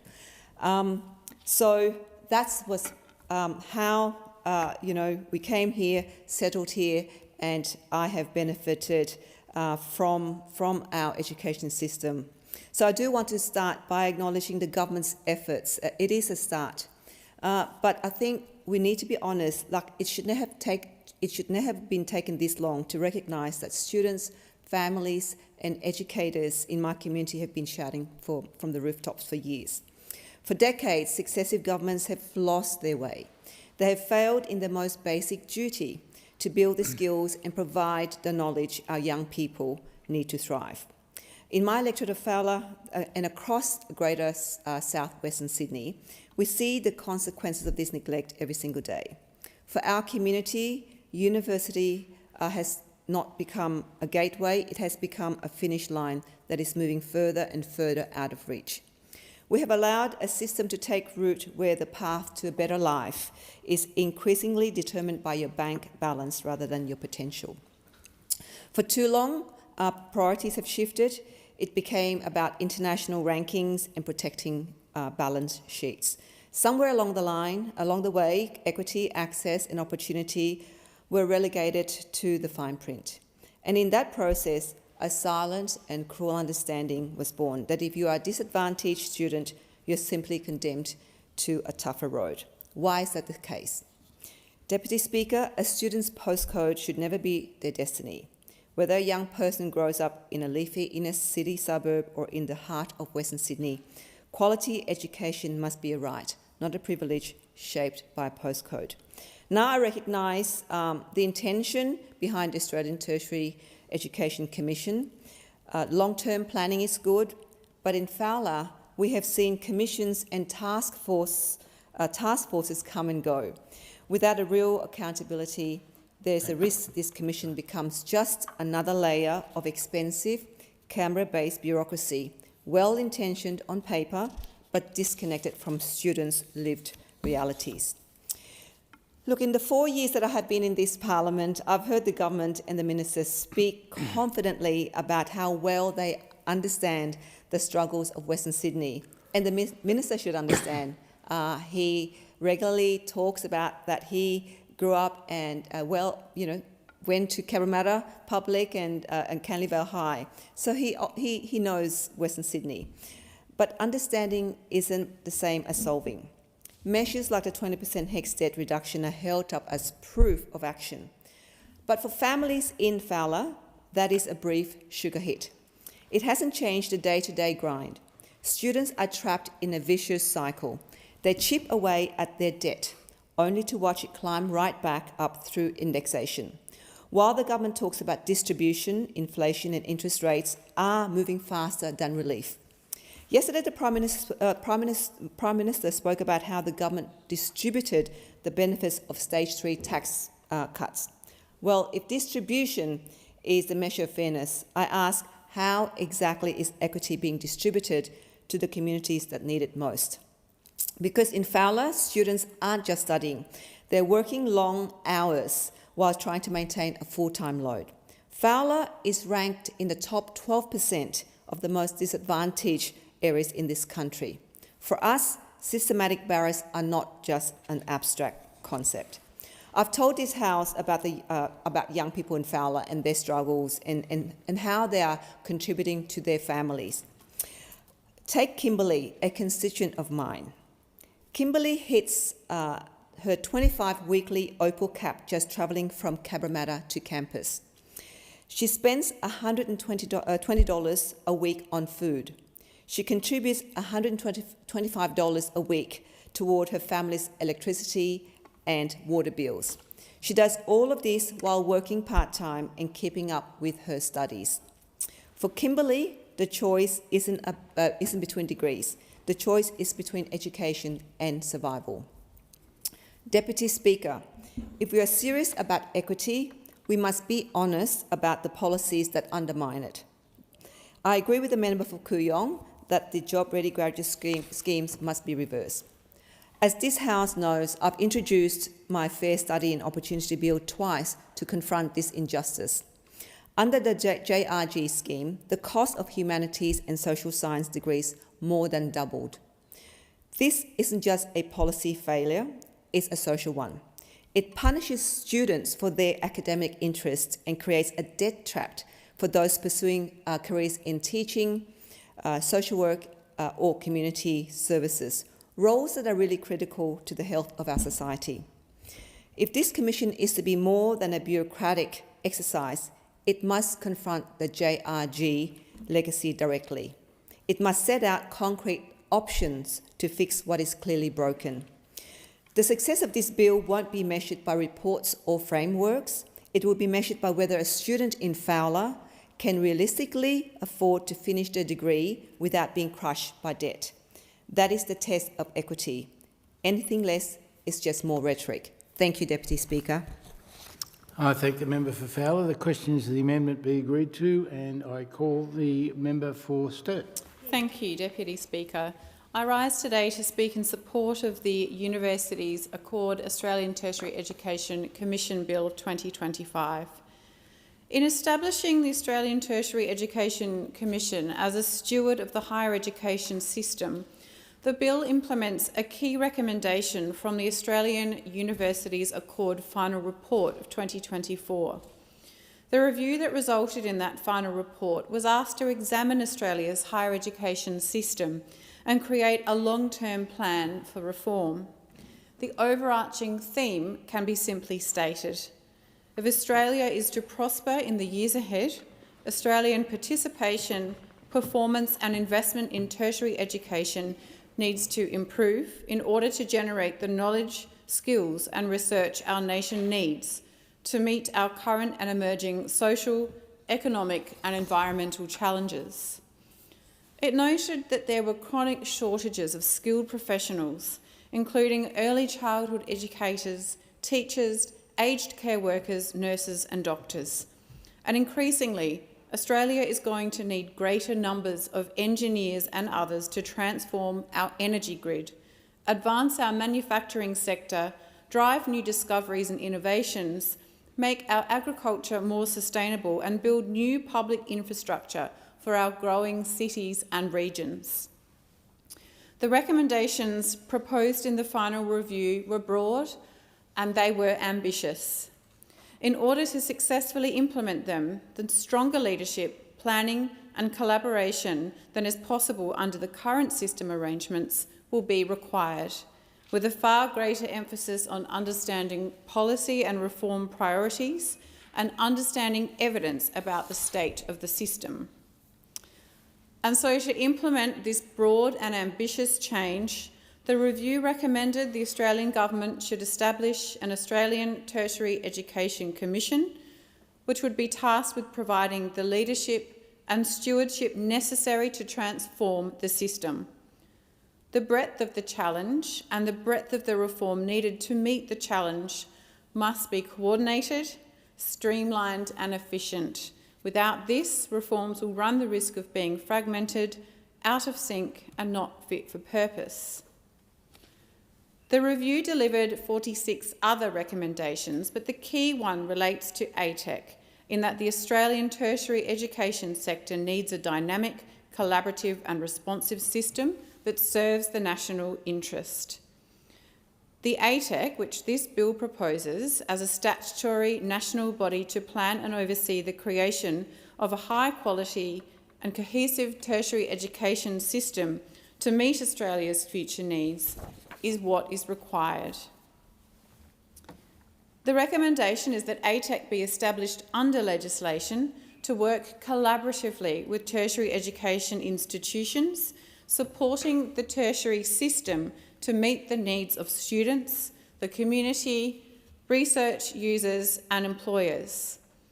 The review identified that the functions of the ATEC should centre on policy coordination and development, system planning, pricing authority, funding allocation and the negotiation of mission-based compacts for universities.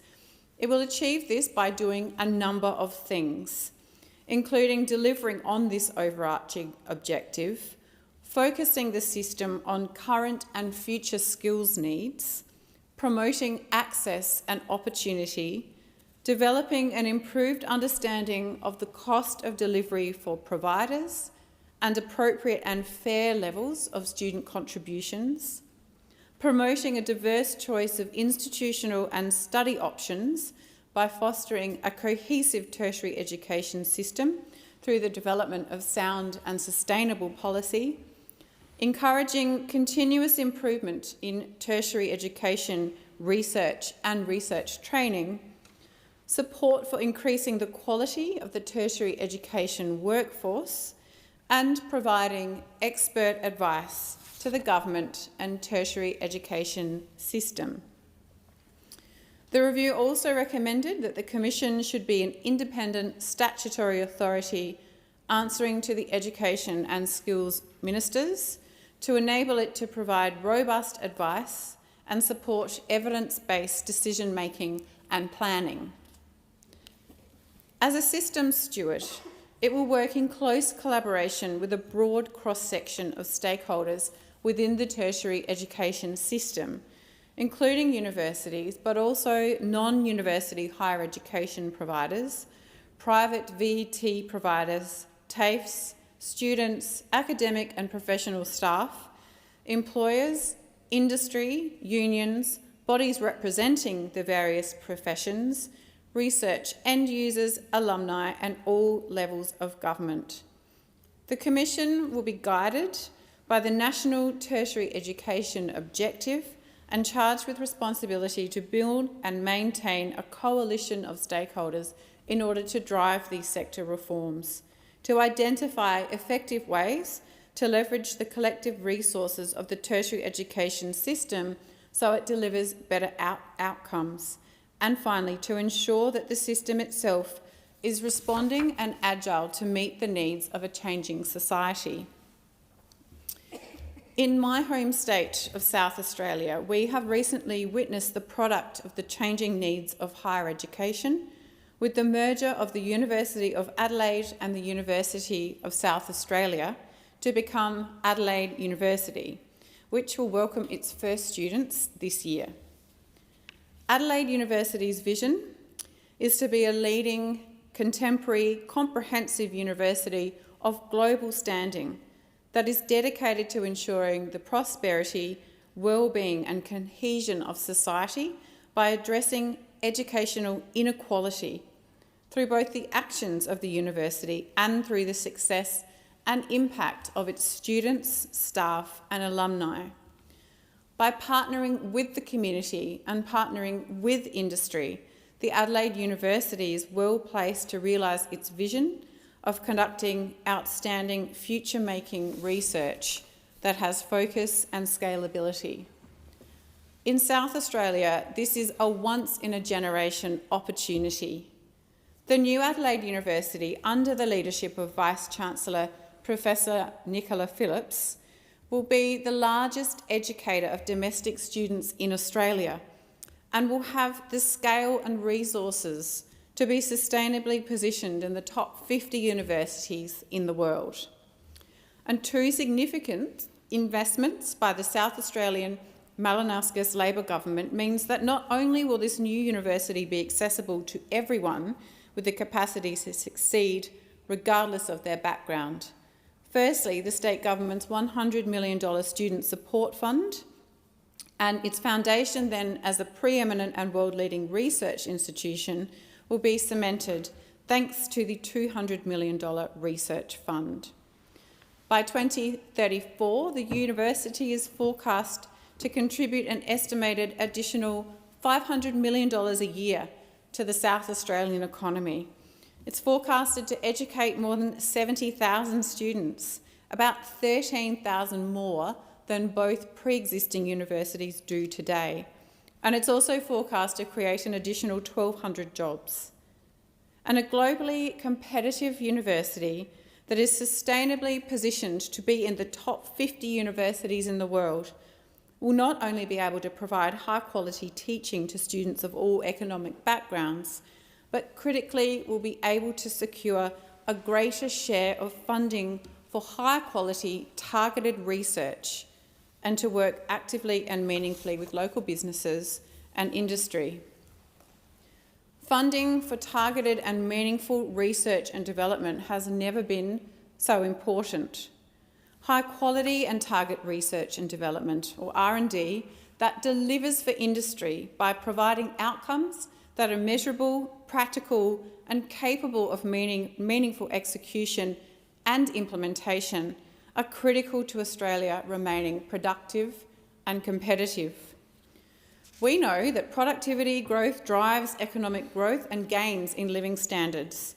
We also know that a widely accepted key driver of productivity is innovation, and that R&D is a major contributor to innovation activity. R&D is indispensable in today's innovation-driven economy. It acts as the engine that propels technological breakthroughs, spurring the development of new products, services and processes. So when we prioritise R&D, we are better positioned to adapt to market changes, capitalise on emerging trends and drive long-term growth. R&D is the catalyst for innovation. Investing in research means that new ideas can be explored, novel concepts can be worked on before they are introduced to the market. An exploration of this nature can lead to the discovery of new processes, technologies and materials that can improve and reshape industry. R&D is also a catalyst for economic growth because of the opportunities for new industries and job creation, increasing overall productivity and global competitiveness. It's a catalyst to address global challenges such as health, energy security and climate, with the ability to rapidly innovate and deploy new solutions so we can tackle these complex issues and then scale up commercial implementation and production. This is more important than ever. But it's rarely a solitary endeavour. As the new Adelaide University's vision has articulated so clearly, collaborative efforts between academia, industry and government are crucial for pushing the boundaries of research and development. Collaborative R&D initiatives enable the sharing of knowledge, resources and expertise, leading to more robust and innovative outcomes. Well-funded and targeted R&D can lead to improvements in social welfare, quality of life, environmental sustainability, economic growth and job creation, and, importantly, national security. R&D must be a central pillar of national economic and innovation strategies. And these strategies must be prosecuted with not only vigour, but with patience, because R&D inherently involves risk. Not every research project leads to a breakthrough, and many innovations may fail to reach commercialisation. We must be prepared to manage these risks and invest in diverse R&D portfolios to balance the potential for high returns with the likelihood of setbacks. And when setbacks are experienced, we must learn from them and continue to invest, because risk is not only about what could go wrong, it is about what could go right. And in order for these strategies to produce measurable and effective output, access to a skilled workforce is critical. The Adelaide University recognises this, and this bill, through the establishment of the ATEC, also recognises that in the ATEC it will steward the tertiary education sector towards these strategic priorities to meet Australia's skills, knowledge and workforce demands. This can only be achieved with an educated workforce, which is why equity is at the core of the ATEC's work. This bill requires ATEC to have regard to the objective of improving outcomes for persons facing systematic barriers to education, including Aboriginal persons and Torres Strait Islanders, persons with a disability, persons of a low socio-economic background, and persons living in regional Australia.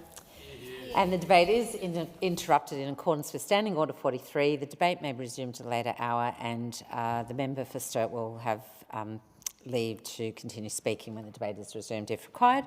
Are there any statements by honourable members? And I give the call to the member for Curtin. Thank you. Thank you, Deputy Speaker. The suspected murders of Leon and Otis Clune and suicide of their parents in Mosman Park in my electorate have sent shockwaves throughout our community. It brings profound sadness, but also anger, frustration and unfortunately some division. At the centre of this tragedy were two children whose lives were precious. They deserved safety, opportunity and the chance to grow into their futures.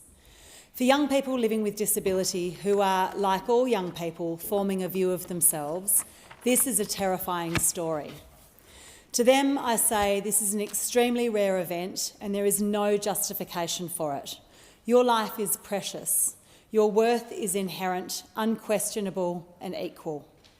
For families of people living with disability, this event may stir up anger or memories of your hardest moments or fears for the future. It's clear this tragedy has reopened conversations about how our society sees disabled people, how we support families and how we can prevent anyone from feeling alone or without options. The coronial investigation is currently underway to determine the facts. This is likely to be followed by a coronial inquest so we can examine the broader circumstances that led to this crime. As we mourn the loss of this family, we must stand together, acknowledge the pain caused to so many in our community by this devastating event and recommit to protecting every precious life. Member for Bean. Countless residents across my community that work tirelessly to improve the lives of those around them. Each Australia Day, through the Honours List, special recognition is made to citizens who've made outstanding contributions. And today I would like to put on the record my thanks to these locals for their work in making our community and nation a better place. Dr Bruce Moore for distinguished service to linguistics, to the scholarship of Australian English, to the lexicography, to the history of language and to tertiary education. Robert Cranston for service to the arts with Queanbeyan Arts Society and Arts National. Mr Brett Odgers for service to history preservation, to planning and to the broader community of Canberra. To Dr Stephanie Reeder for services to children's literature, including as an author, mentor, editor and most importantly, a Hansard editor. Mr Paul Owens receiving the Australian Fire Service Medal in recognition of his 23-year operational career. Mr Paul Ryan for outstanding public service in advancing climate-smart land management in Australia, and to Ms Anna-Marie Sabellico for outstanding public service in leading reforms in child protection and youth justice. Thank you on behalf of the whole of the Bean community for all that you've done to build and bring our community together. Member for Grey. Speaker, today I'm honoured to congratulate the local everyday heroes recognised in the 2026 Australia Day Honours List in Grey. Ms Jennifer Holmes of Port Vincent. Jennifer has been appointed a member of the Order of Australia. She has been recognised for incredible work in community health. Mr Douglas Ahoa from Risdon Park. Douglas received the Medal of the Order of Australia for his service to the people of Port Pirie. And Mr Bruce Green of Port Lincoln. Bruce received an OAM for his service to the local government as Mayor and for his community work. Bruce, thank you for your leadership. Mr Douglas Wilmington of Moonta Bay, congratulations on your OAM. You have served your local community proudly. We also celebrate Mr Kenneth Warnes from Owen. Kenneth received an OAM for his service to conservation and to the district of Owen. Kenneth, thank you for looking after the Mid-North. And from our emergency services, Mrs Sandra Gutch from Yorktown. Sandra was awarded Ambulance Service Medal. Sadly this year we also include two outstanding men who are no longer with us. We honour the late Mr Walter Duncan from Clare, who received an OAM for his service to horticulture. And we remember the late Mr Archibald Woods from Stansbury, awarded an OAM for his service to the Yorke Peninsula. None of these people did the work for a medal. They did it because they are devoted to regional South Australia. To all recipients, a warm congratulations. Give the call to Member for Banks. Thank you, Deputy Speaker. Recently, the suburbs of Lugano and Peakers Heights in my electorate of Banks have experienced 2 power outages in 24 hours. Unfortunately, they were not isolated incidents and were part of the latest string of outages caused by failures of our local grid infrastructure. Local residents have expressed just how challenging this has been for them, including the distress of not being able to operate vital medical equipment or the frustration of interruptions to the operations of their businesses. This is why I am so pleased to have worked with Ausgrid to secure action for our local residents and businesses, ensuring that repairs to the local grid infrastructure, including pole and wire maintenance, vegetation management, and more frequent inspections of the lines. This is the first step in building a more resilient local network. There is plenty more work to do in this space to address this long-standing issue, and I'll be watching it very, very closely, including having conversations right here with my colleagues in Canberra to make sure they know what we're fighting for, that the people of Lugano and Peakers have reliable power for their families, for their businesses, to ensure they have the services that they need. Member for Capricornia. Thank you, Deputy Speaker. I rise today to proudly acknowledge the Capricornia region and the outstanding locals recognised in the recent Australia Day 2026 honours list. Professor John Rolfe, AM of Rocky View, was appointed a Member of the Order of Australia for his significant service to regional economic development. Through his work as an economist and author, Professor Rolfe has helped shape policy, strengthen regional economies and deepened our understanding of the challenges and opportunities facing rural and regional Australia. Mr Rodney Green, OAM from Frenchville, has been recognised for his service to the Rockhampton community. His long-standing dedication to local organisations and community initiatives embodies the very best of community spirit and has made a lasting difference to countless lives. Mr Lyle Baker, ACM of Rockhampton City, has been awarded the Australian Corrections Medal for his distinguished service within corrective services and for preserving the history of the Capricornia Correctional Centre. Deputy Speaker, these honorees, like so many before them, are a tangible asset to our community. Australia Day reminds us to recognise those who quietly serve others and who truly make Australia the best country in the world. Thank you. Member for Bonner.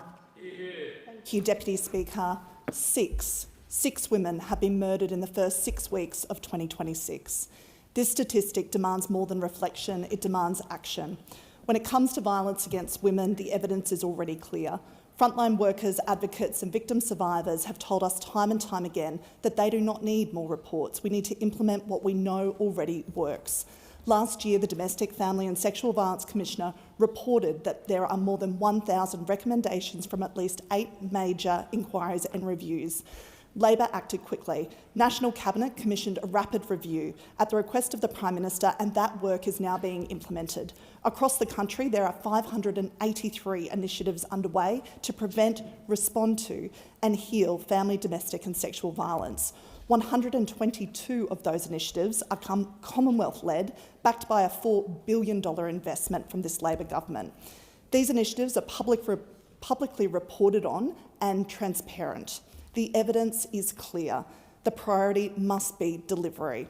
That's why Labor is moving forward with consultation on the second action plan under the National Plan to End Violence Against Women and Children, co-designed with frontline workers and victim survivors at its centre.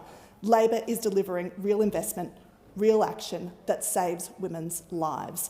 Labor knows there is more work to do, but we are committed to ensuring we can do all we can to stop women being murdered in our country. Member for O'Connor. Speaker, today I recognise outstanding Australians whose service reflects the very best of our nation's values: commitment, compassion, courage and care for community, culture and country. The 2026 Australian Honours include 4 appointments to the Order of Australia and 1 meritorious award from my electorate of O'Connor, acknowledging decades of dedication across Western Australia. Mr William Fahan Smith of Castletown is recognised for extraordinary service to the community through emergency response organisations. Over 40 years with Esperance Sea Search and Rescue and State Emergency Service, alongside leadership in Rotary and community safety initiatives, Mr Smith's service has saved lives and strengthened our region. Mr Izard Flowers of Noangarup is honoured for his lifelong service to Indigenous communities. A cultural leader, mentor and advocate, his work spans Aboriginal health, land, language and the arts. He has empowered communities and preserved culture for future generations. Mrs Betty Loxton of Kalgoorlie is recognised for her decades of charitable and community service. Her lifelong contribution to civic organisations and support for vulnerable people has earned widespread respect and numerous community honours. Mr Peter Robinson of Kojonup is acknowledged for exceptional service to conservation and the environment. For more than 40 years, he has led and supported environmental campaigns and shaped policy. Finally, Australian Fire Service Medal is awarded to Mr John Yonker of Manjimup. With over 55 years of frontline service, his courage, technical skill and leadership has saved lives. Yeah. Member for Brisbane. Thank you, Deputy Speaker. I am proud to be part of this Labor government that is united and getting on with the job of delivering for all Australians. Since the start of this year alone, we've launched 1800 Medicare, where you can get 24/7 free health advice from a registered nurse. We've rolled out our cheaper medicines. Scripts are now capped at $25 or $7.70 with a concession card. We have delivered a huge funding boost for hospitals across the country.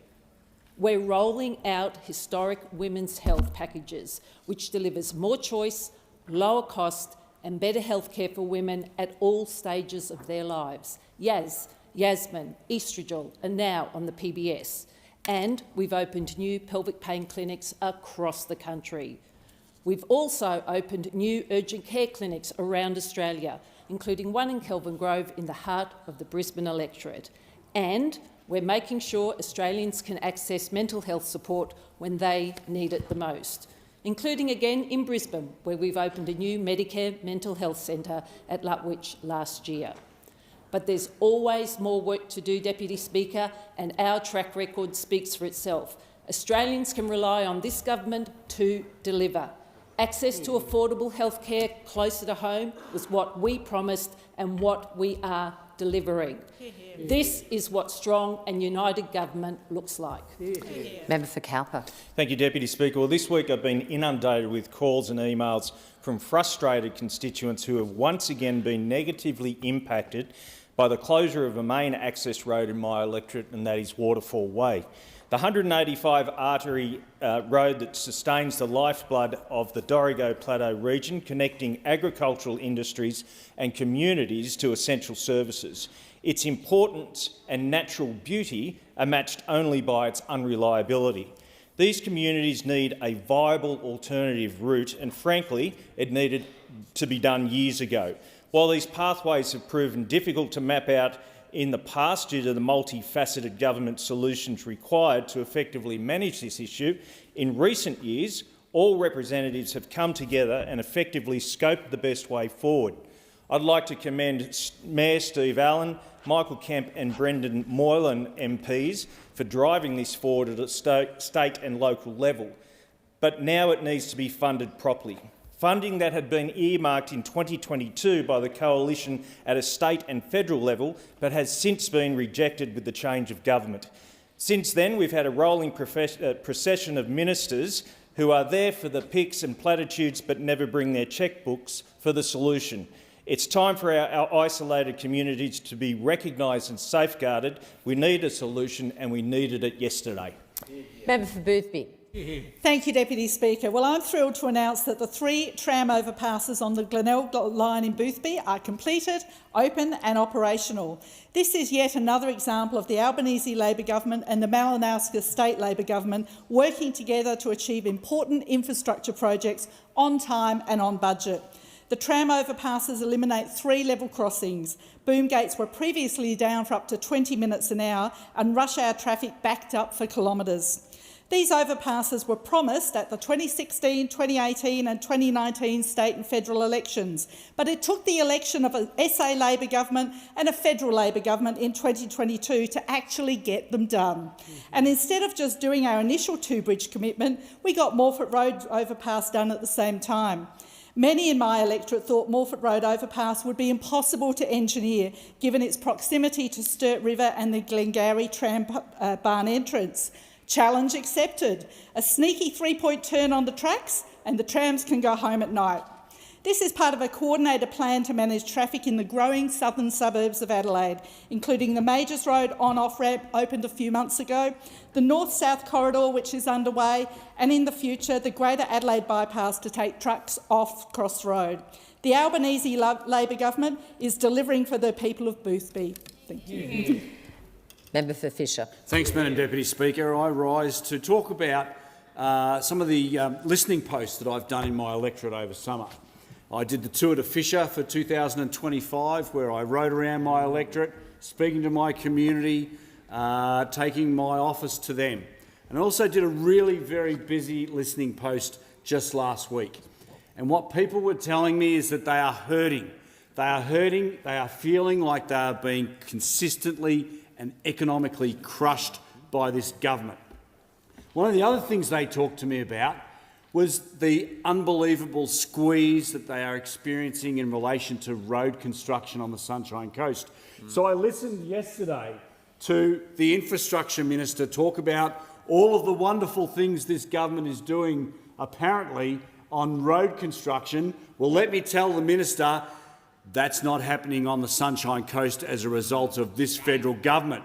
What she didn't talk to the Parliament about yesterday was the fact that she cut $180 million from the Mooloolah River Interchange project. $180 million. She also cut funding to the Caloundra Access Road, which would have provided a second access road into what is now a very, very busy Caloundra. Without the Crucifulli government picking up the slack in building and funding these projects, they simply would not have happened. Member for Bennelong. Speaker, from the classrooms of Hunters Hill to the bright lights of Hollywood, that is quite a journey. Just a few weeks ago, one of Bennelong's very own, Rose Byrne, took home a Golden Globe for her latest film, Best Female Actor in a Role in the film If I Had Legs, I'd Kick You. It was a remarkable achievement and one the whole community and country can be proud of.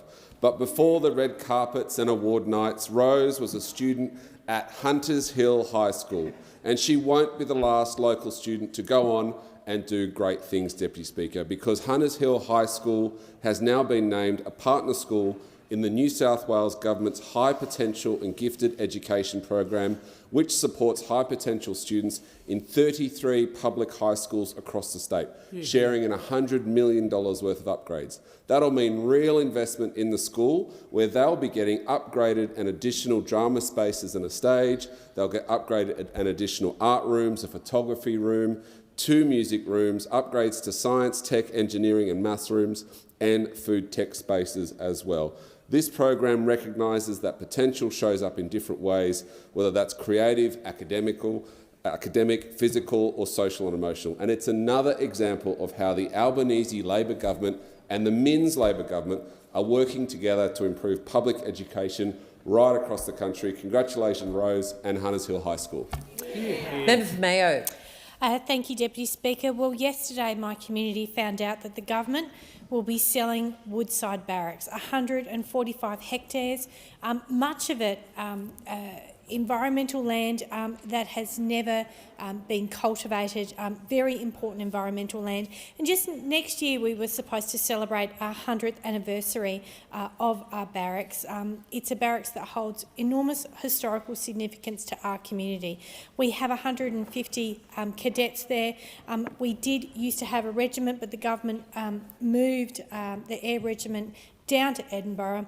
But the great concern in my community is that this 145 hectares will be carved up for housing. And what we need to hear from the state Labor government, from the Liberal opposition, is that they agree with my community that this land should not be turned into 400 or perhaps even less blocks. You know, that would be potentially a population of 10,000 in a high-risk bushfire area. And I might just say we also need mayoral candidates. We currently have a state election, but we also have a mayoral election in Adelaide Hills, and every single one of those mayoral candidates should come out and tell the community where they stand on this. This must be preserved for future generations as open space, as community space, and not turned into housing. Member for Hunter. Guess what, Speaker? Tomorrow is the start of the Winter Olympics, a global celebration of athleticism, courage and, in some cases, an impressive willingness to throw yourself down an icy mountain at terrifying speeds. As somebody who's had the privilege of representing Australia at the Olympic Games, I feel uniquely qualified to speak on this matter. Admittedly, my Olympic experience involved nice hot summer days rather than snowflakes. The closest I've been to coming to the winter sports is grabbing a beer out of an ice-filled esky. But, Speaker, once an Olympian, always an Olympian. The Winter Olympics remind us of what makes sport so special. Years of training for moments that last seconds, pushing through the pain, doubt and occasional crash, all for the chance to wear the green and gold and make Australia proud. Speaker, let's be honest, any Australian who chooses to compete in winter sports deserves an extra bit of respect. We are a country better known for beaches than blizzards, and most of our athletes learn their craft a very long way from home. That takes grit, determination and a level of stubbornness that we can all admire. To our Australian Winter Olympic team, we are incredibly proud of all of you. Whether you bring home a medal or memories, you carry the hopes of all Australians. I'm not going to say good luck, because luck is for those that haven't put in the hard yards. So stay safe and remember that no matter how cold it gets, Australia is fully behind you, and enjoy it. Member for Goldstein. Thank you, Deputy Speaker. And Deputy Speaker, this is a message for all of the small and family businesses, the sole traders and the self-employed. We just want to say thank you and keep going, because we know that you're suffering directly under the consequences of higher interest rates because the Albanese government can't control spending and is driving inflation. We know you're living the consequences of red tape inflation, going up and stifling your capacity to grow your business every day. You're living the consequences of industrial relations inflation, where the costs the government is trying to push onto you as an employer is making it harder and more complex to do simple things like pay your workers. Every step of the way, people are facing, in small business, big challenges in this country. That's why we have seen a record number of small businesses collapse under the Albanese government. Since the Albanese government was elected, 41,000 small businesses, and with that livelihoods, have disappeared through insolvency. Last year alone, more than 14,000 small businesses went insolvent. It is a record for Australia, and it is not one, Deputy Speaker, that anybody should be proud of. This is the legacy of what happens when you have a reckless government that simply can't control its spending but can always find a way to get its hand and shove it into households and small business pockets. Now is the time for good people to stand up and call it out. Member for Maribyrnong. Deputy Speaker, like many families across Maribyrnong and across the nation, my family is well and truly back into the rhythm of the new year. Gwenny is beaming with excitement, having started high school, and Margot is already telling me how much she loves her new grade 4 teacher. But like households everywhere, we're back to the busy mornings and to the juggle, and it is in that juggle I want my community to know this. Every day that I come into this chamber, this Labor government and I are firmly focused on you, making sure you and your family get the support that you deserve. This is because we are united and focused on delivery, while those opposite remain focused on themselves. Deputy Speaker, the opportunity of education is a deeply held value in our government. This starts in early childhood, and it's why we're making early education more affordable and accessible with our 3-day guarantee, because we are focused on easing cost of living and giving every kid the best start in life. But it doesn't stop there, Deputy Speaker. We're also delivering historic record funding for our public schools, providing more support for students, better resourcing for classrooms and backing our incredible teachers. For Labor, we deliver because education is fairness, it's opportunity, and it's about building a stronger future for Maribyrnong and our country. But, Deputy Speaker, while we are focused on easing the pressure of families in Maribyrnong and across the nation, those opposite remain hopelessly divided. But my community of Maribyrnong, let me tell you this, our focus is different. Our focus is on you. Yeah. Member for Page. Thank you, Deputy Speaker. Deputy Speaker, this week has been a terrible week for mortgage holders in Australia, Deputy Speaker, because what we've seen this week is the 13th interest rate increase under this Labor government. That's obviously had a huge impact on the average family. The average family, in fact, mortgage payments have gone up over $20,000 per year because of those interest rates. So that obviously eats into family budgets, to how much money they can afford to buy food, how much money they can do many other things. And as we know, many economists around the country blame these interest rate increases firmly at this Labor government's economic policy decisions. But the other issue I want to raise too today, Deputy Speaker, is this government's net zero 2050 policy, Deputy Speaker. You know, I know, that this policy is making power prices go up, that is making that also unaffordable for many families. Now, this net zero policy, we have to remember that Labor's aggressive net zero 2050 policy is what they want to lower emissions in Australia faster than three very important countries: the US, China and India. And why do I mention those three countries, Deputy Speaker? Because they are the biggest emitters in the world. China's emissions go up more every year than Australia's total emissions. But Labors want to race ahead of those countries, which is causing great economic damage to our country, interest rates to go up, power prices to go up, and bringing economic ruin to a lot of families and businesses.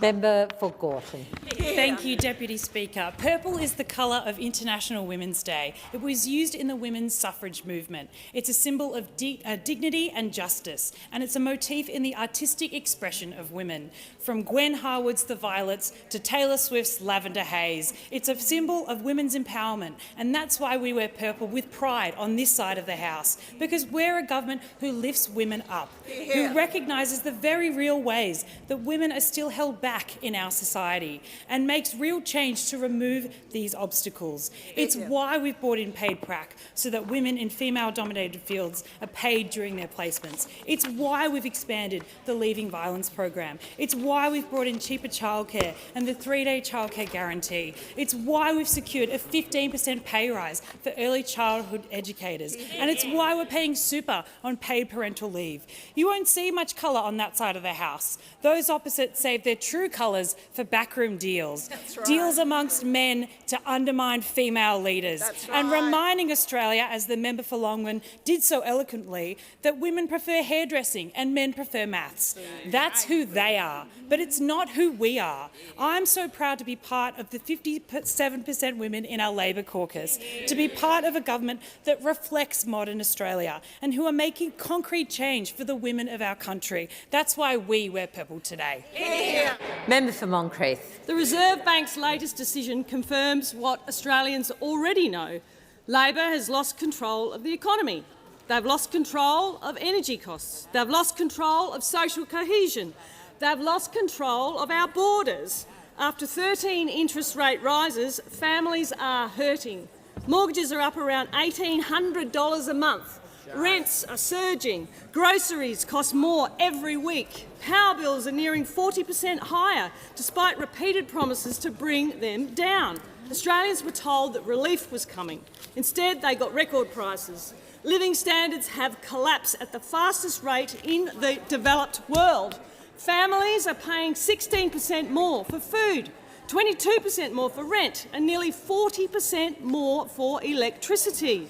These are not statistics. These are household budgets being smashed by this government. At a time when Australians are already under pressure, the government's failures are adding further strain to housing, services and community confidence. It all flows from the same problem: an addiction to spending and a refusal to take responsibility. Labor's spending spree has driven inflation higher for longer, forcing the Reserve Bank to act. And instead of getting spender under control, Labor's answer is always the same: higher taxes on savings, on housing, on super and on family business. And that is not economic management. Labor spend, prices rise and you pay.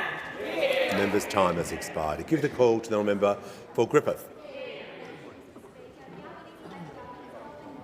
realise the dream of home ownership sooner, and I'm thrilled that more than 50,000 Queenslanders have now bought their first home with the help of our 5% deposit scheme.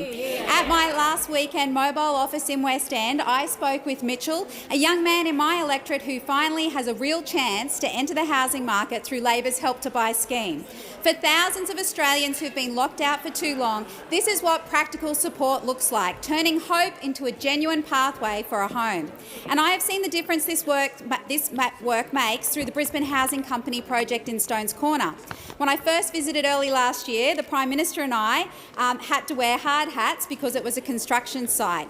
Late last year, I was delighted to welcome the Prime Minister back and to see residents moving into 82 brand new social and affordable homes.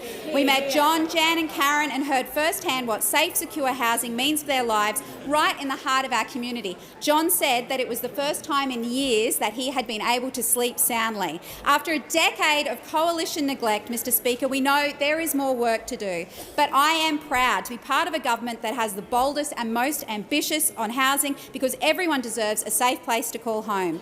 The Albanese Labor government is tackling Australia's housing crisis by making it easier to buy, better to rent and building more homes faster. We are focused on delivery, and we are focused for delivering for the people for Griffith and the people for Australia. In accordance with Standing Order 43, the time for member statements is concluded. Just invite members to take their seats quickly and quietly. On indulgence, I give the call to the Honourable the Prime Minister. Thanks, Mr Speaker. I can inform the House that the West Australian Government has confirmed that the Western Australian Joint Counter-Terrorism Team, comprising WA Police, the Australian Federal Police and ASIO, has charged one man yesterday, a 31-year-old male, with engaging in a terrorist act. That offence carries a maximum sentence of life in prison. I was briefed yesterday in person by the AFP Commissioner, Chrissy Barrett, and the Commissioner of Police for Western Australia, Cole Blanche, on the investigation. I thank particularly the Commissioner from WA for travelling here to give an in-person briefing. As an individual has now been charged, I will use the word allegedly. On the 26th of January, the man is alleged to have thrown a homemade explosive device into the crowd at a rally in Perth. This was a gathering of our fellow Australians exercising their democratic right to express their views and participate in a peaceful demonstration.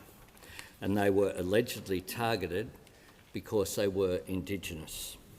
This alleged act of terrorism was deliberately aimed at Aboriginal and Torres Strait Islander Australians. Mr Speaker, this was alleged terrorism driven by racism and hatred. Hate that should have been banished to the dark reaches of history, yet still lives in the dark corners of the internet. The device did not detonate, but that does not change the fact that this attack was real, and the intended consequences would have indeed been horrific. Deaths, injuries, trauma beyond imagining. I know that First Nations people around Australia are grappling with that. The combination of disbelief, anger and real fear, and I've met with a number of Indigenous leaders in the last 24 hours about this. As a government, as a parliament and as a nation, we see you, we stand with you. We will do everything required to keep you and your loved ones safe. There is no place for racism or hatred in our nation. It is an offence against our Australian values, and it is an offence in Australian law. Importantly, the Joint Counter-Terrorism Team does not believe there is any residual risk from the alleged perpetrator. Mr Speaker, Australia has been enriched by every faith, background and tradition, people all over the world united by their love of this country. And only Australia has the privilege of being home to the oldest continuous culture on earth, and we all share that privilege, either people who've come here or are descendants of people who have come here. That is a source of pride for all of us. It is something that all of us have a responsibility to safeguard. On that, let us stand united as a parliament, as Australians, in support of our nation, and let us reach out at this time, which will be difficult as some details are further, no doubt, will come out as part of this process. It will be a difficult time for Indigenous Australians, and we stand with them at this time. Indulgence, I give the call to the Leader of the Opposition. Thank you, Mr Speaker. I would like to associate the opposition with the remarks of the Prime Minister. We are all deeply concerned by what has been declared by authorities as an alleged attempted terror attack on Australians gathering to exercise their right to protest. This alleged event has provoked anxiety, shock and concern in our Indigenous communities, as it has across our nation. Australia is defined by tolerance and respect, and we can never accept a situation where we turn to violence to settle our political differences. These are fragile times for our society, and it is incumbent upon all of us in this place to nurture peaceful civil debate and guard our great democracy against hate and violence. I thank the AFP, the Joint Counter-Terrorism Team, the West Australian Police and all law enforcement for their ongoing tireless efforts to keep us safe. Today, all fair-minded Australians stand against any who would seek to use political violence. We shall move to questions without notice. Are there any questions? I'll give the call to the Honourable the Leader of the Opposition. Thank you, Mr Speaker. My question is to the Prime Minister. Last year, the Prime Minister promised Australians that inflation was under control and that his government had, quote, done all it can.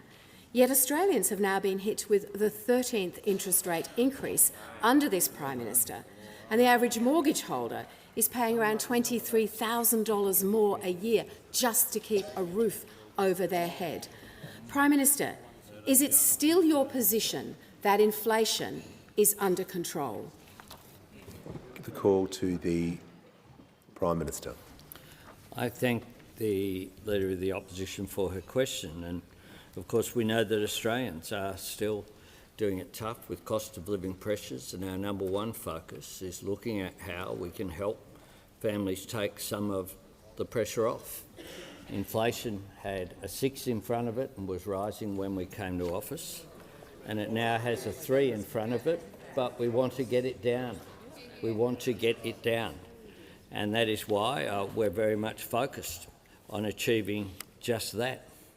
And in the OECD annual report of January, just a month ago, they had a lot to say about inflation and about the position that Australia finds ourselves in.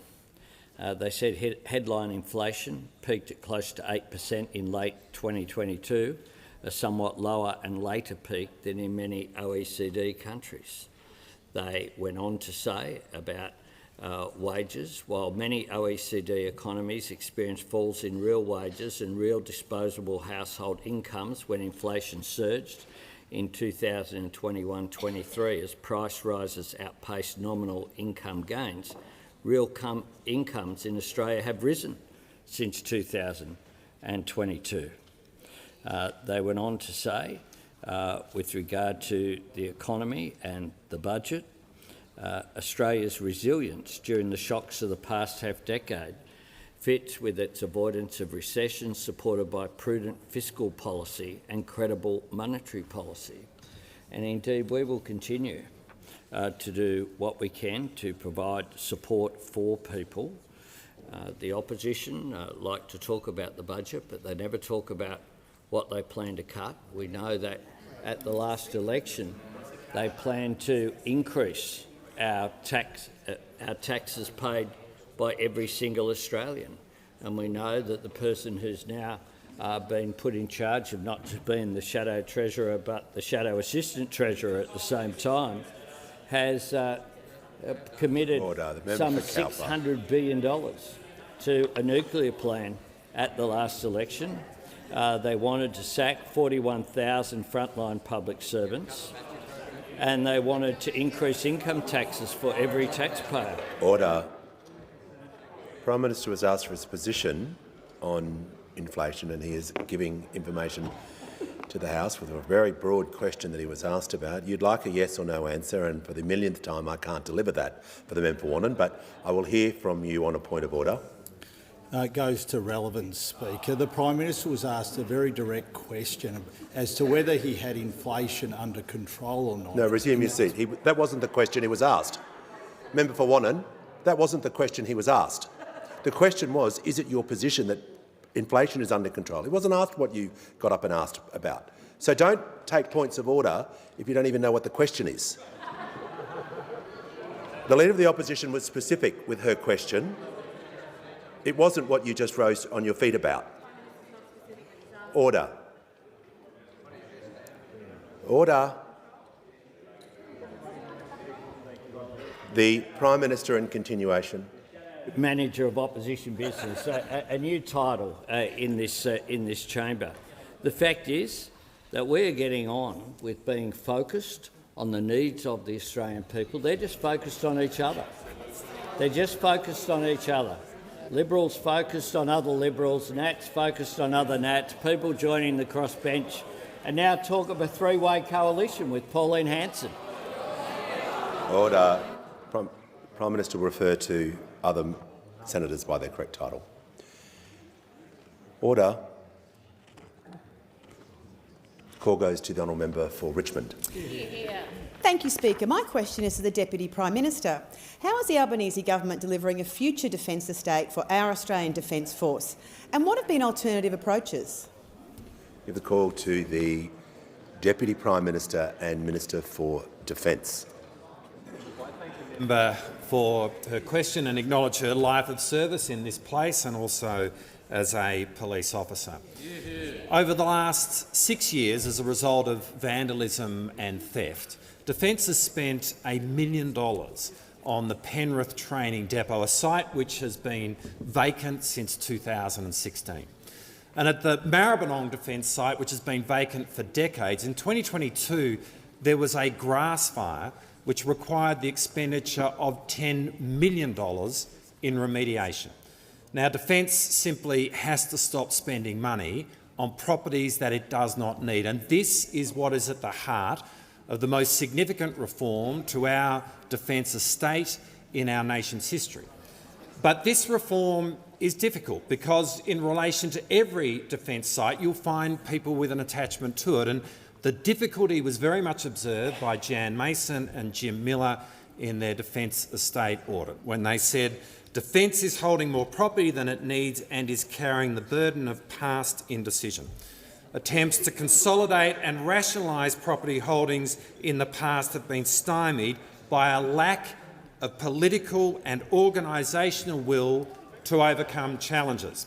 And those words are particularly appropriate to those opposite, because in the 9.5 years when whatever we call that was the Abbott Turnbull Morrison government, they did absolutely nothing. And what is also clear, in their response to yesterday's announcement, they have not changed. Now, the Shadow Minister has said that these properties play, and I quote, a vital role in Australia's defence capability. But which ones? Exactly which ones? And the former Shadow Minister, the member for Canning, has said that our reforms are both short-sighted and foolish. And so what is absolutely clear is that if those opposite were the government today, they'd still be squibbing it today. But our government has the political will, because the Defence Estate Review has also made clear that if we do not act, governments will spend $2 billion over the next 25 years on these properties without making any contribution to our capability, and that is completely unacceptable, because we win on the battlefield by virtue of capability. And that means we must stop wasting money on properties that we don't need, and more to the point, we need a defence estate which is finely tuned to the requirements of the Australian Defence Force so that it can be the foundation that our force needs to do its job to defend Australia. Before I call the honourable member for Indi, I'm pleased to inform the House today that in the Speaker's gallery is Her Excellency Ms Fiona Flood, the Ambassador to Australia from Ireland. A very warm welcome to you. I give the call to the honourable member for Indi. Thank you, Speaker. My question is to the Minister for Emergency Management. Bushfires are still burning in Victoria, and thus far over 75% of homes lost and private land burnt is in my electorate of Indi. My electorate is grateful for the support provided by the government to date, but so much more is needed. Minister, what further support, beyond that already announced, can communities in my electorate expect from the Commonwealth? Give the call to the Honourable Minister for Emergency Management, Local Government and Territories. Thank you, Mr Speaker, and I thank the member for Indi for her question, and I acknowledge her community is going through a particularly tough time at this point in time. A lot of Victorians have been impacted by bushfires that have burnt through over 415,000 hectares across Victoria and has had a major impact on communities right across that place. Can I again thank the member for Indi and the member for Nichols for inviting me into their local communities. It is really important in this role to hear firsthand from communities about what they're going to need, not only in the short term but in the medium and long term as well. And can I thank the members in Ruffy who I met in particular. I said the other day they were so worried about their local environment, let alone their own homes, and I heard very clearly from them their desire to see the Ruffy Community Centre rebuilt, which they lovingly referred to as the TCC, and so we will continue to work with your community on those things. I also heard really clearly from both Strathbogie and Murrindindi Shire Council members about the need to make sure that infrastructure is built back more resilient and that we work on those community cohesion projects together into the future. As the member knows, the Prime Minister announced another package of support, so $158 million, going to things like extended power outages for businesses, clean-up support for community members, temporary accommodation, rebates for people who need to clean out water tanks, and mental health support in particular. And we'll continue to extend support where it's needed, and we'll work with the Victorian Government on that. We have enacted over $330 million in that state Commonwealth disaster recovery funding arrangements already. However, we recognise that the state and local councils are best placed to identify the type and the level of assistance that is going to be required following this disaster in accordance with their responsibilities for disaster management. So the Albanese government will continue to work really closely with the Allan Labor government and with local councils and local communities in particular to understand where supports and assistance is going to be needed into the future. And our government stands ready, willing and able to assist when those support packages come forward. We know that recovery isn't a straight line. It's not going to be a speedy process. So our commitment is to continue to work with all levels of government and local communities to see this recovery tail through, and we stand ready, willing and able to support as we can when we can. Call to the honourable member for Moore. Thank you, Mr Speaker. My question is to the Treasurer. How is the Albanese Labor government helping with the cost of living and strengthening the budget? How does that compare to other approaches? Call to the Treasurer. Thanks, Speaker. The good people of Moore elected an absolute champion as their local member in this place. I appreciate his question, Mr Speaker. Now, inflation last week and rates this week were important reminders of the challenges in our economy despite all of the progress that has been made together. Inflation at the end of the year didn't come in much higher than we expected, but it came in higher than we would like. Some of that inflation is temporary, some of it is more persistent.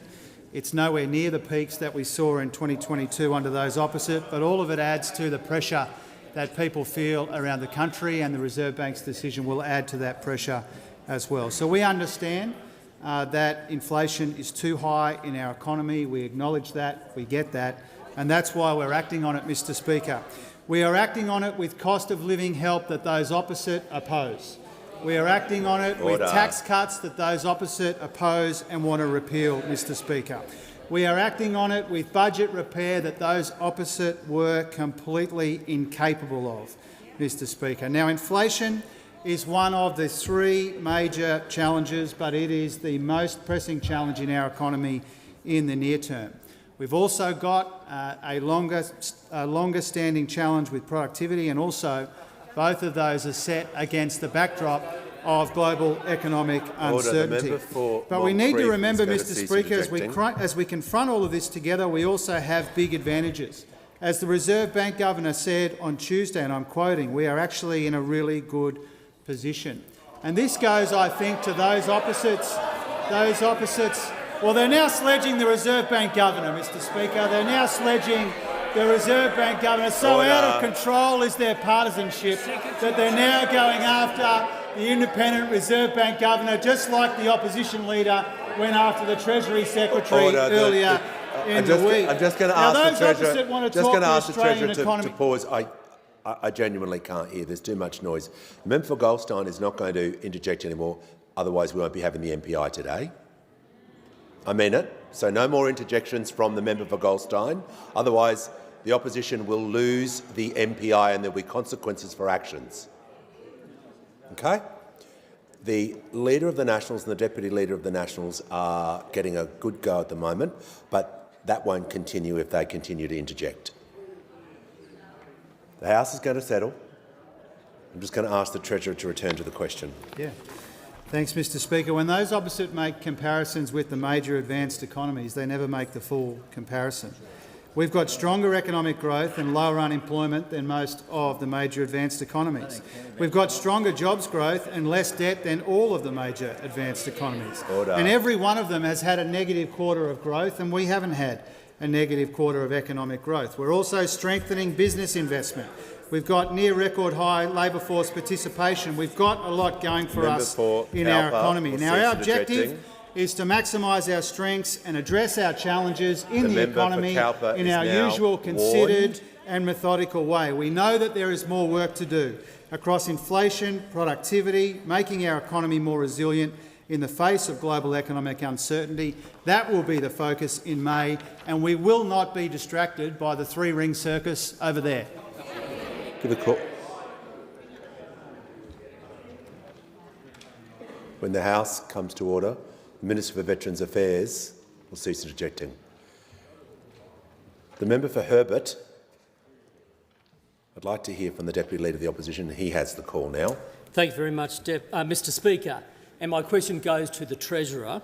Yesterday in question time, the Treasurer referred to his responsibility and actually refused to take responsibility for rising interest rates by quoting AMP economist Diana Messina. But today, Ms Messina told the AFR the Treasurer had cherry-picked her comments and that she, and I quote, didn't say the government was not contributing to inflation. Will the Treasurer apologise for misrepresenting Ms Messina's comments? Order. Order. The Treasurer. Order. The member for Latrobe. The Treasurer hasn't begun his answer yet. Order. Treasurer has the call. Thank you, Mr Speaker. I mean, first of all, I think I've said a number of times now through the course of this week and before that, I take responsibility for all aspects of my job, including our part in the fight against inflation. I think I've made that very clear and repeatedly so. Now, when I quoted the economist that the Shadow Assistant Treasurer is referring to, I made it really clear, Diana Messina, when I quoted her from her interview on the ABC on Tuesday morning, I was making 2 points very clear, and both of these points still stand. First of all, there is not a unanimous view amongst economists, the view pushed by those opposite. That remains the case. And secondly, the quote that I used from the interview that she gave on Tuesday morning on the ABC reflects the factual point that what we saw in the economy in 2025 was public demand growth making a smaller contribution to demand in the economy and private demand growth making a bigger contribution to growth in the economy. Now, I understand that those opposite are so desperate in their current political condition, but they cannot deny the fact that the story of the economy in 2025 was the faster than expected recovery in the private economy. And if they don't want to take my word for it, Mr Speaker, then they should take the word of the Reserve Bank Governor, who said growth in private demand has strengthened substantially more than expected. Members on my left will the RBA cease Governor, private demand is growing more quickly than expected. In the statement on monetary policy, private demand was much stronger than expected. In the statement on monetary policy, the near-term upward revision is driven by private demand. In the press conference, private demand has turned out to be much stronger than we were forecasting. In the statement on monetary policy, the contribution of public demand to year-ended GDP growth has continued to ease in recent quarters. And that's the point that a number of economists have made. It's the point that I've made. It's not a political opinion. It's not an economic opinion. It's a fact in the national accounts released in recent times. Order. Give the call to the honourable member Barton. Thank you, Speaker. My question is to the Prime Minister. Why is gender equality a priority for our Labor government? And why do all Australians have a responsibility to do more and do better on matters of gender equality? Call to the Prime Minister. I thank the member for Barton for her question, and she was there this morning along with many members of the House of Representatives and the Senate, attending the UN Women's event that was held here in the Parliament in the lead-up to International Women's Day. Greater equality for women is central to our government's agenda because it's fundamental to Australia's success.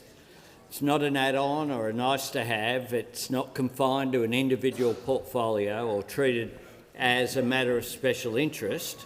It is about the national interest. This is about the investments that we make to close the gender pay gap, to boost economic opportunity, to address the national scourge of violence against women.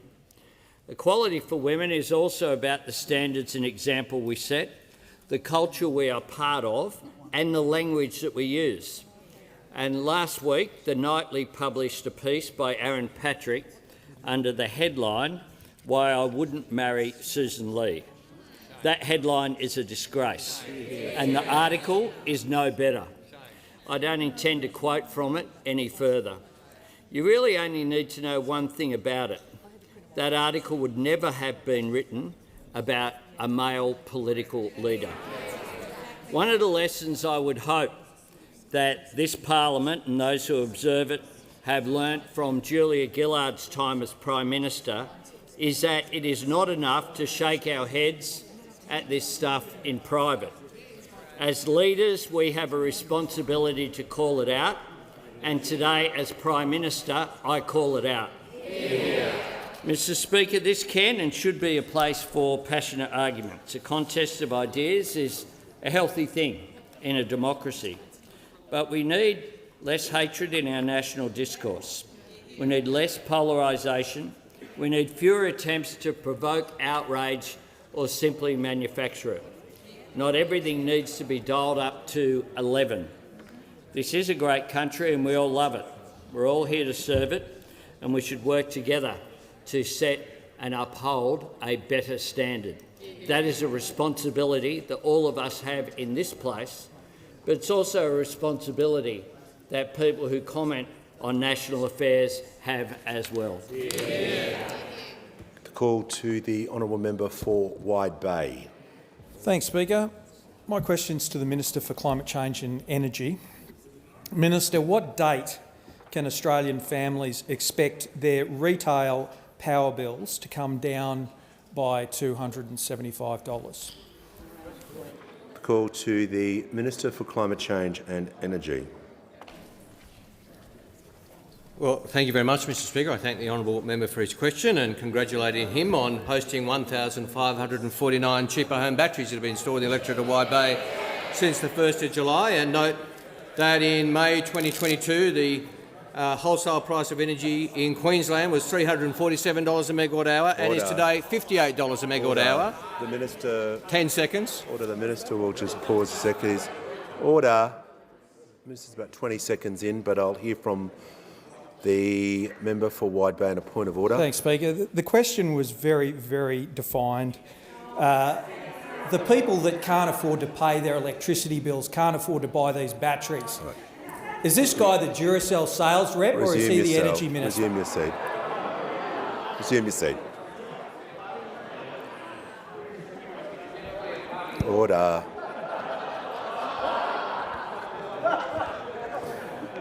Order. The member for Wide Bay needs to state that it was on relevance.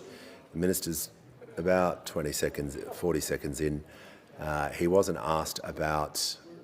He's entitled to a preamble, but I'm going to make sure he's being directly relevant. So he wasn't asked about anything in the member's electorate except a very specific question. The honourable member asked me when retail prices are set, and they apply from the 1st of July, and they apply after the default market offer is released, under the normal course of events, when they're not hidden, Mr Speaker, before an election by a minister. That is the normal course of events, that a draft default market offer will be released in March and a final in May.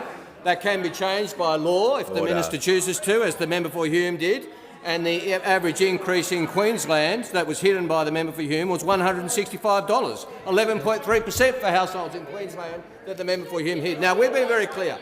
Yes, the member is right. People pay retail prices, not wholesale prices. That is 100% true. Wholesale prices are one of the inputs to retail prices. That's why the member for Hume set a target of $70 a megawatt hour for retail prices. When he left office, prices were more than $300 a megawatt hour.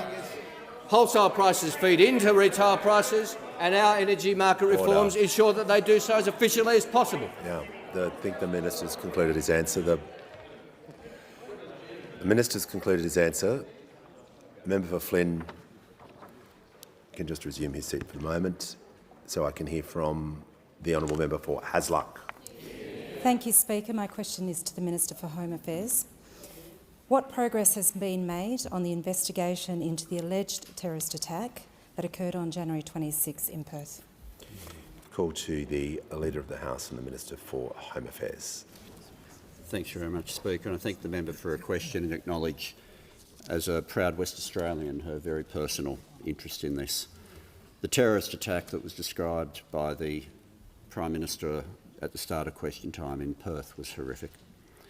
A 31-year-old man allegedly threw a homemade improvised explosive device. This is a bomb fitted with screws and ball bearings into a crowd of people rallying in support of First Nations Australians.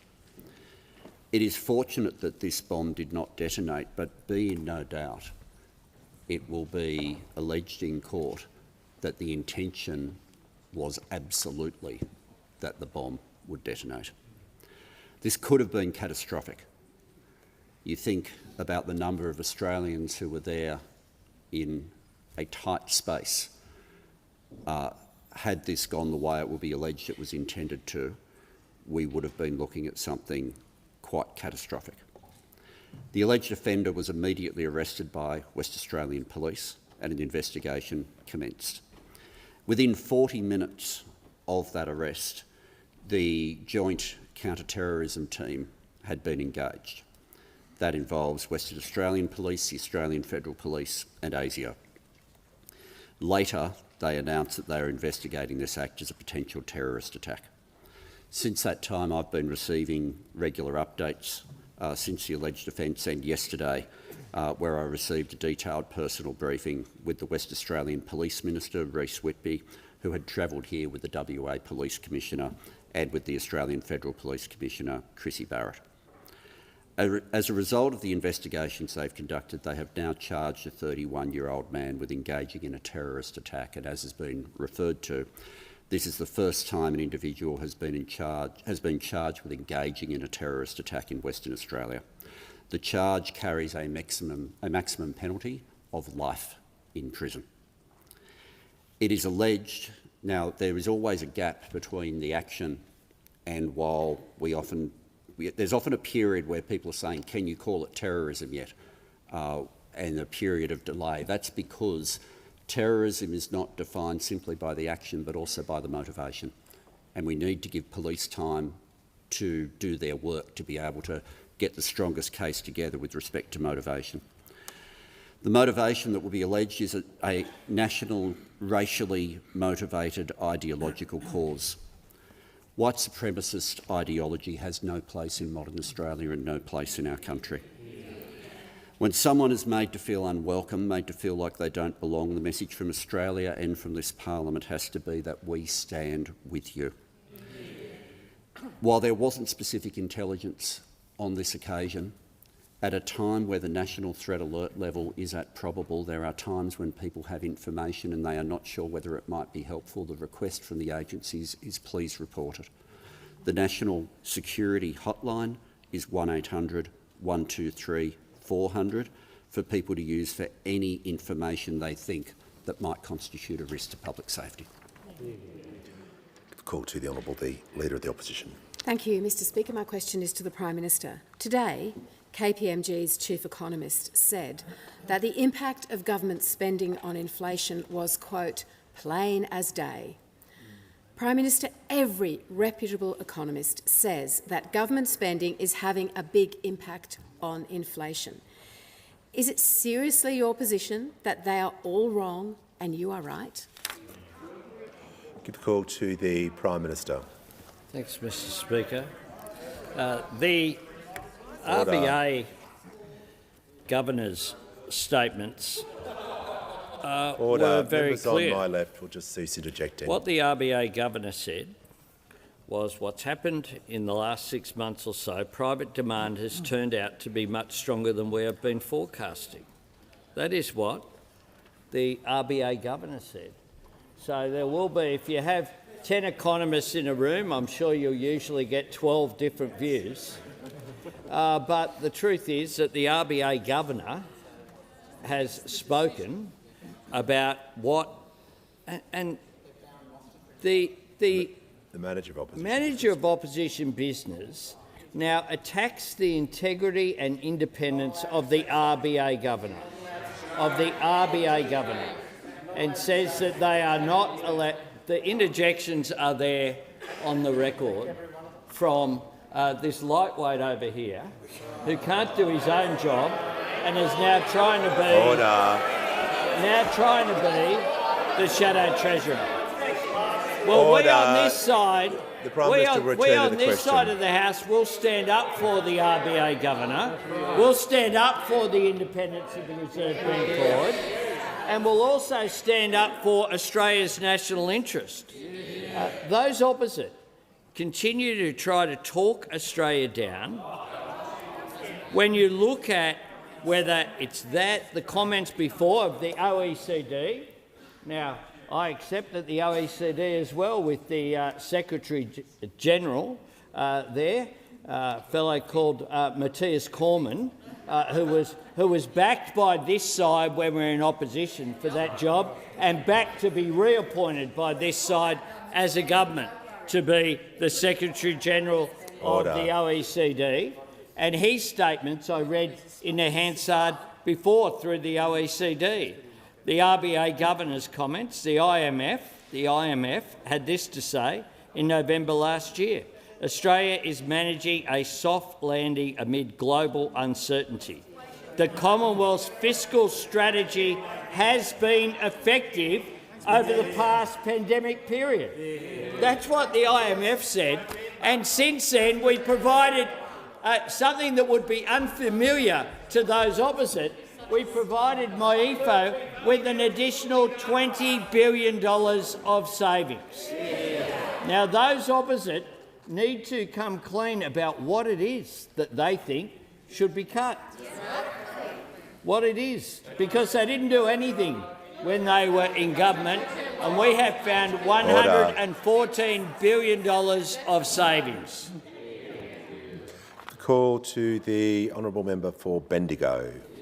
Thank you, Speaker. My question is to the Minister for Health. How is the Albanese Labor government's investments in 1800 Medicare and Medicare urgent care clinics taking the pressure off emergency departments and ensuring Australians get the healthcare advice they need after a decade of cuts and neglect? Call to the Minister for Health and Ageing, the Minister for Disability and the National Disability Insurance Scheme. Well, thank you, Speaker, and thank you to the member for Bendigo for her question and for being such a Medicare champion. The hard work that she has done promoting our strengthening Medicare agenda in her community means that the people of Bendigo have enjoyed some of the best results in the country. After we tripled the bulk billing incentives for pensioners, concession card holders and children back in 2023, bulk billing in Bendigo went up by 10%, the third best result of any electorate in this country, Mr Speaker, and our latest investments are proving just as successful in her community. Before November, Mr Speaker, fewer than 1 in 5 general practices in Bendigo bulk billed all of their patients all of the time. Today that figure is 3 in 5. More than tripled in just 3 months, Mr Speaker. Now, the Bendigo Urgent Care Clinic that the member talks about has also seen almost 20,000 members of her community since it opened in late 2024, all free of charge, and about half of them indicate that if the clinic wasn't available, they would have gone to the local hospital, the Bendigo Hospital Emergency Department.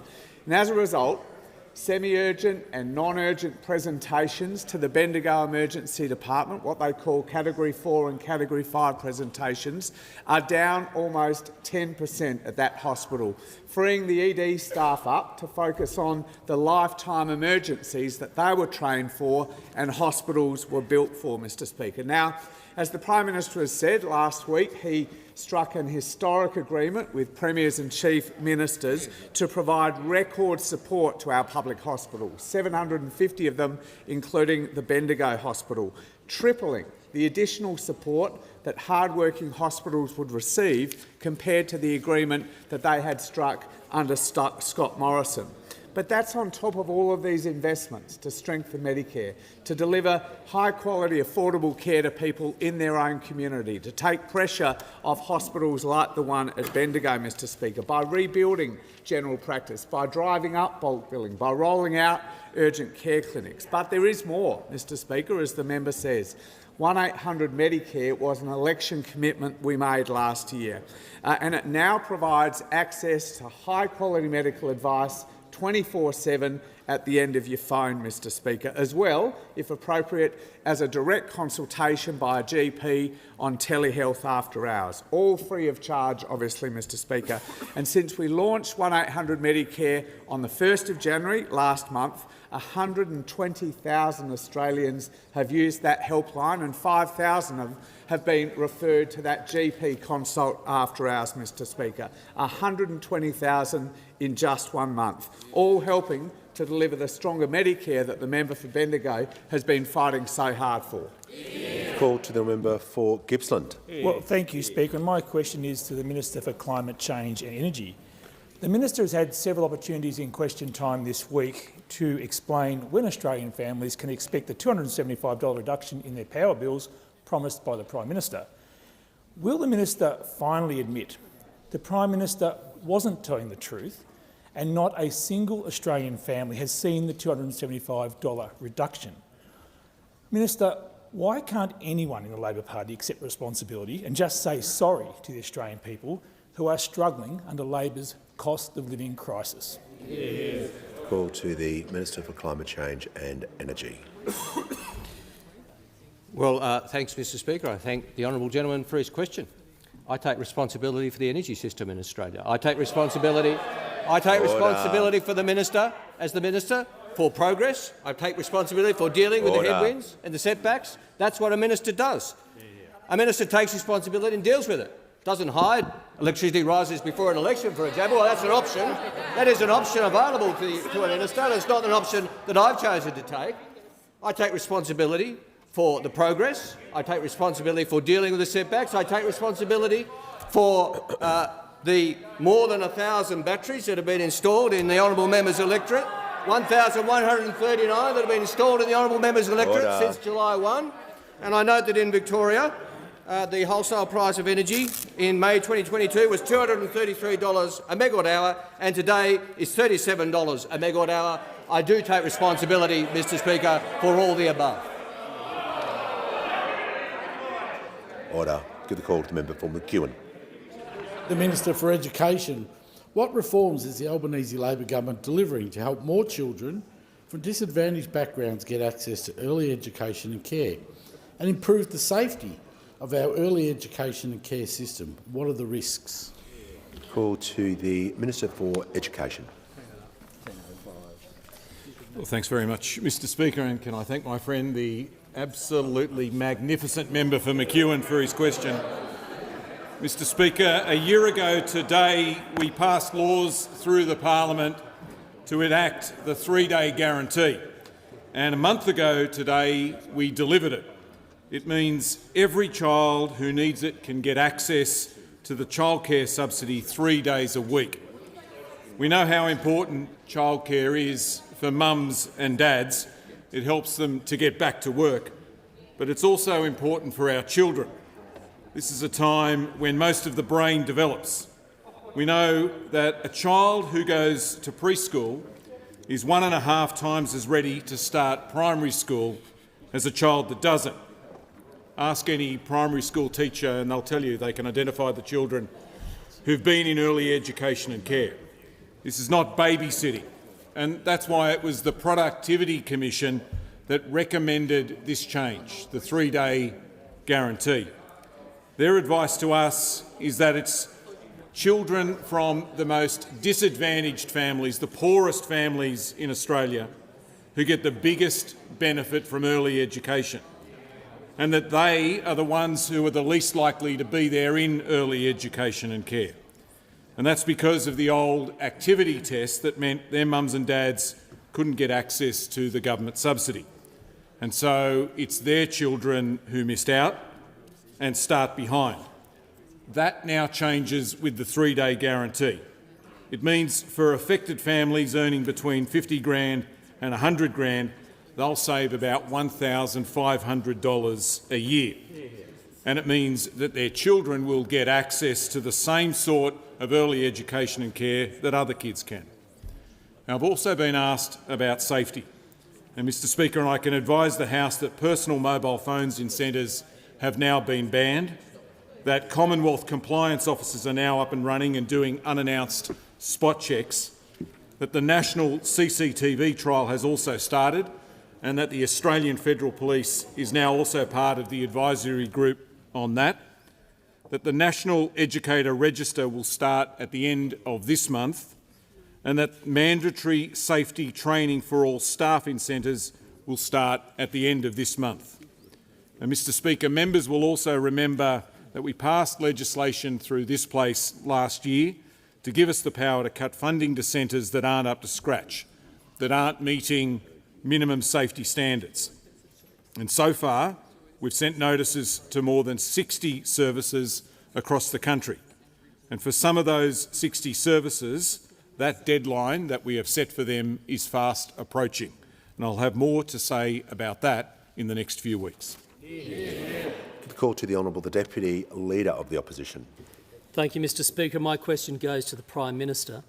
As property owners were slugged this week with their 13th interest rate rise under Labor, the Treasurer has been laying the ground for an increase in capital gains taxes on housing. At the last election, the Prime Minister ruled out changes to negative gearing, saying it would harm housing supply and be anti-aspirational. Given this, will the Prime Minister now rule out raising capital gains tax on housing? Call to the Prime Minister.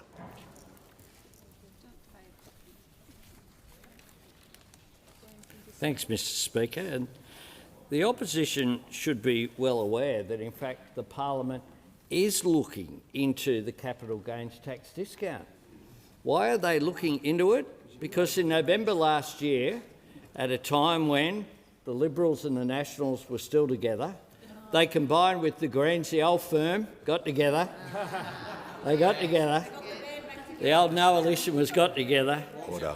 And they established a committee in the other place, a select committee, to look at the operation of the capital gains tax discount. You voted for it. There it was. The Liberals, the Nationals and the Greens. Those were the days, Mr Speaker. Those were the days of unity. And it gets worse. The Shadow Minister for Housing, Senator Bragg, guess what? He's on the committee. He's on the committee, as is Senator Sharma. Now, I know there are lots of people over there not talking to each other at the moment, but Senator Bragg is not one of them. He's always talking. And in between talking about days of our lives, he went on to talk about this committee. I assume he had authorisation from the Leader of the Opposition before they set up a committee to look at all of this. So whilst what we've been doing is getting on with supply the Prime Minister will through pause. the housing... The Prime Minister will just pause so I can hear from the Deputy Leader on a point of order. The Prime Minister updated the House on the topic he was asked about, but order. Order. The member for Lingiari is warned. The Deputy Leader of the Opposition will take his point of order now, as he's allowed to. Thank you very much, Mr Speaker. It is on relevance. The question was very clear. It is asking whether or not the Prime Minister will rule out increasing capital gains taxes on housing. The Prime Minister has not addressed that and is dodging the question. The order, yes, the Prime Minister was updating the House about the topic and what is before the Parliament, so he is being directly relevant about the topic. If he was talking about another tax policy or another policy, he wouldn't be directly relevant, but order. Is currently looking at capital gains tax. It's the Liberals, the Nats and the Greens all together over in the other place, having a look at all of that. We have, and every year in the lead up to budgets, we have this game play, Mr Speaker. I'll talk about what we are doing, not what we're not doing. What we are doing is the Housing Australia Future Fund, the 5% deposits. They've helped 220,000 Australians into their first home. We're working with the states and territories to build 100,000 new homes reserved for first home buyers, and we were there in the electorate of the member for Spence over last weekend, 7,000 homes in South Australia. What we're also doing is training more tradies to build more homes with free TAFE, the incentives for construction apprenticeships, and of course what we're doing in defence land is not only good for defence capability, it'll also be good for housing as well, good for housing supply. Now, every budget, what we do is focus on how we deliver for Australians. We're continuing to do that. This upcoming budget will be consistent with budgets number 1, 2, 3 and 4 that have all improved the lives of Australians. The call to the honourable member for Lingiari. Thank you, Speaker. My question is to the Minister for Regional Development, Local Government and the Territories. Minister, what is the Albanese Labor government doing to deliver for regional Australians, and why is unity so important to delivering for our regions? Call to the Minister for Emergency Management, the Minister for Regional Development, Local Government and Territories. Thank you very much, Mr Speaker, and thanks to the member for Lingiari for her question. If we want to see what delivery in regional and remote Australia looks like, then we need look no further than the member for Lingiari. She does such an amazing job representing her communities, and our thoughts are with communities that may be impacted by the Daly River flood, which is coming soon. I'm really proud to be part of a government that's delivering for our regions. We're investing billions of dollars in remote, rural and regional Australia, whilst those opposite are investing in self-interest. Just yesterday, I joined colleagues to announce the Regional and Remote Airport Support Program, providing financial relief to regional councils who were impacted when Rex Airlines went into voluntary administration, while those opposite were exercising voluntary self-destruction. Mr Speaker, we are delivering in programs across all portfolios to help regional Australians with health, with housing Order. and with education. From home batteries to cheaper childcare to more home care packages. We're delivering $10,000 payments to assist housing apprentices with cost of living pressures while ensuring Australia gets the workforce that they need to build more homes across our country. We've waived HECS debts for doctors and nurse practitioners working in our regional communities to attract them outside of our big cities, while those opposite have waved goodbye to one another. Order. Mr Speaker, we're delivering cheaper medicines. From January 1 this year, our plan is to make the biggest cut to the cost of medicines The Minister on will the pause. The Minister will pause. There's far too much noise. Because he was on a warning and because he's continually ignoring the respect out of the House, the member for Cowper will leave the chamber under 94A. No matter what time of the day you're warned, it carries over. I know he's a good sport. Order.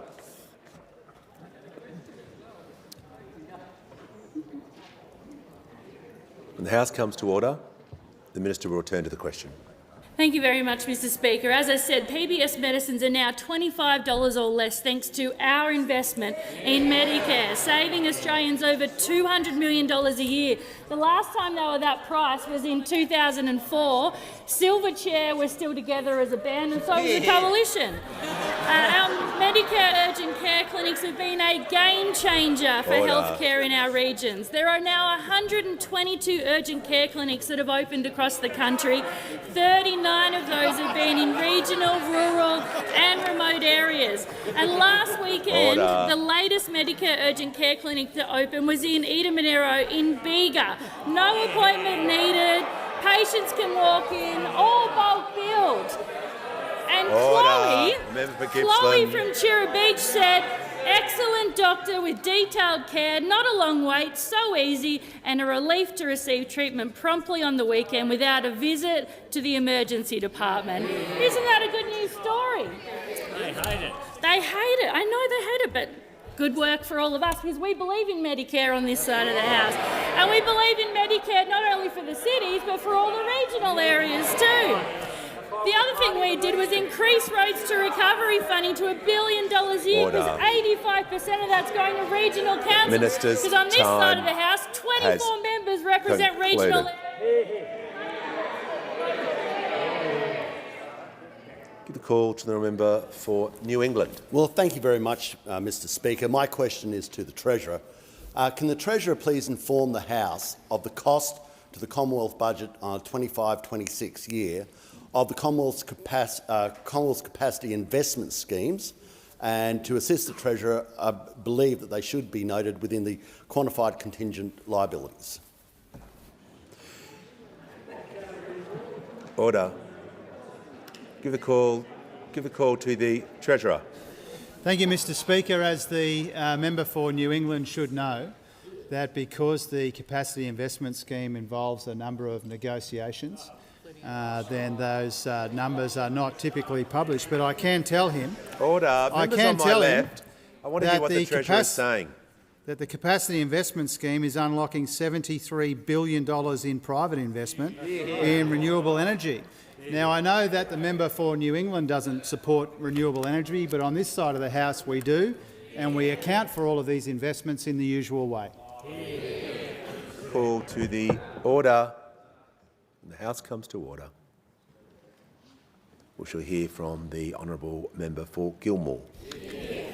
My question is to the Minister for Housing, Homelessness and Cities. What is the Albanese Labor government doing to build more houses in the regions and help more regional Australians into home ownership after a decade of neglect? We call to the Minister for Housing, the Minister for Homelessness and the Minister for Cities. Thank you, Speaker, and what a delight to get this fantastic question from the member for Gilmore. In part because of her advocacy, 667 of her constituents have gotten into home ownership with the backing of the Albanese government, and there are many more to come, Speaker. She's a brilliant representative.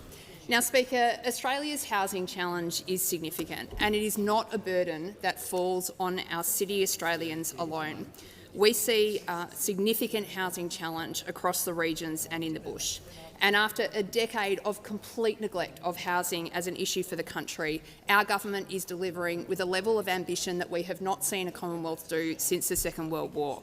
Now, Speaker, that is a huge agenda, $45 billion, which is targeted on three big things. We're building more homes around the country, we're getting renters a better deal, and we are getting more Australians into home ownership.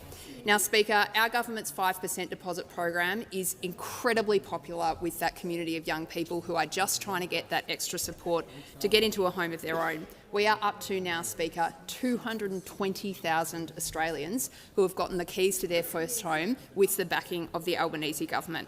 Speaker, 73,000 of those Australians have been people who live in the regions and the bush. Speaker, we've got $1.5 billion in housing infrastructure funding. It's going to roads, to sewerage, to water, to all of those critical aspects that make housing possible. The vast majority of that funding, Speaker, has gone straight into the regions.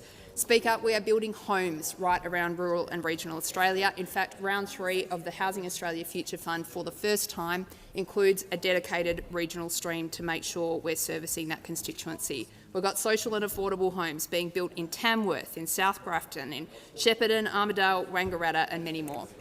Now, Speaker, the member asked me about alternatives, and we have seen some shockers in the time that I've been in Parliament, Speaker. For 9 long years, those opposite sat on the benches behind me and decided to do nothing about for what many Australians believe is the most important issue in their lives. Order. Nothing, Speaker. As you know, Speaker, they were so checked out of housing as an issue, they couldn't even be bothered having a housing minister. Now, Speaker, that had real consequences. We see the Nationals in the Parliament this week scratching their heads about why their voters are deserting them in droves. Maybe it's because they did nothing to deliver for regional Australians when they had the levers of power. Now, Speaker, do you know how many social and affordable homes those opposite built in regional and rural Australia? Do you know how many? It was none, Speaker. A party that says it stands up for the regions, not a single home built in regional Victoria, in regional New South Wales, in regional Western Australia. Speaker, it is no wonder Australians are looking for alternatives. We're united, we're delivering, and we're delivering right across the country, Speaker. Call to the honourable member for Clare. To the Infrastructure Minister. Since the days of the gold rush, our residents have been pushing for a crossing over the Macquarie River at Dixon's Long Point in central western New South Wales. Mid-Western Council wants to access the $10 million allocated to move the project forward. Have the funds been released? And on a separate note, will your government take the lead to finally build an expressway through the Blue Mountains, which has been promised for decades and never ever delivered? The traffic jams are worse than ever, and it's just not good enough. Call to the Minister for Infrastructure, Transport, Regional Development and Local Government. Thanks very much, Mr Speaker. Can I thank the member for Clare for the question? And I know he's been a long-term advocate for the Dixon's Long Point crossing. We know how important the safety of regional roads are and connectivity in our regions are. It is why we announced the investment of $10 million into the Dixon Long Point crossing. The crossing will provide a much-needed crossing between Mudgee and Orange. The member for Calare will remember he wrote to me about this last year, requesting an update on that project. In October last year, when he wrote, I was able to advise that the Mid-West Regional Council had submitted the final project proposal report to my department, and that then was had assessment undertaken. I am pleased to provide a further update and report that I have approved this project proposal for the release of funding of $10 million to Transport for New South Wales on behalf of the Mid-Western Regional Council. That money goes towards the planning work, scope, design and cost of delivering this project, so you should start to see a project on that planning work. It's a project, as you have mentioned, with a very, very long history, and I'm pleased to provide that update. The call to the honourable member for Moreton. Thank you, Mr Speaker. My question is to the Prime Minister. What are the objectives of the Prime Minister's upcoming visit to Indonesia? Why are our relationships in the region and the world so important for Australians at home? How has the government worked to improve those relationships since being elected? The call to the Prime Minister. I thank the member for Moreton for her question and for her ongoing interest in our relationships in our region. Last year in Sydney, I stood on the deck of the HMAS Canberra beside my friend President Prabowo Subianto, and I announced that Australia and Indonesia would take the next step in our bilateral relationship, securing a historic security agreement between our two nations. And in about 40 minutes, I will travel to Jakarta to formally sign that treaty, deepening the bond that we have, honouring our long shared history and looking ahead to our shared future.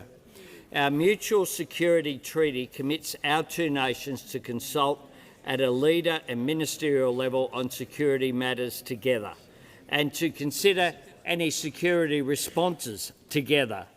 It is a watershed moment in the Australia-Indonesia partnership, a partnership that is based on friendship, trust, mutual respect and a shared commitment to peace and stability in our region. But it's also part of our broader engagement with nations in the region and our investment in our relationships. The alliance with Papua New Guinea, the parceria with Timor-Leste, the Fallapili Agreement with Tuvalu and the treaty with Nauru, and our deeper engagement with ASEAN and the Pacific Islands Forum. We live in the fastest growing region of the world in human history. Australia's prosperity and our security lies within our region, and engaging with our neighbours and partners is vital to building a more peaceful, stable, prosperous and secure future for all of us and for generations to come. Australia engages in our region as a neighbour, a partner and a middle power. Our world matters and our word is respected because we back it up with action. This treaty is a proud moment in the shared history of Australia and Indonesia, and it will ensure that we work together to shape a better future, securing our shared place in the world so that we can secure the best outcome for those we serve here at home. And on that note, Mr Speaker, I ask that further questions be placed on the notice paper. Order. Order. If members can leave the chamber as quickly and as quietly, we just have some reports. Order. The member for Wannon. I have a question for you, Mr Speaker, and it's asked incredibly politely. I was wondering whether you might be able to review the Hansard from the first question, including my point of relevance, and I'm happy to discuss this with you offline, but it is my strong view that my point of relevance was exactly in line with the question that was asked the Prime Minister, and I'm happy to take our discussion further offline. Thank you. The Leader of the House. Just to raise a point of order, questions to the Speaker are for administration purposes, and we should not get to the point where we're using questions to the Speaker to second-guess rulings and to relitigate issues that could have been raised at the time, which is how points of order are about order of debate and issues like that are meant to happen. I appreciate the member for Wannon. We've already had one discussion, and I understand there is his concern. I'll take that on board, and I'll ensure that we deal with points of order following the rules. I just ask all members to follow the standing orders, and perhaps if you're going to take a point of order on words in the question, you state exactly what the words were in the question. That will help, rather than relying on what you think is in the question. That would assist, I think, the House in clarifying all points of order. But I thank the member for Wannon for raising it in the spirit that he did. Before I call the Leader of the House, I want to present the Auditor-General's Performance Statements Audit Report number 22 of 2025-26, entitled Performance Statements of the Major Australian Government Entities, Outcomes from the 2024-25 Audit Program across entities. And on behalf of the Standing Committee on Appropriations and Administration, I present the Committee's Report number 34, Additional Estimates 2025-26. I'll give the call to the Leader of the House with papers. Speaker, these documents are tabled in accordance with the list circulated to the honourable members earlier today. Full details of the documents will be recorded in the votes and proceedings. I have received a letter from the member for Goldstein proposing that a definite matter of public importance be submitted to the House for discussion, namely the government's decision to punish Australian families and small business by failing to rein in reckless spending, resulting in higher interest rates. I call upon those honourable members who approve of the proposed discussion to rise in their places, and I give the call to the honourable member for Goldstein. Well, thank you, Deputy Speaker. And Speaker. Thank you, Speaker. And if you want to see the contempt that the Albanese government has for families, households and small businesses, you just need to see the arrogance of the Prime Minister in question time. Every time we get up to ask a simple question about the survival of small businesses, he shuts down question time. And he has good reason to do so, because the simple reality is last year we had more small business insolvencies in the Commonwealth than we have had in Australian history. I hear the heckling from the Minister for Small Business on the other side of this chamber now. I would be ashamed and embarrassed if I saw a record number of small businesses crushed by under my administration, but the Minister sits there peacocking, proudly saying that she is proud of her record when she should be ashamed. 40,000 small businesses have been crushed into insolvency under the Albanese government. This is not something to be proud of, it is something to be embarrassed and ashamed of, because sitting behind every one of those small businesses is the livelihoods, the incomes, the dignity, the pride of Australians backing themselves to get ahead. And what they are living with right now is increased costs, not just from the explicit increase in interest rates and inflation, but a cost of business crisis where millions of Australian small businesses are struggling to keep their head above the inflation water level because they are experiencing push-down costs onto their small business, harming their profitability. And this morning I met with people from the restaurants and food sector. There are simply profit margins have collapsed. The capacity for a small business to be opened to serve Australians has declined, so much so that 1 in 9 Australian small businesses in the restaurant and hospitality sector has closed.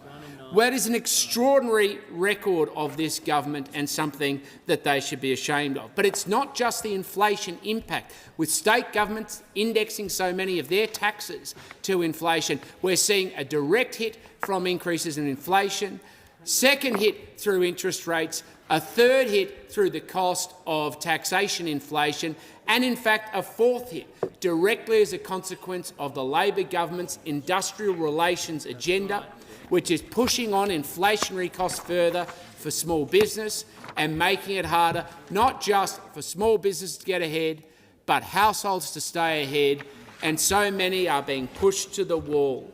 And what is going with that, Deputy Speaker, isn't just a small business, as critical as that is, but sitting behind those millions of small businesses are employees, young Australians who are getting their first job, people who depend on small business for an income. And when a small business collapses, the wage disappears.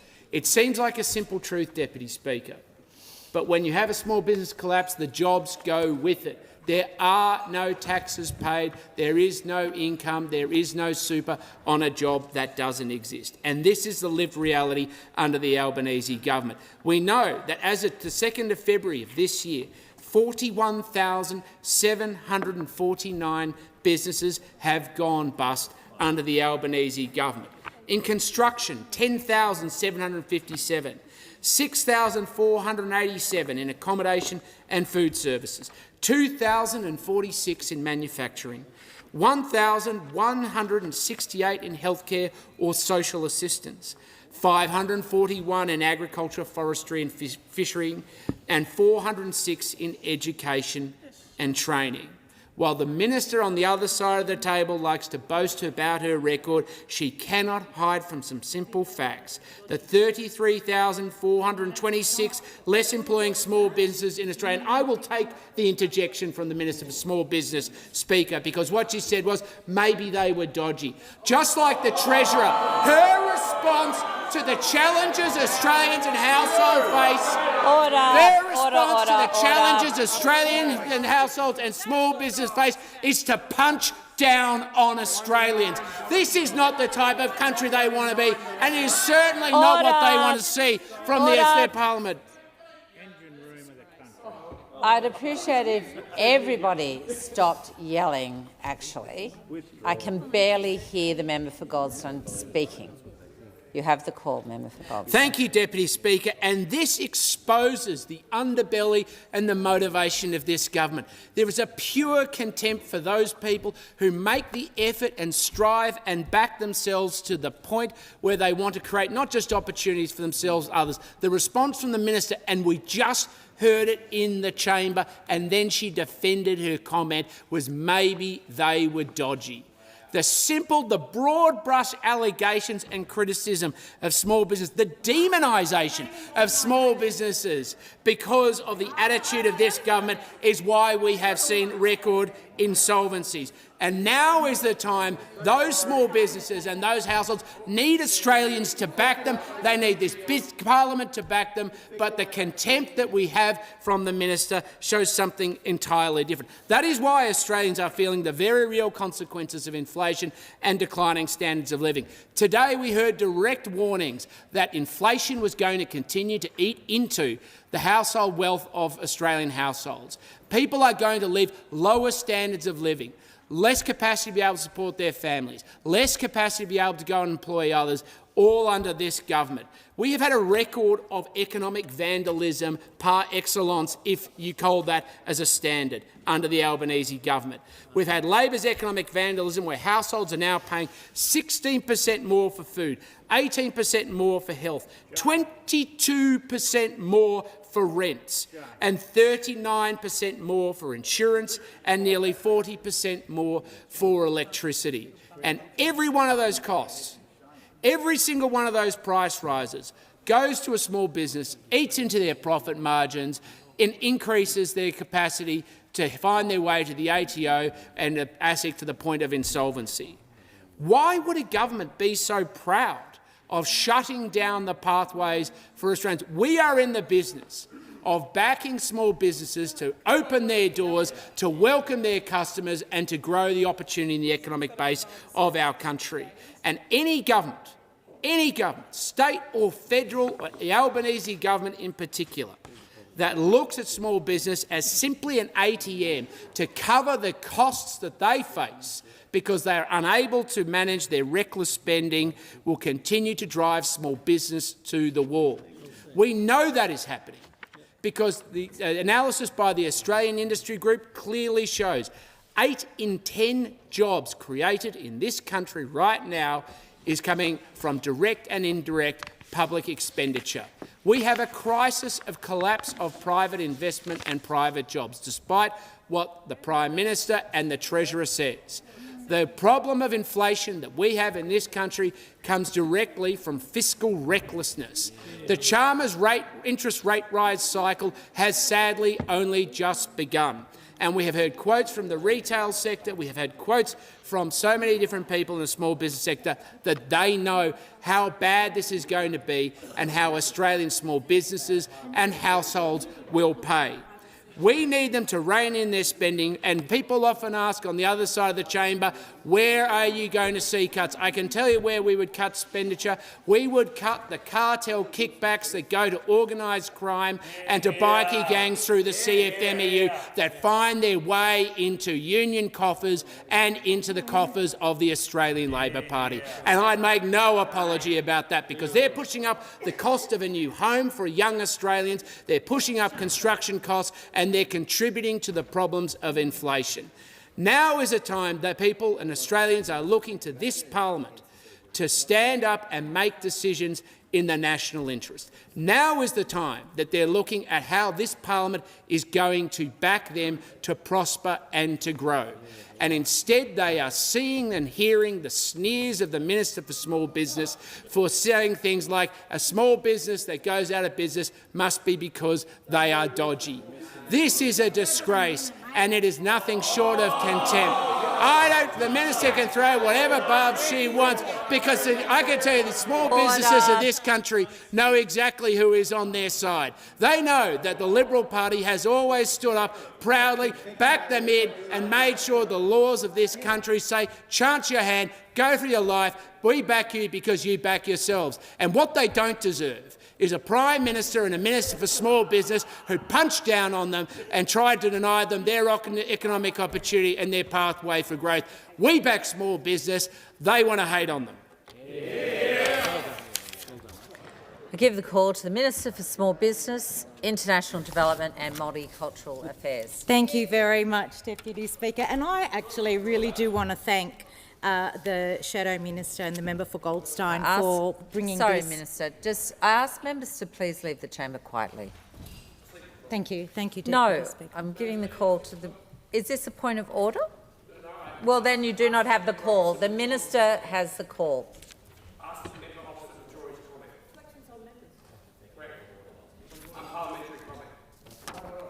Who? Who? Well, then do it correctly, please. I asked you that at the beginning. I ask that the member for Wills withdraw his unparliamentary remark. Did the member for Wills say anything unparliamentary? I'm sorry. I asked because I couldn't hear what was going on in this chamber, despite requesting several times for interjections to stop. I don't know. He's saying there isn't anything to withdraw. I apologise for that interruption, and we will go back to the Minister for Small Business. Thank you very much, Deputy Speaker. And as I was saying, I actually welcome this MPI, and I really do want to thank the member for Goldstein and the Shadow Minister for bringing this, because it gives us an opportunity here to speak about a really important issue. Now, Deputy Speaker, so far I've been the Minister for Small Business for 9 months, and I've spoken many times in this place about small business. And I know that the member for Goldstein started his contribution by talking about the lack of opportunity to ask questions about small business. Well, I can tell you that in the 9 months that I have been the Minister for Small Business in this place, I have not received a single question to me from the Liberal opposition at all about small business. They don't care about small business. They want to pretend that they care. They want to stand here and confect outrage, and they want to bang on the table and talk about small business. But do they actually care about small business? Look at their actions. Look at how many times they've sought to ask questions. Seriously, are we just going to have this slanging match all through the MPI? I hope not, because there'll be people leaving the chamber shortly. Okay. Thank you, Deputy Speaker. But just to say, I actually do welcome those opposite finally focusing on something important to Australia and to Australian communities and to the Australian economy, and that is small businesses. I can't help but wonder, though, given the Shadow Minister's recent performance, whether it was a job interview or perhaps all of this is just another distraction from the chaos and the discord and the infighting that we're seeing over the other side. I do welcome them actually asking a question about small business and focusing on something other than themselves for once. So I will take this opportunity, Deputy Speaker, to talk about small business. To first of all, though, I want to thank the many small businesses who have taken the time, whether it's in the member for Wills electorate, whether it's in the member for Moore's electorate, whether it's in the member for Aston's electorate, the many small businesses that I have visited and who have taken the time to sit down with me and to go through some of the issues that they're experiencing. I can't tell you how valuable their feedback and their input is into the work that we are doing here as a government, real work that is built on Australia's very first national small business strategy, a strategy that those opposite didn't have in the whole time that they were in government, things that we take to the small business ministers' meetings that those opposite didn't convene once when they were in government. Not once. Since we've been in government, we've had 7 small business ministers' meetings, and I'm really pleased to say that I've convened 2 of them, and the previous minister before me had convened 5 before that. But how do you work with small businesses? How do you deliver for small businesses if you don't talk to states and territories? If you don't bring together small business ministers' meetings, if you don't go out and talk to small businesses and hear them and listen to them. Before I continue, Deputy Speaker, I do want to address a piece of misinformation. I hope that it is not purposeful, though I doubt that it isn't purposeful, and I think that perhaps the Shadow Minister was being very purposeful in his selective use of the statistics and the figures here around the number of insolvencies. And I do want to clarify the number of insolvencies and address specifically the point that the Shadow Minister made. Because he is correct, the number of corporate insolvencies has increased compared to the previous 12 months. However, and here's the important bit, the level of corporate insolvencies as a proportion of total companies was 0.41%, and that is lower than the long-term historical average. Lower than the long-term historical average for insolvencies. So it is quite disingenuous of the Shadow Minister to stand here and say it's the highest number of insolvencies ever, and to yell and scream like a banshee, banging on the table about the number of insolvencies, when he should know how to read statistics. And if he doesn't know how to read statistics, there's a Statistics 101 course that he can take. Minister, I'll ask you to direct your comments through me in the chair. Apologies, Deputy Speaker. So I want to talk a little bit about our National Small Business Strategy, because the fact is you cannot deliver, and you cannot say that you deliver for small businesses if you don't have a strategy. Our Small Business Strategy, which I remind again the House, is the very first National Small Business Strategy, looks at 3 pillars. It looks at how we help businesses grow, it looks at cutting red tape, and it looks at creating an even playing field for small businesses. 3 things that small businesses always raise with me when I speak to them. They tell me, we just want an even playing field, we just want a fair go. They tell me there's too much red tape, and often that red tape is over different levels of government, which is why it's important to speak to states and territories. And they tell me that they want to be able to grow and they want to be able to thrive. And if you have those 3 pillars as the basis, the principles upon which you base the work that you do in small business, then you are able to deliver for them. Under those 3 pillars, there are a number of things that we've delivered. I want to talk a little bit about the instant asset write-off, which we extended. It's a $20,000 instant asset write-off. It allows small businesses to purchase the equipment that they need to keep going. I want to talk about the many supports that we have for businesses around digital solutions. A lot of small businesses are a bit reticent to uptake AI, to utilise digital solutions. I want to tell small businesses that there is help out there to help you utilise digital solutions to grow your business and to keep your business going. I want to talk about the targets that we've set for government procurement. We've increased the target of government procurement for businesses under $20 billion to 40%, and that means that any government contracts under $20 billion, 40% of them must be small or medium enterprises. That really gives small business a fair go and an even playing field when it comes to getting government contracts.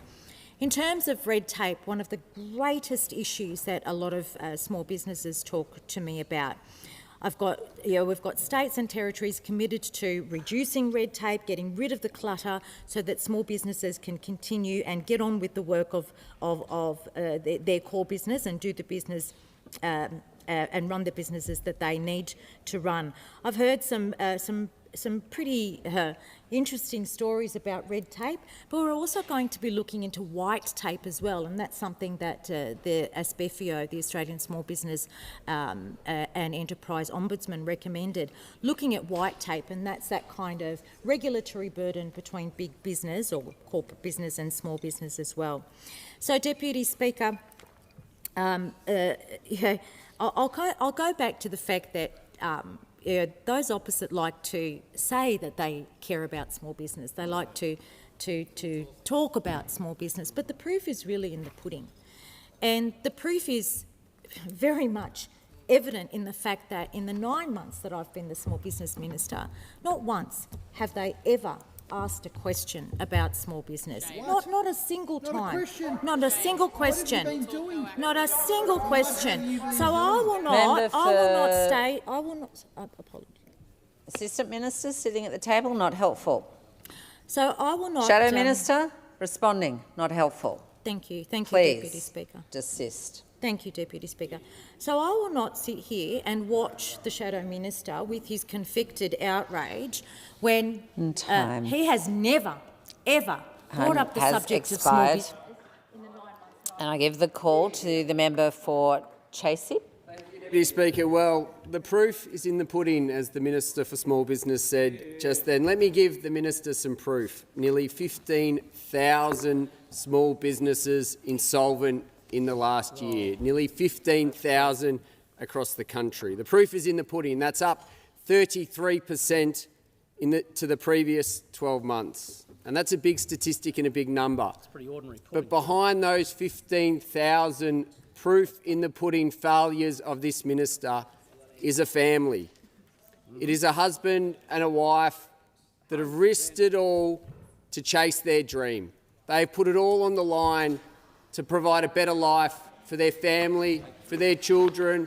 They have taken risks, they've risked it all. And 15,000 have become insolvent. They've had to go broke, potentially lose their house. And what is the comfort that the Minister for Small Business just gave to those business owners that lost it all in the last 12 months? Maybe they were dodgy. Maybe they were dodgy. So if you were one of those small businesses in Casey that took a risk, that gave it all, and unfortunately it didn't succeed in the last 12 months, well, the Minister for Small Business in the Albanese Labor government wants you to know that maybe you were dodgy. That's it. Maybe it was your fault. No one to blame the Albanese Labor government. It couldn't have possibly been this minister. It had to be you. And what does that really say about this government? This is a minister that is supposed to be responsible for helping the Australian people, for helping small businesses that risk it all to get ahead. And her answer to you is that you're dodgy. It's your fault. Why is this Minister for Small Business even the minister if she does not care about Australian small businesses? Because small businesses give so much back to our community. I'm very lucky to have so many sporting clubs in the electorate of Casey, and on the side of all those sporting club fields are sponsorships. And they're not sponsors from big business. They are sponsors of small. They are sponsored by small businesses right across the country that are the heart of the community. They give back. So if small business is not strong, our communities will not be strong. And if our communities cannot be strong, then our country will not be strong. But this government does not care about that. And let's be clear, there is a reason that this government does not care about small businesses in Australia. Exactly right. They cannot unionise a small business. The secret given by the minister, who has such disrespect for small businesses, is that there is a compact between big business in Australia and the union movement, and the union movement then supports the ALP. The small businesses of Australia cannot be unionised, so the ALP and this government do not want to support them. They want to run them out of business so they can centralise it with unions. We know this and we see this. And as the minister herself said, the proof is in the pudding. The proof in the pudding is 15,000 small businesses insolvent in the last year alone. Australians that have suffered. And the real question and the real fear for the Australian people is it was bad in 2025. We saw an interest rate rise this week. It's going to get a lot worse for small businesses across the country. And the reason it's going to get worse is input costs are up, led by energy.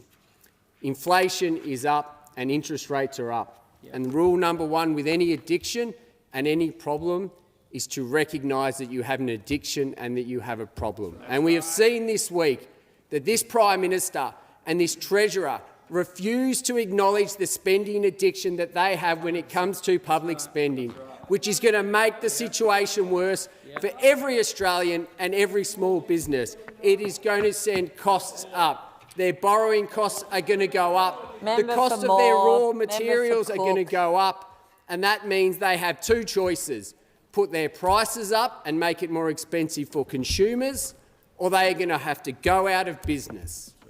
It is not their fault. It is the failure of this government. But just remember, small business owners, if you go out of business this year, it's not the government's fault. Maybe you were dodgy. What a disgrace by this minister that doesn't deserve... for Bonner. Thank you, Deputy Speaker. We know that Australians are doing it tough, including small business, and I want to thank the Minister for Small Business for setting out so clearly all that we have done to deliver for small business in this country. We know that families are juggling bills, students are worrying about debts, renters, first home buyers are feeling locked out, and people are making impossible choices about their health. And when Australians are under pressure, this parliament and this minister has a choice. We can step up and deliver relief, or we can stand back, point fingers, call people names and play politics. This Labor government and our small business minister has chosen to step up and deliver. And we have heard today all she has delivered in such a short amount of time for small businesses in this country. Yet day after day, the opposition stands up in this chamber and calls cost of living relief reckless. And today is no different, with the wording of today's MPI, reckless. Well, Speaker, if helping small businesses is reckless, if helping Australians see a doctor when they're sick is reckless, sign me up. If easing pressure on students, families and first home buyers is reckless, sign me up. If backing Australians through a global cost of living crisis is reckless, then, Speaker, this side of the House is proudly guilty. Because what would be truly reckless is doing nothing, which is exactly what we see from the other side. Nothing. No policy, no ideas. They don't even know who their leader is anymore. Deputy Speaker, let's talk about what Labor is delivering. And let's start with health. Labor has delivered 120 urgent care clinics so Australians can get free walk-in care when they need it, closing the gap without paying any out-of-pocket fees. Locally, in my community of Bonner, we have seen not one but two Medicare urgent care clinics in the last 2 months. The Carina, Carindale and the Cabalaba urgent care clinics are now open. We've delivered 51 Medicare mental health clinics and 41 more are on the way, 10 to come in Queensland alone, because mental health care should not depend on your postcode or your bank balance. And we've strengthened Medicare with $25 PBS medicines, real relief every single time someone walks into a pharmacy, saving Australians over $200 million a year. And in my electorate of Bonner, $14.2 million saved since 2023. These aren't abstract policies. They're fewer dollars at the counter, they're early intervention and they're peace of mind for all Australians. Deputy Speaker, students under Labor, Australians with student debt have received a 20% reduction, wiping an average of $5,500 off what they owe. 21,000 people with student debt in Bonner are now better off. That's money back in the pockets of nurses, teachers, social workers, small business owners. That's relief that flows straight into the economy and straight into household budgets. All of these shamefully opposed by those opposite. Deputy Speaker, let's talk about housing. Labor is helping first home buyers get a foot in the door, 5% first home deposits. Not a handout, but a hand up. In Queensland alone, more than 50,000 people have taken up this opportunity. 50,000 Queenslanders who are now homeowners on their way to becoming one, including hundreds in Bonner. Many of those, I'm sure, are also small business owners. If empowering that many people to buy their first home is reckless, then sign me up every single day of the week, because that's what Labor governments do. We deliver. Labor is delivering cost of living relief. We are delivering for small business. We're not reckless, we're responsive. We're not irresponsible, we're realistic. And we're not here to play games while people are doing it tough. Deputy Speaker, that's what governing looks like. It's delivering real relief to people who need it most, not playing politics and calling people names. Member for McPherson. Hear, hear. Thank you, Speaker. Speaker, I would like to thank the Shadow Minister for Small Business for putting forward this MPI, because it's not only giving me an opportunity to voice the concerns of the thousands of small businesses across my electorate of McPherson on the southern Gold Coast, but it's also given this chamber and the Australian people an insight into the arrogance of the Minister for Small Business, and in doing so, an insight into the arrogance of this Albanese Labor government. Now, the member for Bonner has just given us all these reasons for why we should, end this MPI and, in effect, congratulate Labor. And she started talking about the things that Labor has so-called delivered. Well, what have Labor delivered? They've delivered 13 interest rate rises. They've delivered the highest government spending outside a recession in the last 40 years. Right. They've delivered the sharpest fall in living standards across the developed world, and they've delivered budget blowouts left, right and centre. Now, this is the record of this government, and it's affecting small businesses in my electorate of McPherson and across the country.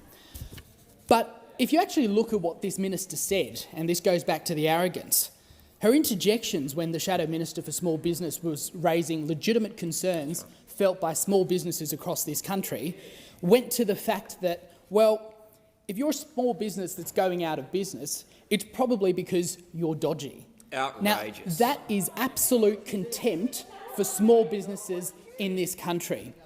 And it's consistent. It's consistent with... Point of order to the Minister. I may. I've heard time and time again the quotes from those opposite as they're using this through their speech. I just want to clarify that's not what I said. And I think that that's not a point of order, but there's another opportunity to be able to do that. Well, I'll take that opportunity then, Deputy Speaker. Thank you. Member for McPherson. Thank you, Speaker. This is consistent with what we're seeing by ministers in this government. And we've seen the Treasurer as well ditch his responsibilities of admitting to the Australian people that he should be taking responsibility for this most recent interest rate rise as well. Labor have presided over the biggest collapse in living standards in the developed world, and this government's inability to rein in its spending mean that Australian families now have to, and Australian small businesses now have to. Now, the government knows that their spending was directly impacting inflation, but they don't care. And this is not a global trend, because while other countries are seeing inflation return to pre-COVID levels, we are the outlier. And we've seen, as I've said, the 13th rate rise under this government. Now, the member for Casey mentioned that the first step in fixing a problem is acknowledging that there is one. And that is what we are calling for today as the opposition. This government needs to sit up and acknowledge that it is the problem. Its reckless spending over the last 3.5 years have contributed to the situation that we're in. Now, we in this place expect that, or I think that we should be subject to the same levels of fiscal constraint that we expect of the people we govern. And if this place can't do that, and if this government can't do that, then we are disrespecting the people who have put us here. We're disrespecting the small businesses and disrespecting our constituents, and this government should be stronger and better than that. That's right. Because Australians deserve better, and the people in my electorate of McPherson deserve better. When I go and speak to small businesses across McPherson on the southern Gold Coast, they are telling me about the real effects of the decisions that are being made in this place that they are feeling. They're telling me about the increases that they're spending for leasing their venues. They're talking to me about the difficulties that they've got in the industrial relations space. They're talking to me about the impacts of interest rates on their family homes. Now, these are real and genuine concerns, and for those opposite to just sit there and call things out and not take note and listen is disrespectful. And this is all because Labor can't show budget restraint. Now, those opposite may not share the values that we do, but what they should do is take into account where they are sending this country and where they are sending the people in this country. That's right. And they need to stand up for them, for small businesses, rein in expenditure and get this economy back under control. Give the call to the member for Hughes. Thank you, Deputy Speaker. And those opposite have raised the topic of reckless spending, and it's a breathtaking exercise in political amnesia from those opposite. I assume that the first example of reckless spending that they will want Australians to know about will be the $600 billion that they want to spend on nuclear power plants, as they took to the last election. I assume that they will want Australians to know about the near decade of deficits that they produced that left Australians with higher debt, higher prices, collapsing services, and absolutely no plan to deal with inflation when they walked out the door. I assume that they will want to know, they want Australians to know about the thousands and thousands of dollars that they gave to their mates in Qantas and Harvey Norman. I assume that they will want to talk about the cost that Australians were left with of serving the $1 trillion of Liberal debt that we inherited from our predecessors. But what about where Labor is allocating our resources? Labor is investing prudently in Australia's greatest opportunity, its people. We have delivered cost of living relief that is targeted, responsible and real, and it's making a tangible difference to my constituents in Hughes. Things like cheaper childcare, that's already putting thousands of dollars back into the pockets of families in suburbs of my electorate, from Bundeena to Bardia.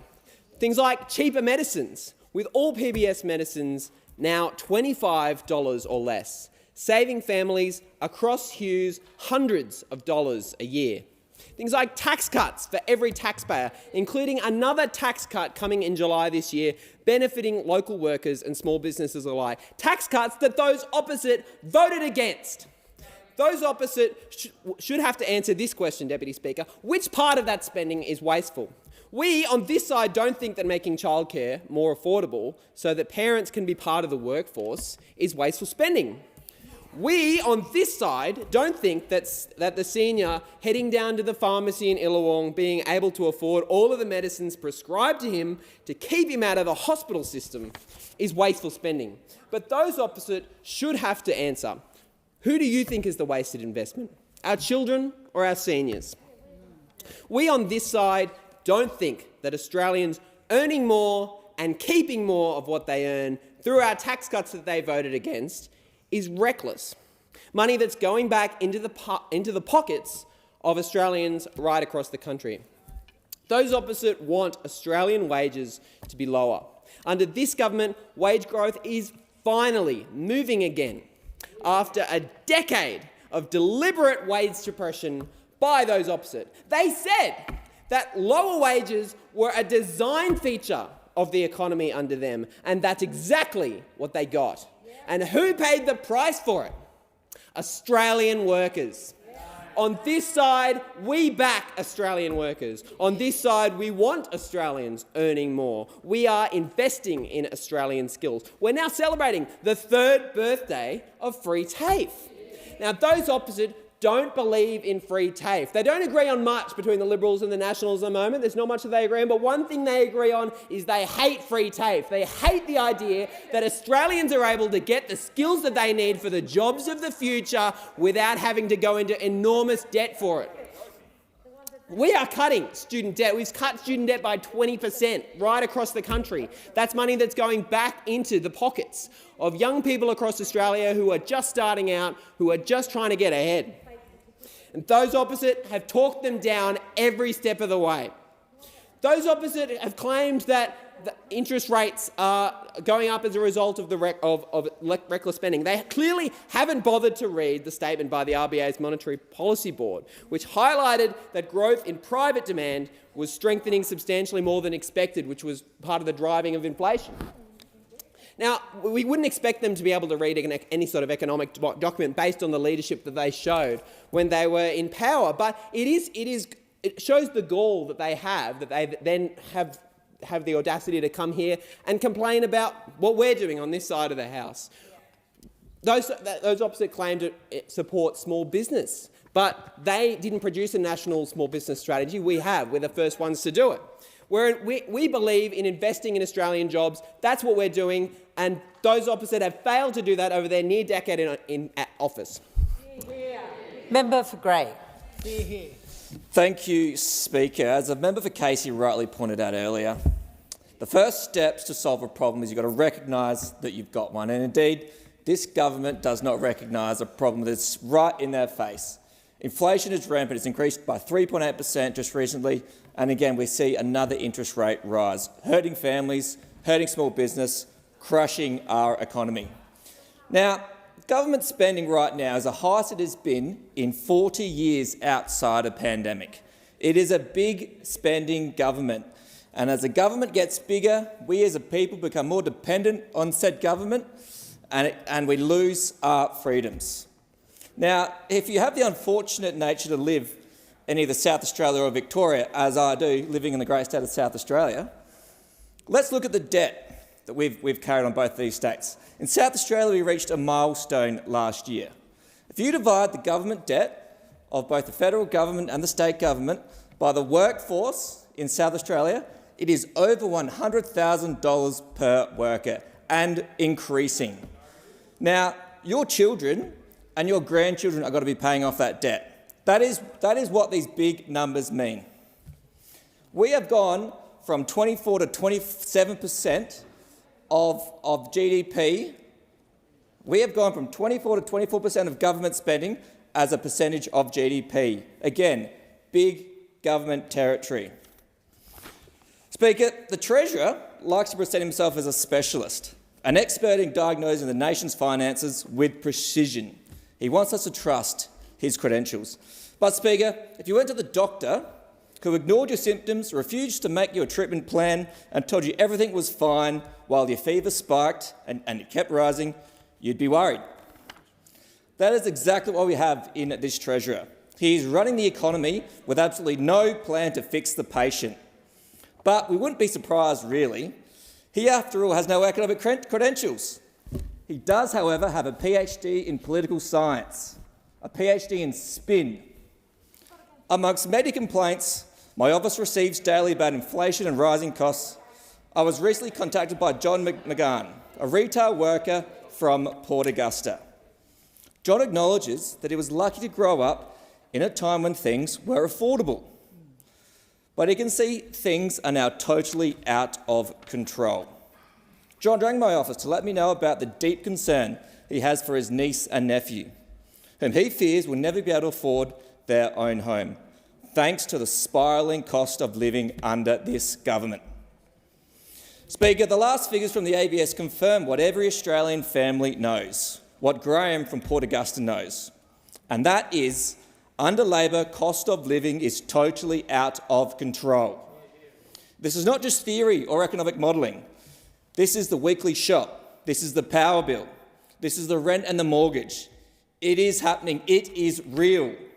Inflation rose 3.8% in December, accelerating over Christmas at the worst possible time for families. Let's take another look at the run sheet, the facts and the figures. Insurance up 38%. Energy prices up 39%. Rent has climbed 22%. Health costs up 18%. Education up 17%. Food is up 16%. These are the things people need to survive. But the pain does not stop there, Speaker. The average mortgage holder is paying around $21,000 a year more in interest than they were under the Coalition. $21,000. And the rates have risen yet again. That is money stripped away from the family budget. Why is this happening? Because inflation is being driven by government spending. Labor's spending is the problem, and it's clear as day. Spending, it is an addiction. Spending is now at its highest levels outside of a recession in 40 years. Former head of the RBA, Philip Lowe, made it clear. Inflation lasted longer in Australia because of Labor's spending addiction. We all know that when Labor spends, Australians pay. The Treasurer has thrown out the rule book. He has given himself a credit card with no limit. Borrow, borrow, spend, spend. In the last 3 years, Labor has added $100 billion to national debt. The debts will reach $1 trillion in the coming months and $1.2 trillion by the next election. This is out of control. Like everyone else, his Treasurer must spend within his means. Member for Aston. Thank you, Deputy Speaker. Let me begin by saying that the only thing reckless in this debate is the sheer nerve, the utter gall of the member of the Liberal Party standing up to lecture anyone on the economic responsibility of the cost of living, particularly when their record left Australian families and small businesses worse off.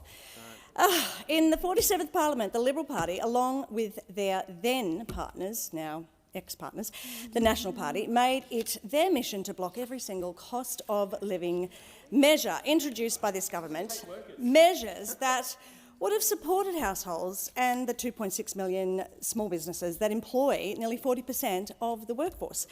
That was not responsible. That was not principled. That was reckless. And had our cost of living relief measures not passed, that is what would have hurt Australian families and the small businesses that rely on their spending. After 9 long years of cuts, chaos and neglect, those opposite left behind a system that was fundamentally broken, where inflation was rising, wages were going backwards, productivity was stagnant, and essential services, which small businesses depend upon, were hollowed out. That is their legacy. However, Deputy Speaker, this second-term Albanese Labor government has chosen a very different path, one grounded in responsibility, fairness and targeted relief for working people and the small businesses that form the backbone of our economy.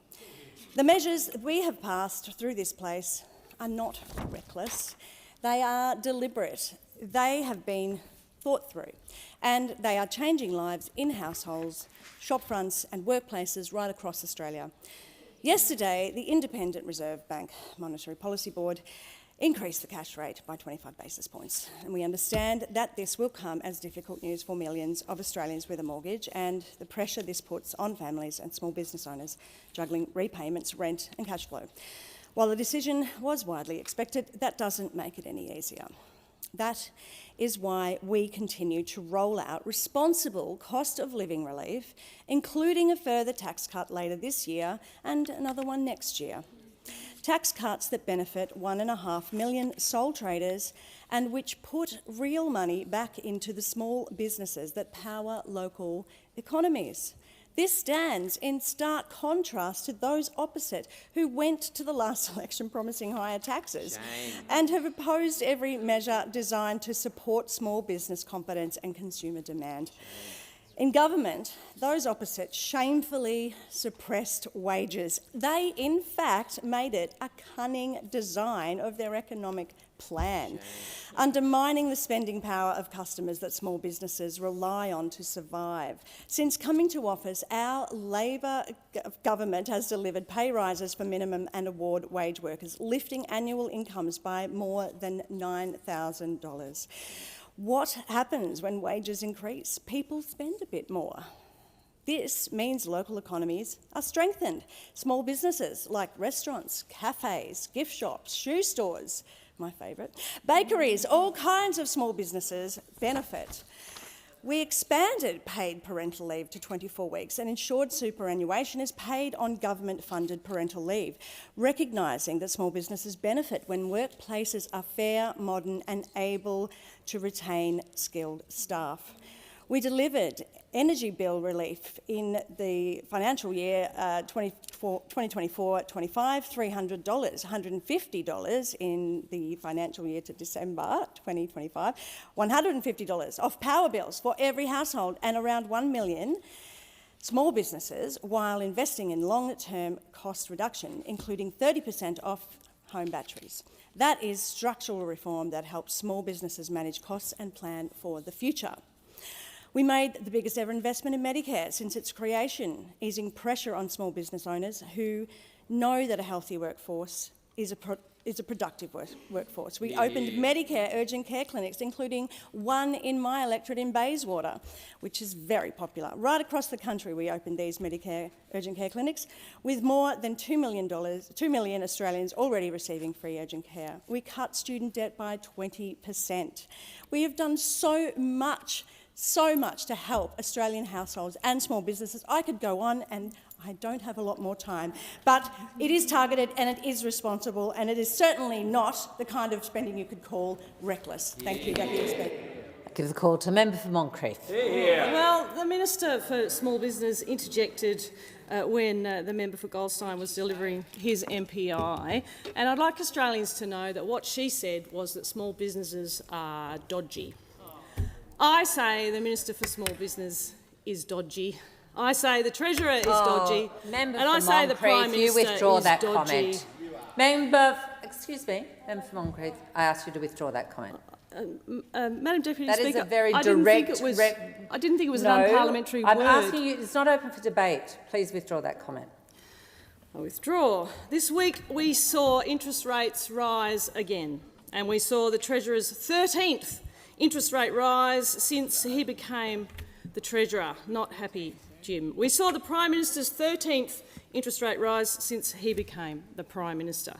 Labor have been responsible for the economy for 4 years and responsible for 13 interest rate rises, and Australians are buckling under the stress. Australians should be very unhappy with the Prime Minister and with the Treasurer's very poor performance. Families were already hurting, and with the Treasurer's 13th rate rise, they are going to be hurting even more. And as the Shadow Minister for Youth, this pain then rolls down to the young, who feel the pinch too, because retailers and small businesses can't afford to employ them. And 41,000 insolvencies since Labor came to power that can no longer employ young people on their books. And as a Shadow Minister for Youth, I often talk with young people about what impacts them.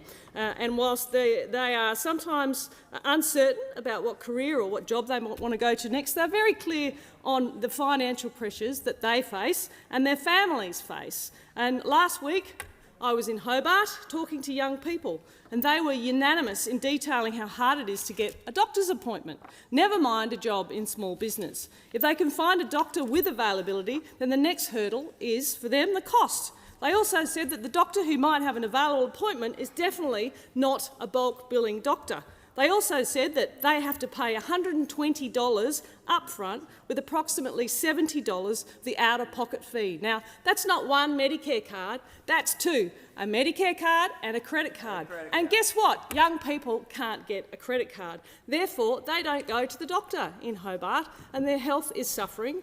And as a consequence of their health suffering, so too is their mental health, because they cannot access a GP, and they certainly cannot access a bulk billing GP.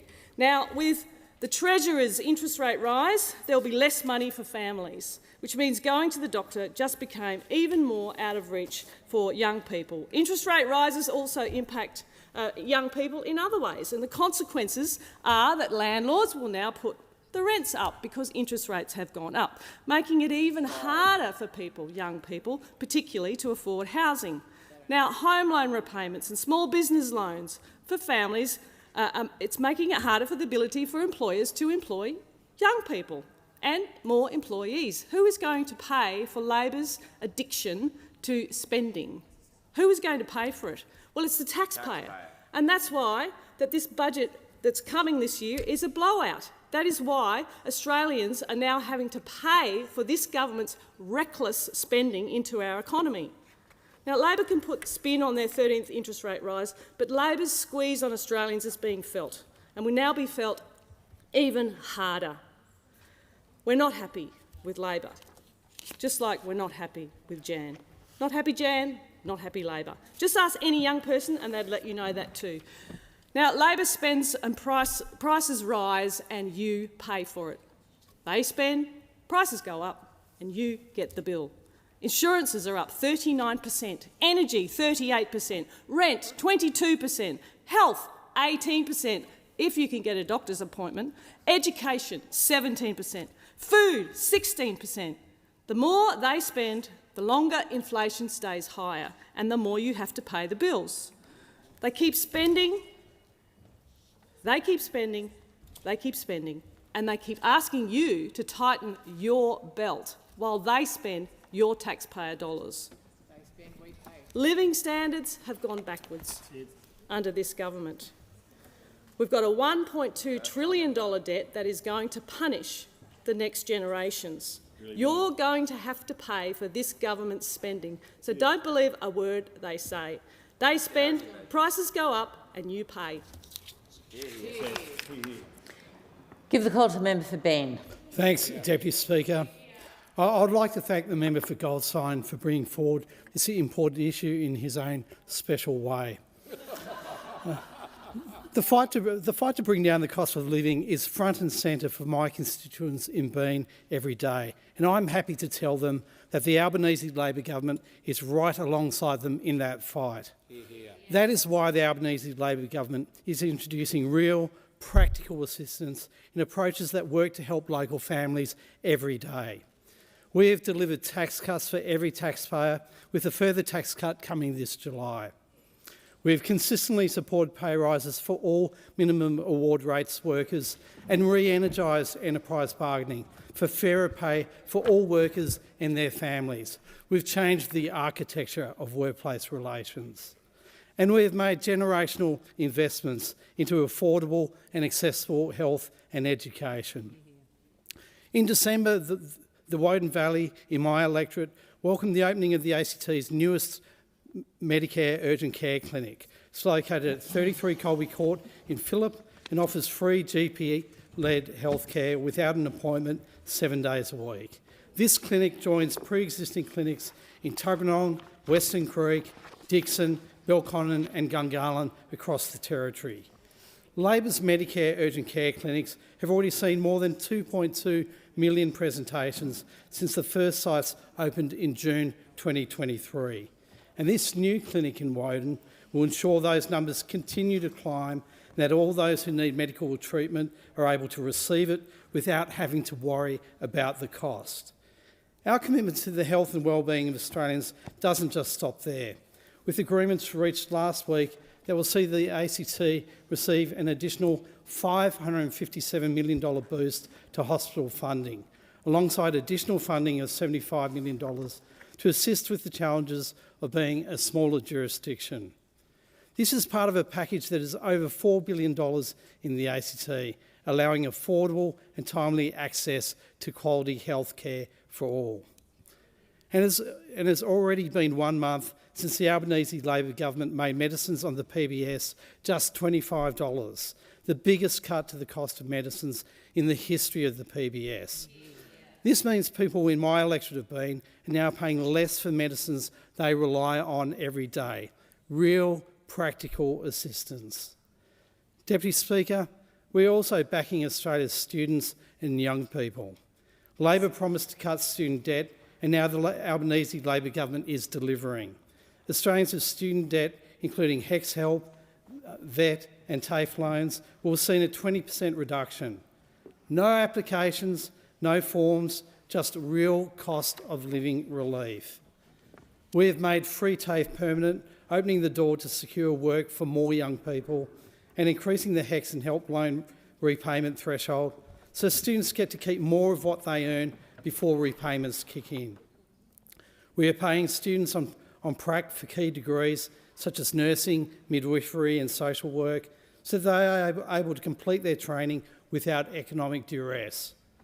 We are boosting support for apprentices, delivering a $10,000 bonus to housing construction and clean energy apprentices, so more tradies can finish their training and those cost pressures can flow through to the construction sector.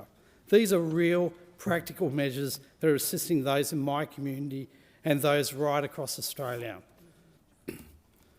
I would like to remember the member for Goldstein and those opposite that at every moment they were presented with an opportunity to assist the Australian people with the cost of living. They said no. They said no to Medicare urgent care clinics. They said no to lower HECS debts and fee-free TAFE. They said no to tax cuts to all Australians, and they said no to energy relief. When the Albanese government first came into power, inflation had a 6 in front of it and interest rates began to rise. If only those opposite had cared so deeply about this issue when they were last in government. It took the Albanese government to get these pressures under control, and we are focused on continuing that work with the Australian people. Deputy Speaker, on this side of the chamber, we are united in the face of the challenges that affect the Australian people and are taking concrete steps to address the rapidly changing international economic climate. There's more work to do in 2026, and I hope those opposite join us rather than endlessly talking about themselves and opposing every practical measure that is helping take pressure off the Australian people. Thank you, and the time for that discussion has now concluded. Give the call to the Assistant Minister. On indulgence, Deputy Speaker, I rise to associate myself with the remarks of the Prime Minister and the Leader of the Opposition at the beginning of question time. For 45,000 years, the Whadjuk people of the Noongar Nation have cared for Boorloo. That is what is now known as the electorate of Perth. On 26 January 2026 in Forest Place, they and thousands of others gathered peacefully. Minutes into the gathering, there was an alleged attack on First Nations people, driven by racism and hatred. That is not who we are, nor is it what we will allow Australia to become. This was an alleged attack on all Australians and on Australia's democracy. A homemade explosive device that did not detonate was thrown into a peaceful crowd. First Nations leaders, children, people from all walks of life. I had friends who were there. My children had their friends there as well. Today's news confirming this was an alleged terrorist act is another level of devastation. I thank the AFP, WA Police and ASIO officers who've worked tirelessly. And I thank the civilians who responded swiftly and alerted police to the threat. We can all walk in the footsteps of these everyday heroes. If you see something, say something. The National Security Hotline is open every minute of every hour of every day on 1800 123 400. I want to speak directly to those who feel the pain and heaviness of this news today. To the First Nations community in Perth, I stand with you. This Parliament stands with you, just as we stand with First Nations people across Australia who are hurting. Every Australian has the right to a shared sense of safety. I thank the Prime Minister, the Minister for Home Affairs and the Minister for Indigenous Australians and all colleagues who've offered support to people affected in both my electorate and in their electorates also. Australia must continue to walk together to build a country free from terror, a country free from racism, a country where we are free to exercise our fundamental democratic rights. Thank you. I have received the following message from the Senate. The Senate returns to the House of Representatives a bill for an act to amend the Administrative Review Tribunal Act of 2024 and the Migration Act 1958 and for related purposes, and informs the House that the Senate has agreed to the bill with the amendments in the Annex Schedule. The Senate requests the concurrence of the House in amendments. I give the call to the Attorney-General. I move that the amendments be considered immediately. I'll put the question. The amendments be considered immediately. All those that opinion say aye. To contrary, no. I think the ayes have it. I understand it's wish of the House to consider the amendments together. Attorney-General. I move that the amendments be agreed to. The question is that the amendments be agreed to. All those of that opinion say aye. To contrary, no. I think the ayes have it. And I will call, sorry.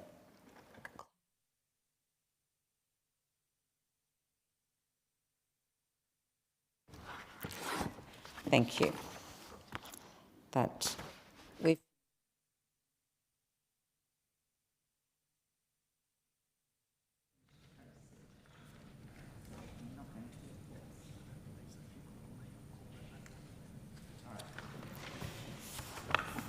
Thank you. Can I call on the clerk for the next item of business?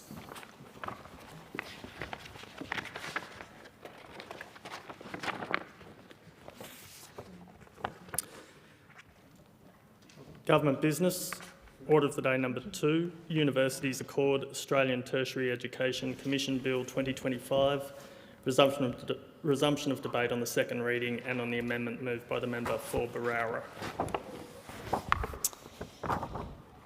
Before the debate is resumed on this debate, I just remind the House that it has been agreed that the general debate be allowed covering this bill and the Universities Accord Australian Tertiary Education Commission Consequential and Transitional Provisions Bill of 2025. And I give the call...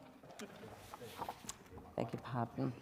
I'll give the call to the member for Sturt in continuation. Yes. Thank you. Thank you, Deputy Speaker. The bill also provides the ATEC with the function of preparing reports and providing advice and recommendations on improving higher education access, participation and outcomes for those facing systematic barriers to education. We are at a generational juncture, and this is the moment to design an enduring higher education system that serves Australia's interests for decades to come. In building on the strengths of the current tertiary education framework, the ATEC is part of a system that will underpin Australia's economic and social prosperity. The ATEC must cement public confidence in the higher education system and become a long-standing and trusted source of tertiary policy expertise and stewardship, and be a strong, independent body operating under the strategic direction of government, facilitating the mission of universities to be places of high-quality teaching and research and development that drives innovation, productivity and economic prosperity. And I stand with the Prime Minister and Minister for Education as they prosecute this agenda, and I commend the bill to the House. Thank you. And I give the call to the member for... apologies. Minister seeking the call. I move the debate be adjourned. The question is the debate be adjourned. All those of that opinion say aye. To contrary, no. I think the ayes have it. And I'm giving the call to the member for Bennelong. On behalf of the Parliamentary Joint Committee on Intelligence and Security, I present the committee's advisory report on the Australian Security Intelligence Organisation Amendment Bill number 2, 2025, also reporting on review of Division 3 of Part 3 of the Australian Security Intelligence Organisation Act 1979, compulsory questioning powers. And I ask leave of the House to make a short statement in connection with the report. Thank you. Is leave granted? Leave is granted. Thank you. Member for Bennelong. Thank you, Deputy Speaker. On behalf of the Parliamentary Joint Committee on Intelligence and Security, I present the committee's advisory report on the Australian Security Intelligence Organisation Amendment Bill number 2, 2025. This report also completes and reports on the committee's review of ASIO's compulsory questioning powers under the ASIO Act, which was commenced in the previous Parliament and draws on the evidence provided to that review. ASIO's compulsory questioning powers have been reviewed multiple times since their commencement in 2003. The minimal use of the questioning warrant provisions in recent years means there are limited examples of use against which the operation and effectiveness of the powers can be assessed. Nevertheless, the committee considered the experience of ASIO with the provisions to date and concerns about the powers raised by submitters. The committee's combined review then considered amendments to those powers proposed in the 2025 in the ASIO Amendment Bill number 2. The committee has concluded, as it did in 2018, but ASIO's compulsory questioning powers are necessary. The powers were originally granted in recognition of the fact that ASIO had no ability to question an individual who would not engage voluntarily, and in the context of the heightened risk of terrorism following the events of September 11, 2001, without the questioning warrant regime, this gap in ASIO's intelligence collection capabilities would still exist. The rapidly changing and increasingly complex security threat facing Australia today is a powerful signal to the committee that ASIO's ability to question persons who may hold valuable national security intelligence, whether willing or not, must remain in the law. Nevertheless, the committee remains cognizant that compulsory questioning is an extraordinary power for an intelligence agency to have, and is therefore pleased that ASIO is using these powers sparingly and judiciously. The committee does not accept the argument made by some that infrequent use of the regime by ASIO shows that it's not needed. In fact, the committee hopes that these continue to be powers ASIO rarely needs to invoke. The committee is satisfied that the compulsory questioning framework is necessary and also largely fit for purpose, and therefore endorses the proposal in the bill to repeal provision for the periodic sunsetting of the powers. This will make the powers permanent, subject to any future amendment or repeal by the Parliament. The committee's report makes 4 recommendations to further strengthen safeguards and accountability in relation to the granting and use of the powers and their oversight by the Inspector-General of Intelligence and Security. With the entrenchment of the compulsory questioning powers, regular review, including parliamentary oversight by the committee, is more important than ever. As per the proposed amendment in Part 1 of the bill, the committee considers that it is appropriate for the committee to undertake another statutory review within 3 years of the commencement of the amendments. The report recommends that, subject to the committee's recommendation, ASIO Amendment Bill No. 2, 2025 be passed by the Parliament. I commend the report to the House. And I'll call on the clerk for the next item of business. Government Business, Order of the Day number 2, Universities Accord Australian Tertiary Education Commission Bill 2025, resumption of debate on the second reading and on the amendment moved by the member for Barara. Thank you. And I give the call to the member for Curtin. Thank you, Deputy Speaker. I rise to speak on the Universities Accord Australian Tertiary Education Commission Bill 25. Now, I support an Australian Tertiary Education Commission, or ATEC, in principle. The Universities Accord final report makes a compelling case that our tertiary education system has lacked long-term stewardship, coordinated planning and a strong evidence base. It's a system that's too important to run on chaotic political and short-term policy. But here's the problem. This bill does not establish the ATEC the Accord recommended. It establishes a body called ATEC, but it doesn't give it the independence, the authority or the capability that would justify setting it up at all. In its current form, it risks becoming a lightly rebranded branch of the department, additional bureaucracy for no reason, constrained, dependent and unable to do the hard long-term work the Accord envisaged. So I support ATEC in theory, but I oppose this legislation as drafted. And I'm not alone. My position has been shaped by consultation with higher education experts and university groups, and by close reading of the submissions made to the Senate committee inquiry. There's a consistent message across many of them. Yes to an ATEC in concept, but no to an ATEC that cannot act independently, cannot publish freely and cannot build its own capability. In other words, if ATEC is not meaningfully different from the department, then why bother? I'll be moving amendments to attempt to fix these defects, and if the government will not accept these essential changes, then I'm unlikely to support this bill in its current form. So firstly, why do we need an ATEC at all? Well, the Universities Accord final report is blunt about the nature of the challenge. It says Australia's tertiary education system lacks the coordinated, future-focused and evidence-based decision-making capacity necessary for Australia's future success, and that this must change. This is not a theoretical complaint. The Accord documents a pattern of policy drift, fragmentation and failure. Not because universities are incapable, but because the system has lacked an enduring steward with the remit and capability to plan across electoral cycles. Now, let me give some specific examples of fragmented and short-term policy that the Accord identifies that a future ATEC could help deal with if designed properly. First, the failed job-ready graduate scheme. The Accord says plainly that this needs to be replaced. The central premise, using price signals to shift student course choices, has failed. It left some students facing extremely high contributions and debts that don't reflect their future earning potential. And it shifted the funding burden further onto students and away from government. At the same time, it reduced funding available to universities to deliver disciplines critical to future jobs and innovation, including science, engineering and mathematics. This is what short-term, politically driven policy looks like: a major reform implemented with insufficient evidence and follow-through, producing outcomes that undermine national objectives. A second example is a funding model that no longer delivers for Australians.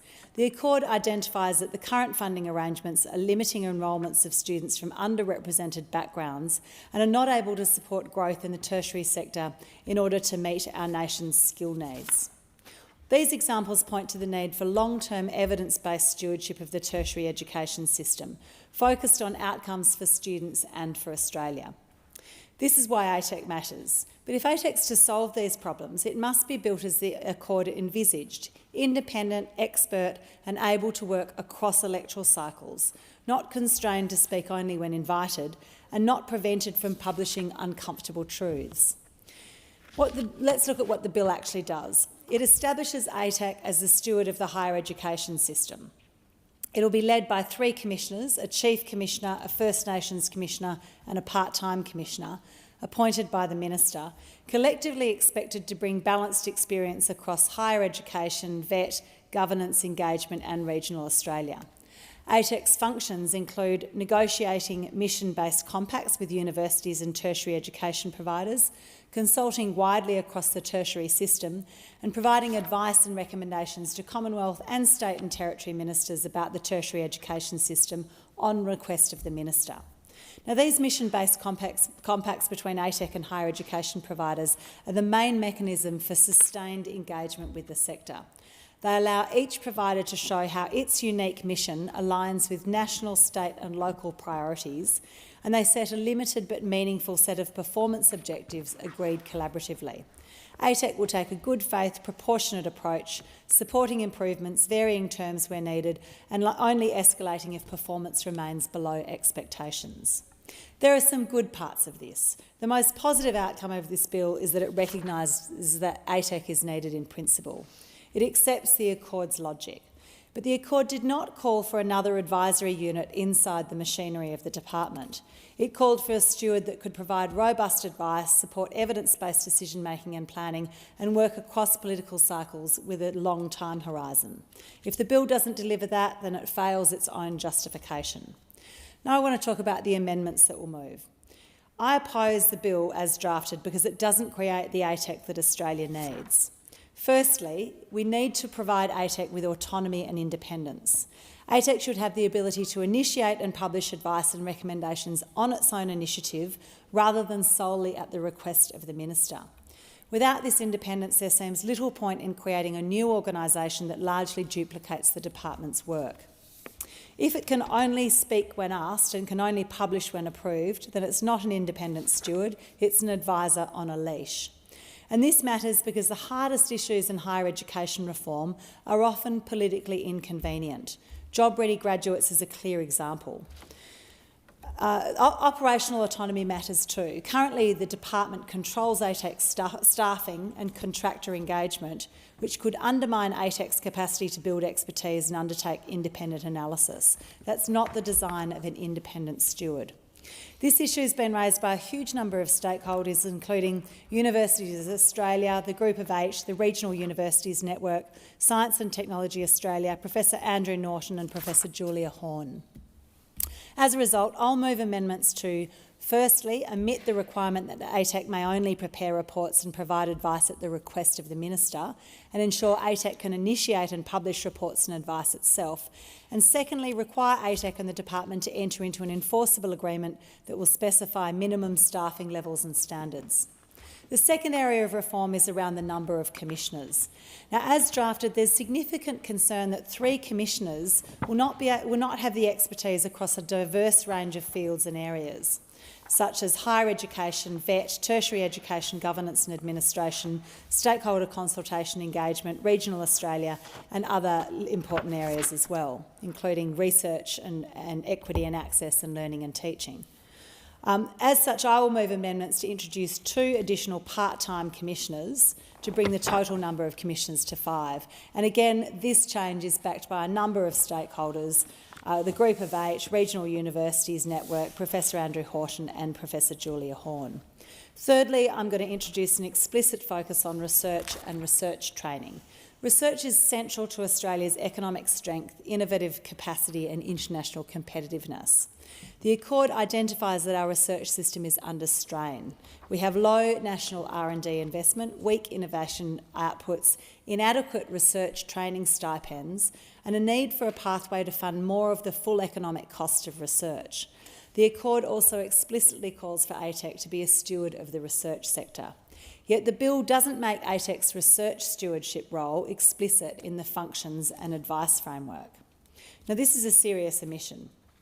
And again, it's a problem raised by a large number of stakeholders. I'll move amendments to allow ATEC to prepare reports and advice in relation to research and research training and ensure the commissioners collectively possess experience in research and research training. The fourth area of amendments is allowing ATEC to consider student contributions. As it stands, ATEC can provide advice on the efficiency and cost of higher education programs, but it can only consider the cost of courses and programs borne by the Commonwealth, not borne by students. You can't meaningfully talk about course costs and funding sustainability if you only look at the Commonwealth side of the ledger. Students pay a significant share and they need to be considered as well. So I'll move an amendment to allow ATEC to consider student contribution amounts as well as Commonwealth contribution amounts. I also want to address the issue of international student caps. This bill provides ATEC with the function to allocate international student caps for different universities and providers at the request of the Minister.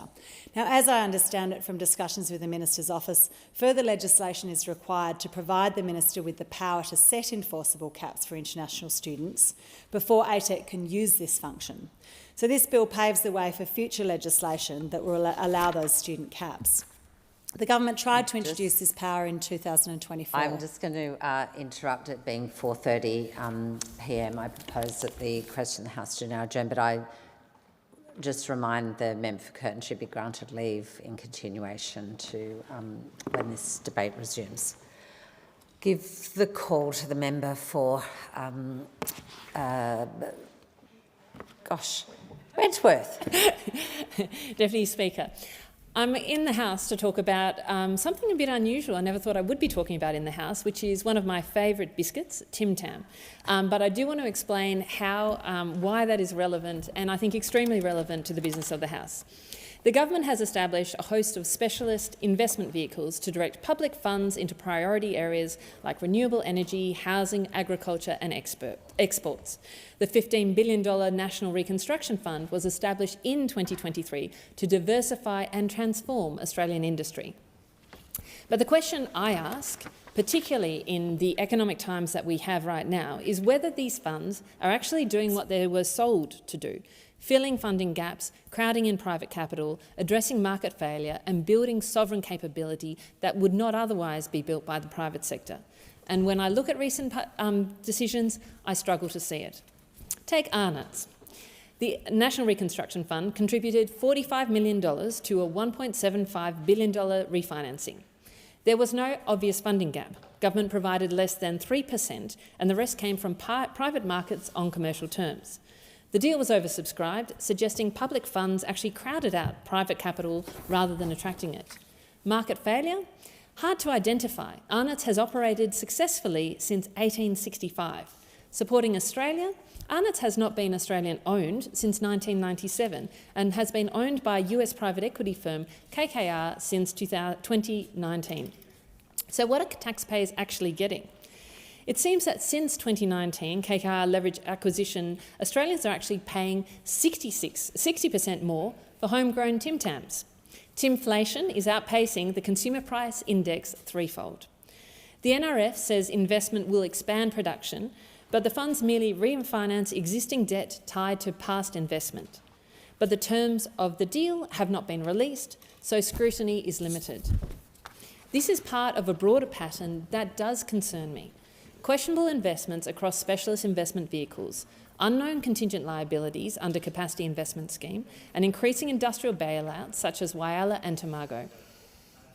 There is a role for government in industry policy, but it has to be extremely disciplined, targeted at genuine market failures like climate change, like where the market is not already operating effectively, and opportunities for technology spillovers that build national capacity. I am concerned, and not just about the price of Tim Tams. I'm concerned that discipline is slipping. I have competitive businesses coming to my doors and sectors asking for money. Someone this week said to me, well, Allegra, other sectors are getting money. We employ people too. Why aren't we getting any? That is of extreme concern to me. When businesses believe that their competitive advantage is not innovation or productivity, but their ability to secure government checks, capital shifts away from doing what it does best, which is allocate efficiently to opportunities. Capital should be, government capital, where it is trying to solve market failure, should be directed to those areas which the private market otherwise wouldn't invest or wouldn't invest at the scale of the opportunity. From areas, and this is where we want private capital and public capital really to work in concert, but only where it's actually going to make a real difference. We do not want the private sector to be moving away from investment in R&D, electrification, digitisation and capacity building into how it can more effectively lobby in Canberra. That weakens productivity and distorts the economy. The Productivity Commission has already outlined clear guardrails for modern industry policy. We should be following them. With deficits forecast for a decade and households under pressure from inflation and interest rates, every dollar needs to be tested. Does it expand productive capacity? Does it unlock innovation? Or does it entrench unproductive investment? This is a cost of living relief government has to be focused on. It's about the cost of living relief will only come from improving productivity and really effectively supply-side changes. Undisciplined spending today only makes Australians worse off tomorrow. And again, who pays for it? With government predicting deficits for the next 10 years, the generation who pays for it are the generation who are coming. That generation where they have fewer workers compared to working age populations, where they already are more indebted when they finish university and education, and when housing is more out of reach. We should not be burdening them with investments that do not meet the benefit for the public. I give the call to member for Cunningham. Thank you, Deputy Speaker. I am pleased to rise today to talk about some of the incredible progress that the Albanese Labor government has made in delivering our promises of cheaper healthcare for all Australians. We promised cheaper medicines, more bulk billing and better access to mental health support, and we're delivering them all. As a government, we believe that access to quality healthcare should not depend on your bank balance. So just last week, we reached a landmark agreement to deliver record funding for public hospitals. We are delivering an additional $25 billion to the states and territories over the next 5 years, bringing our total investment in public hospitals across Australia to $219.6 billion. This is 3 times more in additional funding for public hospitals than under the last 5-year agreement. Additional funding support for public hospitals from the Australian Government will improve care, it will cut wait times and it will help to address ambulance ramping. I know that health ministers right across the country have worked incredibly hard to reach this record deal. And I'd like to acknowledge the work of Minister for Health Mark Butler and New South Wales Minister for Health, the member for Keira, Ryan Park, for their strong dedication and determination to improving outcomes for patients right across New South Wales. In my electorate of Cunningham in the Illawarra, bed block at Wollongong Hospital is a massive issue, as Minister Park is well aware. And this money will go a long way to alleviating some of that pressure while we continue the hard work of delivering better access to aged care across our region, something that I am working very closely with the Minister for Aged Care on.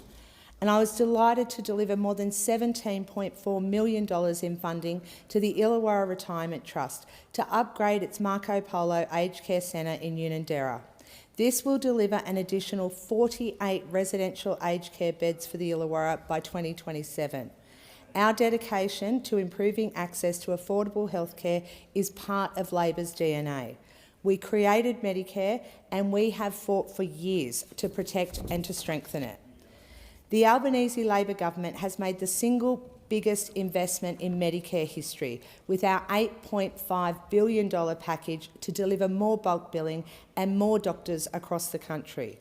From the 1st of November last year, for the first time, bulk billing incentives will be paid to GPs for every patient they bulk bill, supporting GPs and reducing costs and barriers for patients. In my electorate of Cunningham, we now have 24 fully bulk billing clinics, 14 of which were mixed billing before our changes were announced. And that means we now have nearly 2.5 times more bulk billing clinics in my electorate alone, thanks to the Albanese Labor government's investment. Clinics like the Corrimal Medical and Dental Centre and King Street Medical in Warrawong have told me what a difference this is making for their doctors and their patients. Corrimal Medical and Dental Centre switched away from bulk billing a few years ago due to increasing overhead costs to their GPs, and they have proudly switched back thanks to this investment that is backing the hard work that they do. Because no one wants to see their patients avoiding a checkup because they can't afford it, or worse, ending up in hospital because they didn't get early intervention by their GP. King Street Medical estimates that the switch to fully bulk billing will see 17,000 additional patient visits each year delivered with no out-of-pocket costs. This has taken real dedication from every doctor at the practices that have signed up, and I want to take this opportunity to thank each and every GP in our community for the work that you do every day. But that's not all. From the 1st of January, we have reduced the maximum cost of all PBS-listed medicines to only $25 and frozen the cost for concession card holders at $7.75. Medicines have not been this cheap for more than 20 years, and this is on top of our 60-day dispensing and the lowering of the PBS safety net threshold.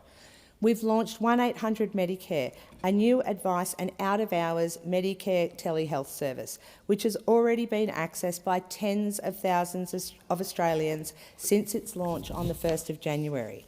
And we've introduced the new Medicare mental health check-in so that all Australians can access free digital mental health support without the need for a GP referral. Our government is committed to supporting our community with access to more affordable health care. And a very happy birthday to the member for Cunningham. And I give the call to the member for Longman. Thank you, Mr Speaker. In 1982, the Caboolture PCYC that we've all come to know and love was opened on Toovey Street. For over 40 years, this building has been home to programs and activities like youth development, crime prevention and community engagement through low-cost gymnastics, boxing, volleyball, trampolining and the opportunity for our youth to engage with the Queensland Police Service in a low-stakes environment. More recently, services extended to include after-school care, free driving lessons for disadvantaged young people and group fitness for classes for over 50s. Because of these programs, the PCYC has played a role in shaping the lives of our local youth. In fact, I can recall taking my own kids there during the 1990s and early 2000s for particularly blue light discos when Sergeant Dale Hennessy was in charge. Mr Speaker, I still have the sounds of Bop by Hanson and Nutbush ringing in my ears nearly 30 years later. The support provided by the PCYC was a staple in the lives of many locals, and I have personally seen the positive impact that it has had on my own kids. Yet, as the years passed, it became increasingly obvious that this facility was no longer suitable for our growing region. As many locals will know, the building suffers from flooding issues, which sometimes disrupts services.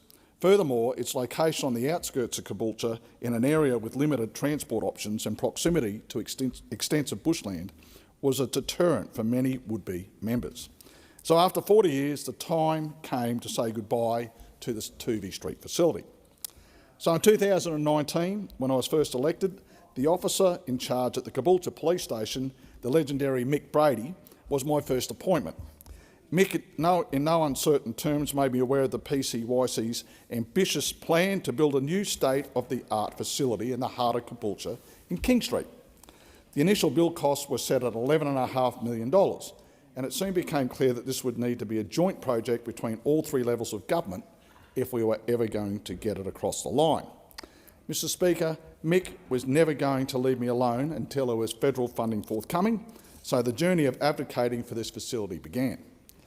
And over the years, due to circumstances like COVID, this initial figure would change, and not downwards.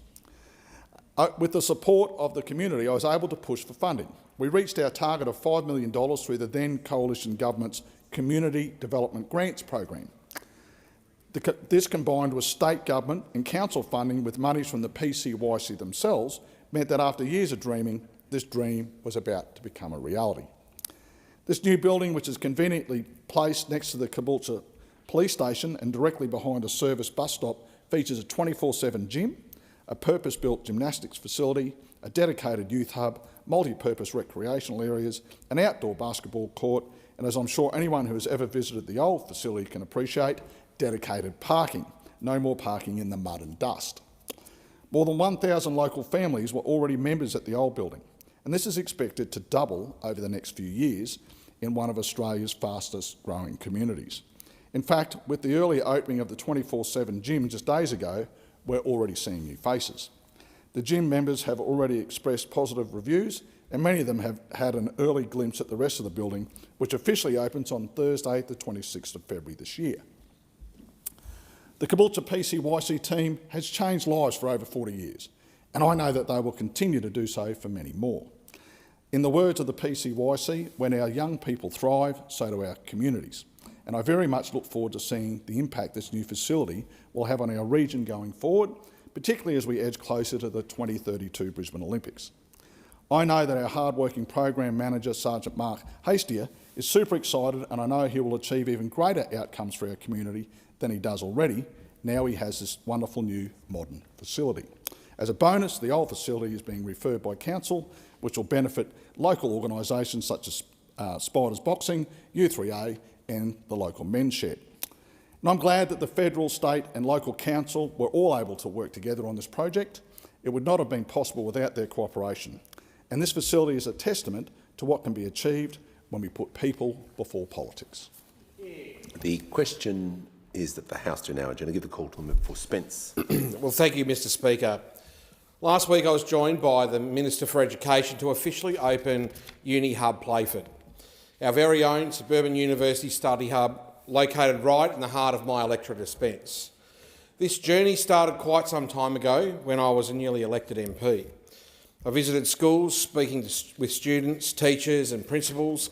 I spoke with families who want more for their children, and I spoke with workers who were looking to upskill but didn't know how they could fit that around their busy lives. And I started listening to reports and statistics, some of them quite sobering.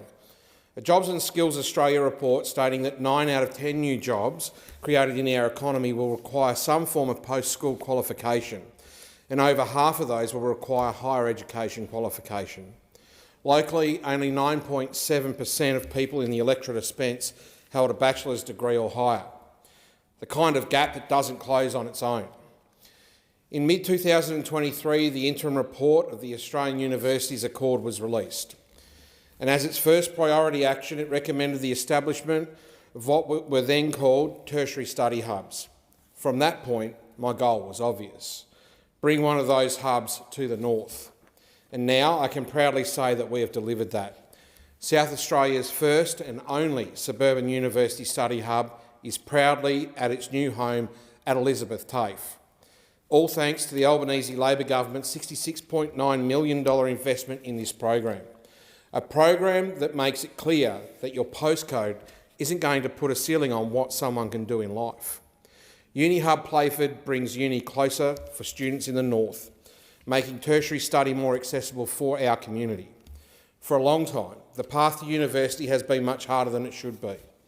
Not because people in the north lack talent, not because we lack the ability to put in the hard yards, but because the barriers have been real. In Elizabeth, where the hub is located, only around 7.2% of people have a degree. If people don't have access, they don't get the same outcomes. By making study feel achievable for people living real lives, and real life in our community looks like shift work, looks like raising kids and watching every dollar. And it looks like people who are already doing a lot, trying to add study on top. That's why Uni Hub Playford matters. It doesn't ask people to magically create more hours in the day. It gives students time, support and space to focus. But it also sends a message, especially to young people in the north, that higher education isn't some narrow linear path. It's about people studying in different ways, different times, for different reasons. It's for someone fresh out of school trying to get a start. It's for someone working full-time trying to retrain, upskill or pivot to a new profession. But too often in the north, the issue isn't motivation or ability. It's whether study is actually convenient, reachable and able to fit around the day-to-day lives of students. And the most obvious barrier for people in the north is travel, the tyranny of distance. An hour or so can be lost travelling from the north to university campuses every day. Hours that could have been spent studying, spending time with the kids or working an extra shift. Over time it all adds up. And that's why this place was designed to bring study closer, bring support closer and make tertiary education feel less distant. Because that support matters most when things get hard. Not on the first days of O Week, but when there's a major assessment due. Fatigue sets in, the kids are sick, the car's broken down, where many begin to think about giving up on the dream. Having a place like this is how people push past that. This place is about encouraging more people to enrol in a university course and helping more people complete them too. Because when more people finish their qualifications, our whole community benefits. Local industry benefits, local services benefit, families benefit. That's why the Albanese Labor government has invested in this program, recognising that opportunity shouldn't exist only in a few pockets across the country. It has been built around where people live, where people work and where people are raising their families. And that's what this place represents, a practical investment in people and a recognition that potential exists everywhere, even when opportunity does not, unless we choose to build it. And just in closing, I want to give a massive shout out to the City of Playford Council, who worked tirelessly to ensure that this was able to be delivered in the centre of our community. Thank you for all your hard work. The question is the House to now adjourn and give the call to the member for Monash. Mr Speaker, Inverloch is one of the most beautiful parts of my electorate. It's where Australia's best soil meets jewel-encrusted seas. But like many parts of Australia right now, Inverloch has an illegal tobacco and vape outlet in town. I've had local residents reach out to voice their concerns. Despite being raided by federal authorities just days ago, this outlet continues to allegedly sell vapes to children. Members of the Therapeutic Goods Administration raided the outlet in late January and removed hundreds of vapes from the shelves, according to the Herald Sun. While the TGA continues to consider what to do next, the outlet remains open for business. This is not an isolated incident. Despite the tobacco wars terrorising our community for years now, it only occurred to the Victorian government last week to do something. The 14 inspectors from the Tobacco Licensing Victoria Agency are expected to cover the entire state to dish out fines but not shut down illegal shops. When the Victorian Labor government minister was asked why, he said the government was still considering whether such laws were even possible. What he should have said was, we're going to roll out new laws to pull down the shutters on illegal tobacco shops, give lease termination powers to landlords and stop them selling illicit products. That would have been the responsible thing to do. Mr Speaker, gangland thugs like Kaz Hamid are directing their cartels from here and abroad, terrorising small business owners, assaulting retail staff and shortchanging the tax office. Hamid was arrested in Iraq last month, where a court declared him to be one of the most dangerous men in the world. He's been named by the Gangland Task Force looking at a spate of violent home invasions and arson as directing those crimes from overseas. Martin Mackenzie Murray has written very thoroughly on Hamed in the Saturday paper. He's noted the AFP's identification of Hamed as a national security risk. I quote, "The AFP's interest in Hamed intensified when it began to suspect his involvement on behalf of the Iranians in organising the torching of a Melbourne synagogue in December 2024, he writes. Since then, since 2023, there's been around 200 fire bombings of grocers and tobacco shops that are related to this. The retail industry estimate they've lost $2 billion in legal sales to the illegal racket over the last 4 years. A growing number of legal retailers are now not selling cigarettes at all. Just a few days ago, a machine that can produce up to 3.6 million illicit cigarettes a day was seized by Australian Border Force. Australian Border Force data for the final quarter of last year reveals officers seized more than 467 tonnes of cigarettes and tobacco before it entered the country. The black market cigarettes and vapes would have been worth more than $1 billion in evaded excise that would have gone towards funding roads, schools and hospitals in Australia. It's time for radical reform at a federal level. Up another 5% last year, government price increases on cigarettes are driving up crime and smoking. That effectively taxes $28 out of every $50 pack of smokes. Australian Crime Intelligence Commission wastewater statistics show that more nicotine was consumed by Australia last year than 8 years ago. With an illegal pack of smokes now at around $12, one of the biggest losers has been the ATO. Since 2013, under the Rudd-Gillard-Rudd government, the excise started to rocket up and has since then increased by 282%. New South Wales Labor Premier Chris Minns has consistently called out his federal Labor colleagues for not doing enough and not addressing the excise issue.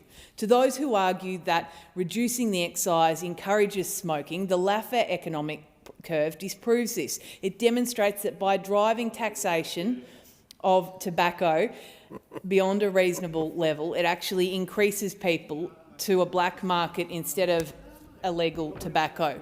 This is where we see an uptick in smoking. Taking the excise back to 2018-19 levels would help to address this. I also think we need to look at AFP task force with teams in each state, particularly Victoria, where the illegal trade is flourishing, and combine that with landlord termination powers, licensing and a fit and proper person test, and Australia would have a plan that worked. Illegal tobacco is putting all Australians at risk. It's about time the federal government and this minister got serious about addressing it. The question is the House to now adjourn and give the call to the member for Maribyrnong. Thank you, Mr Speaker.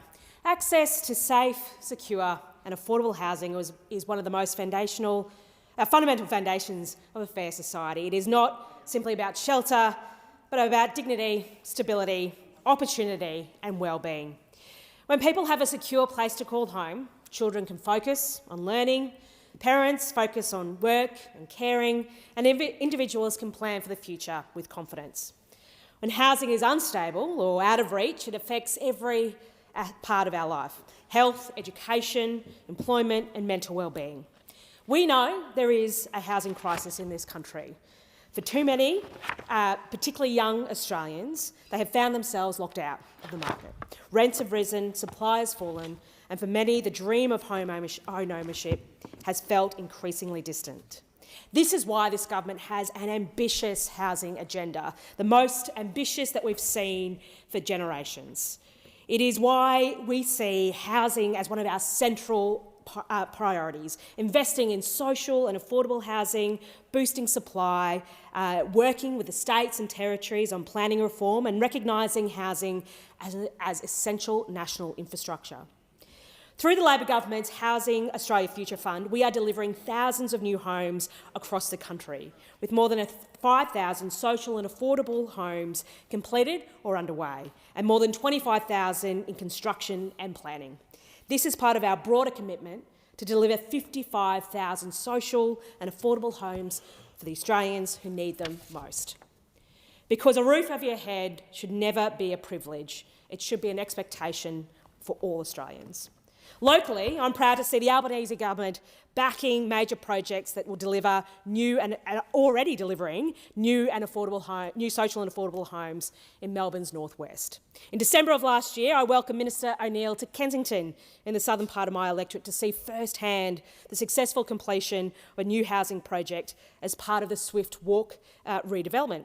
This massive injection of housing into our local community, the largest that Housing Australia Future Fund has completed to date, has delivered 362 new homes, including 272 social and affordable homes.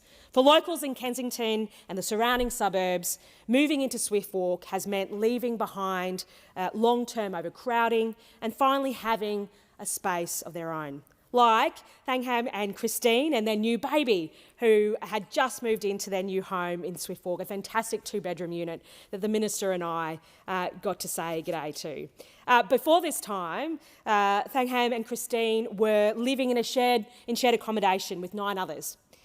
They were making the best of it, but as their family was due to expand, it was clear this was not the environment that would have given them the best chance at living their most settled and successful life. Now they have a place to call theirs, a place to create memories and opportunities and stability for their beautiful new family. I'd like to take this opportunity to thank them for welcoming both the Minister and I into their new home. It was such a delight to see them settling in and thinking about the future that they have for them and their young little child. Stories like this remind us that housing is not just policy, it has real life impact. It's not abstract, it's about families finally having a space to breathe, children having a quiet place to sleep, to play, to study, parents feeling the relief that comes with security. It's about dignity. And while local projects make a powerful difference, they sit within a broader national effort to address decades of underinvestment in housing supply. The Albanese government's reforms recognise that housing is essential to economic participation, social well-being and equality of opportunity. For young people especially, access to secure homes shapes the entire course of their lives, where they can pursue education, build savings and start families of their own and remain connected to their communities. When we allow housing insecurity to become the norm, we entrench disadvantage. But when we invest in affordable, accessible homes, we open doors to stability and to a fairer future. Addressing Australia's housing challenge will not happen overnight. It requires sustained effort, cooperation across governments and a willingness to treat housing as a public good, not just as a market commodity. Because every Australian deserves the dignity of a safe home, and when we strengthen housing with security, we strengthen the nation itself. Thank you. It being 5 p.m, the House stands adjourned until 10 a.m. next Monday.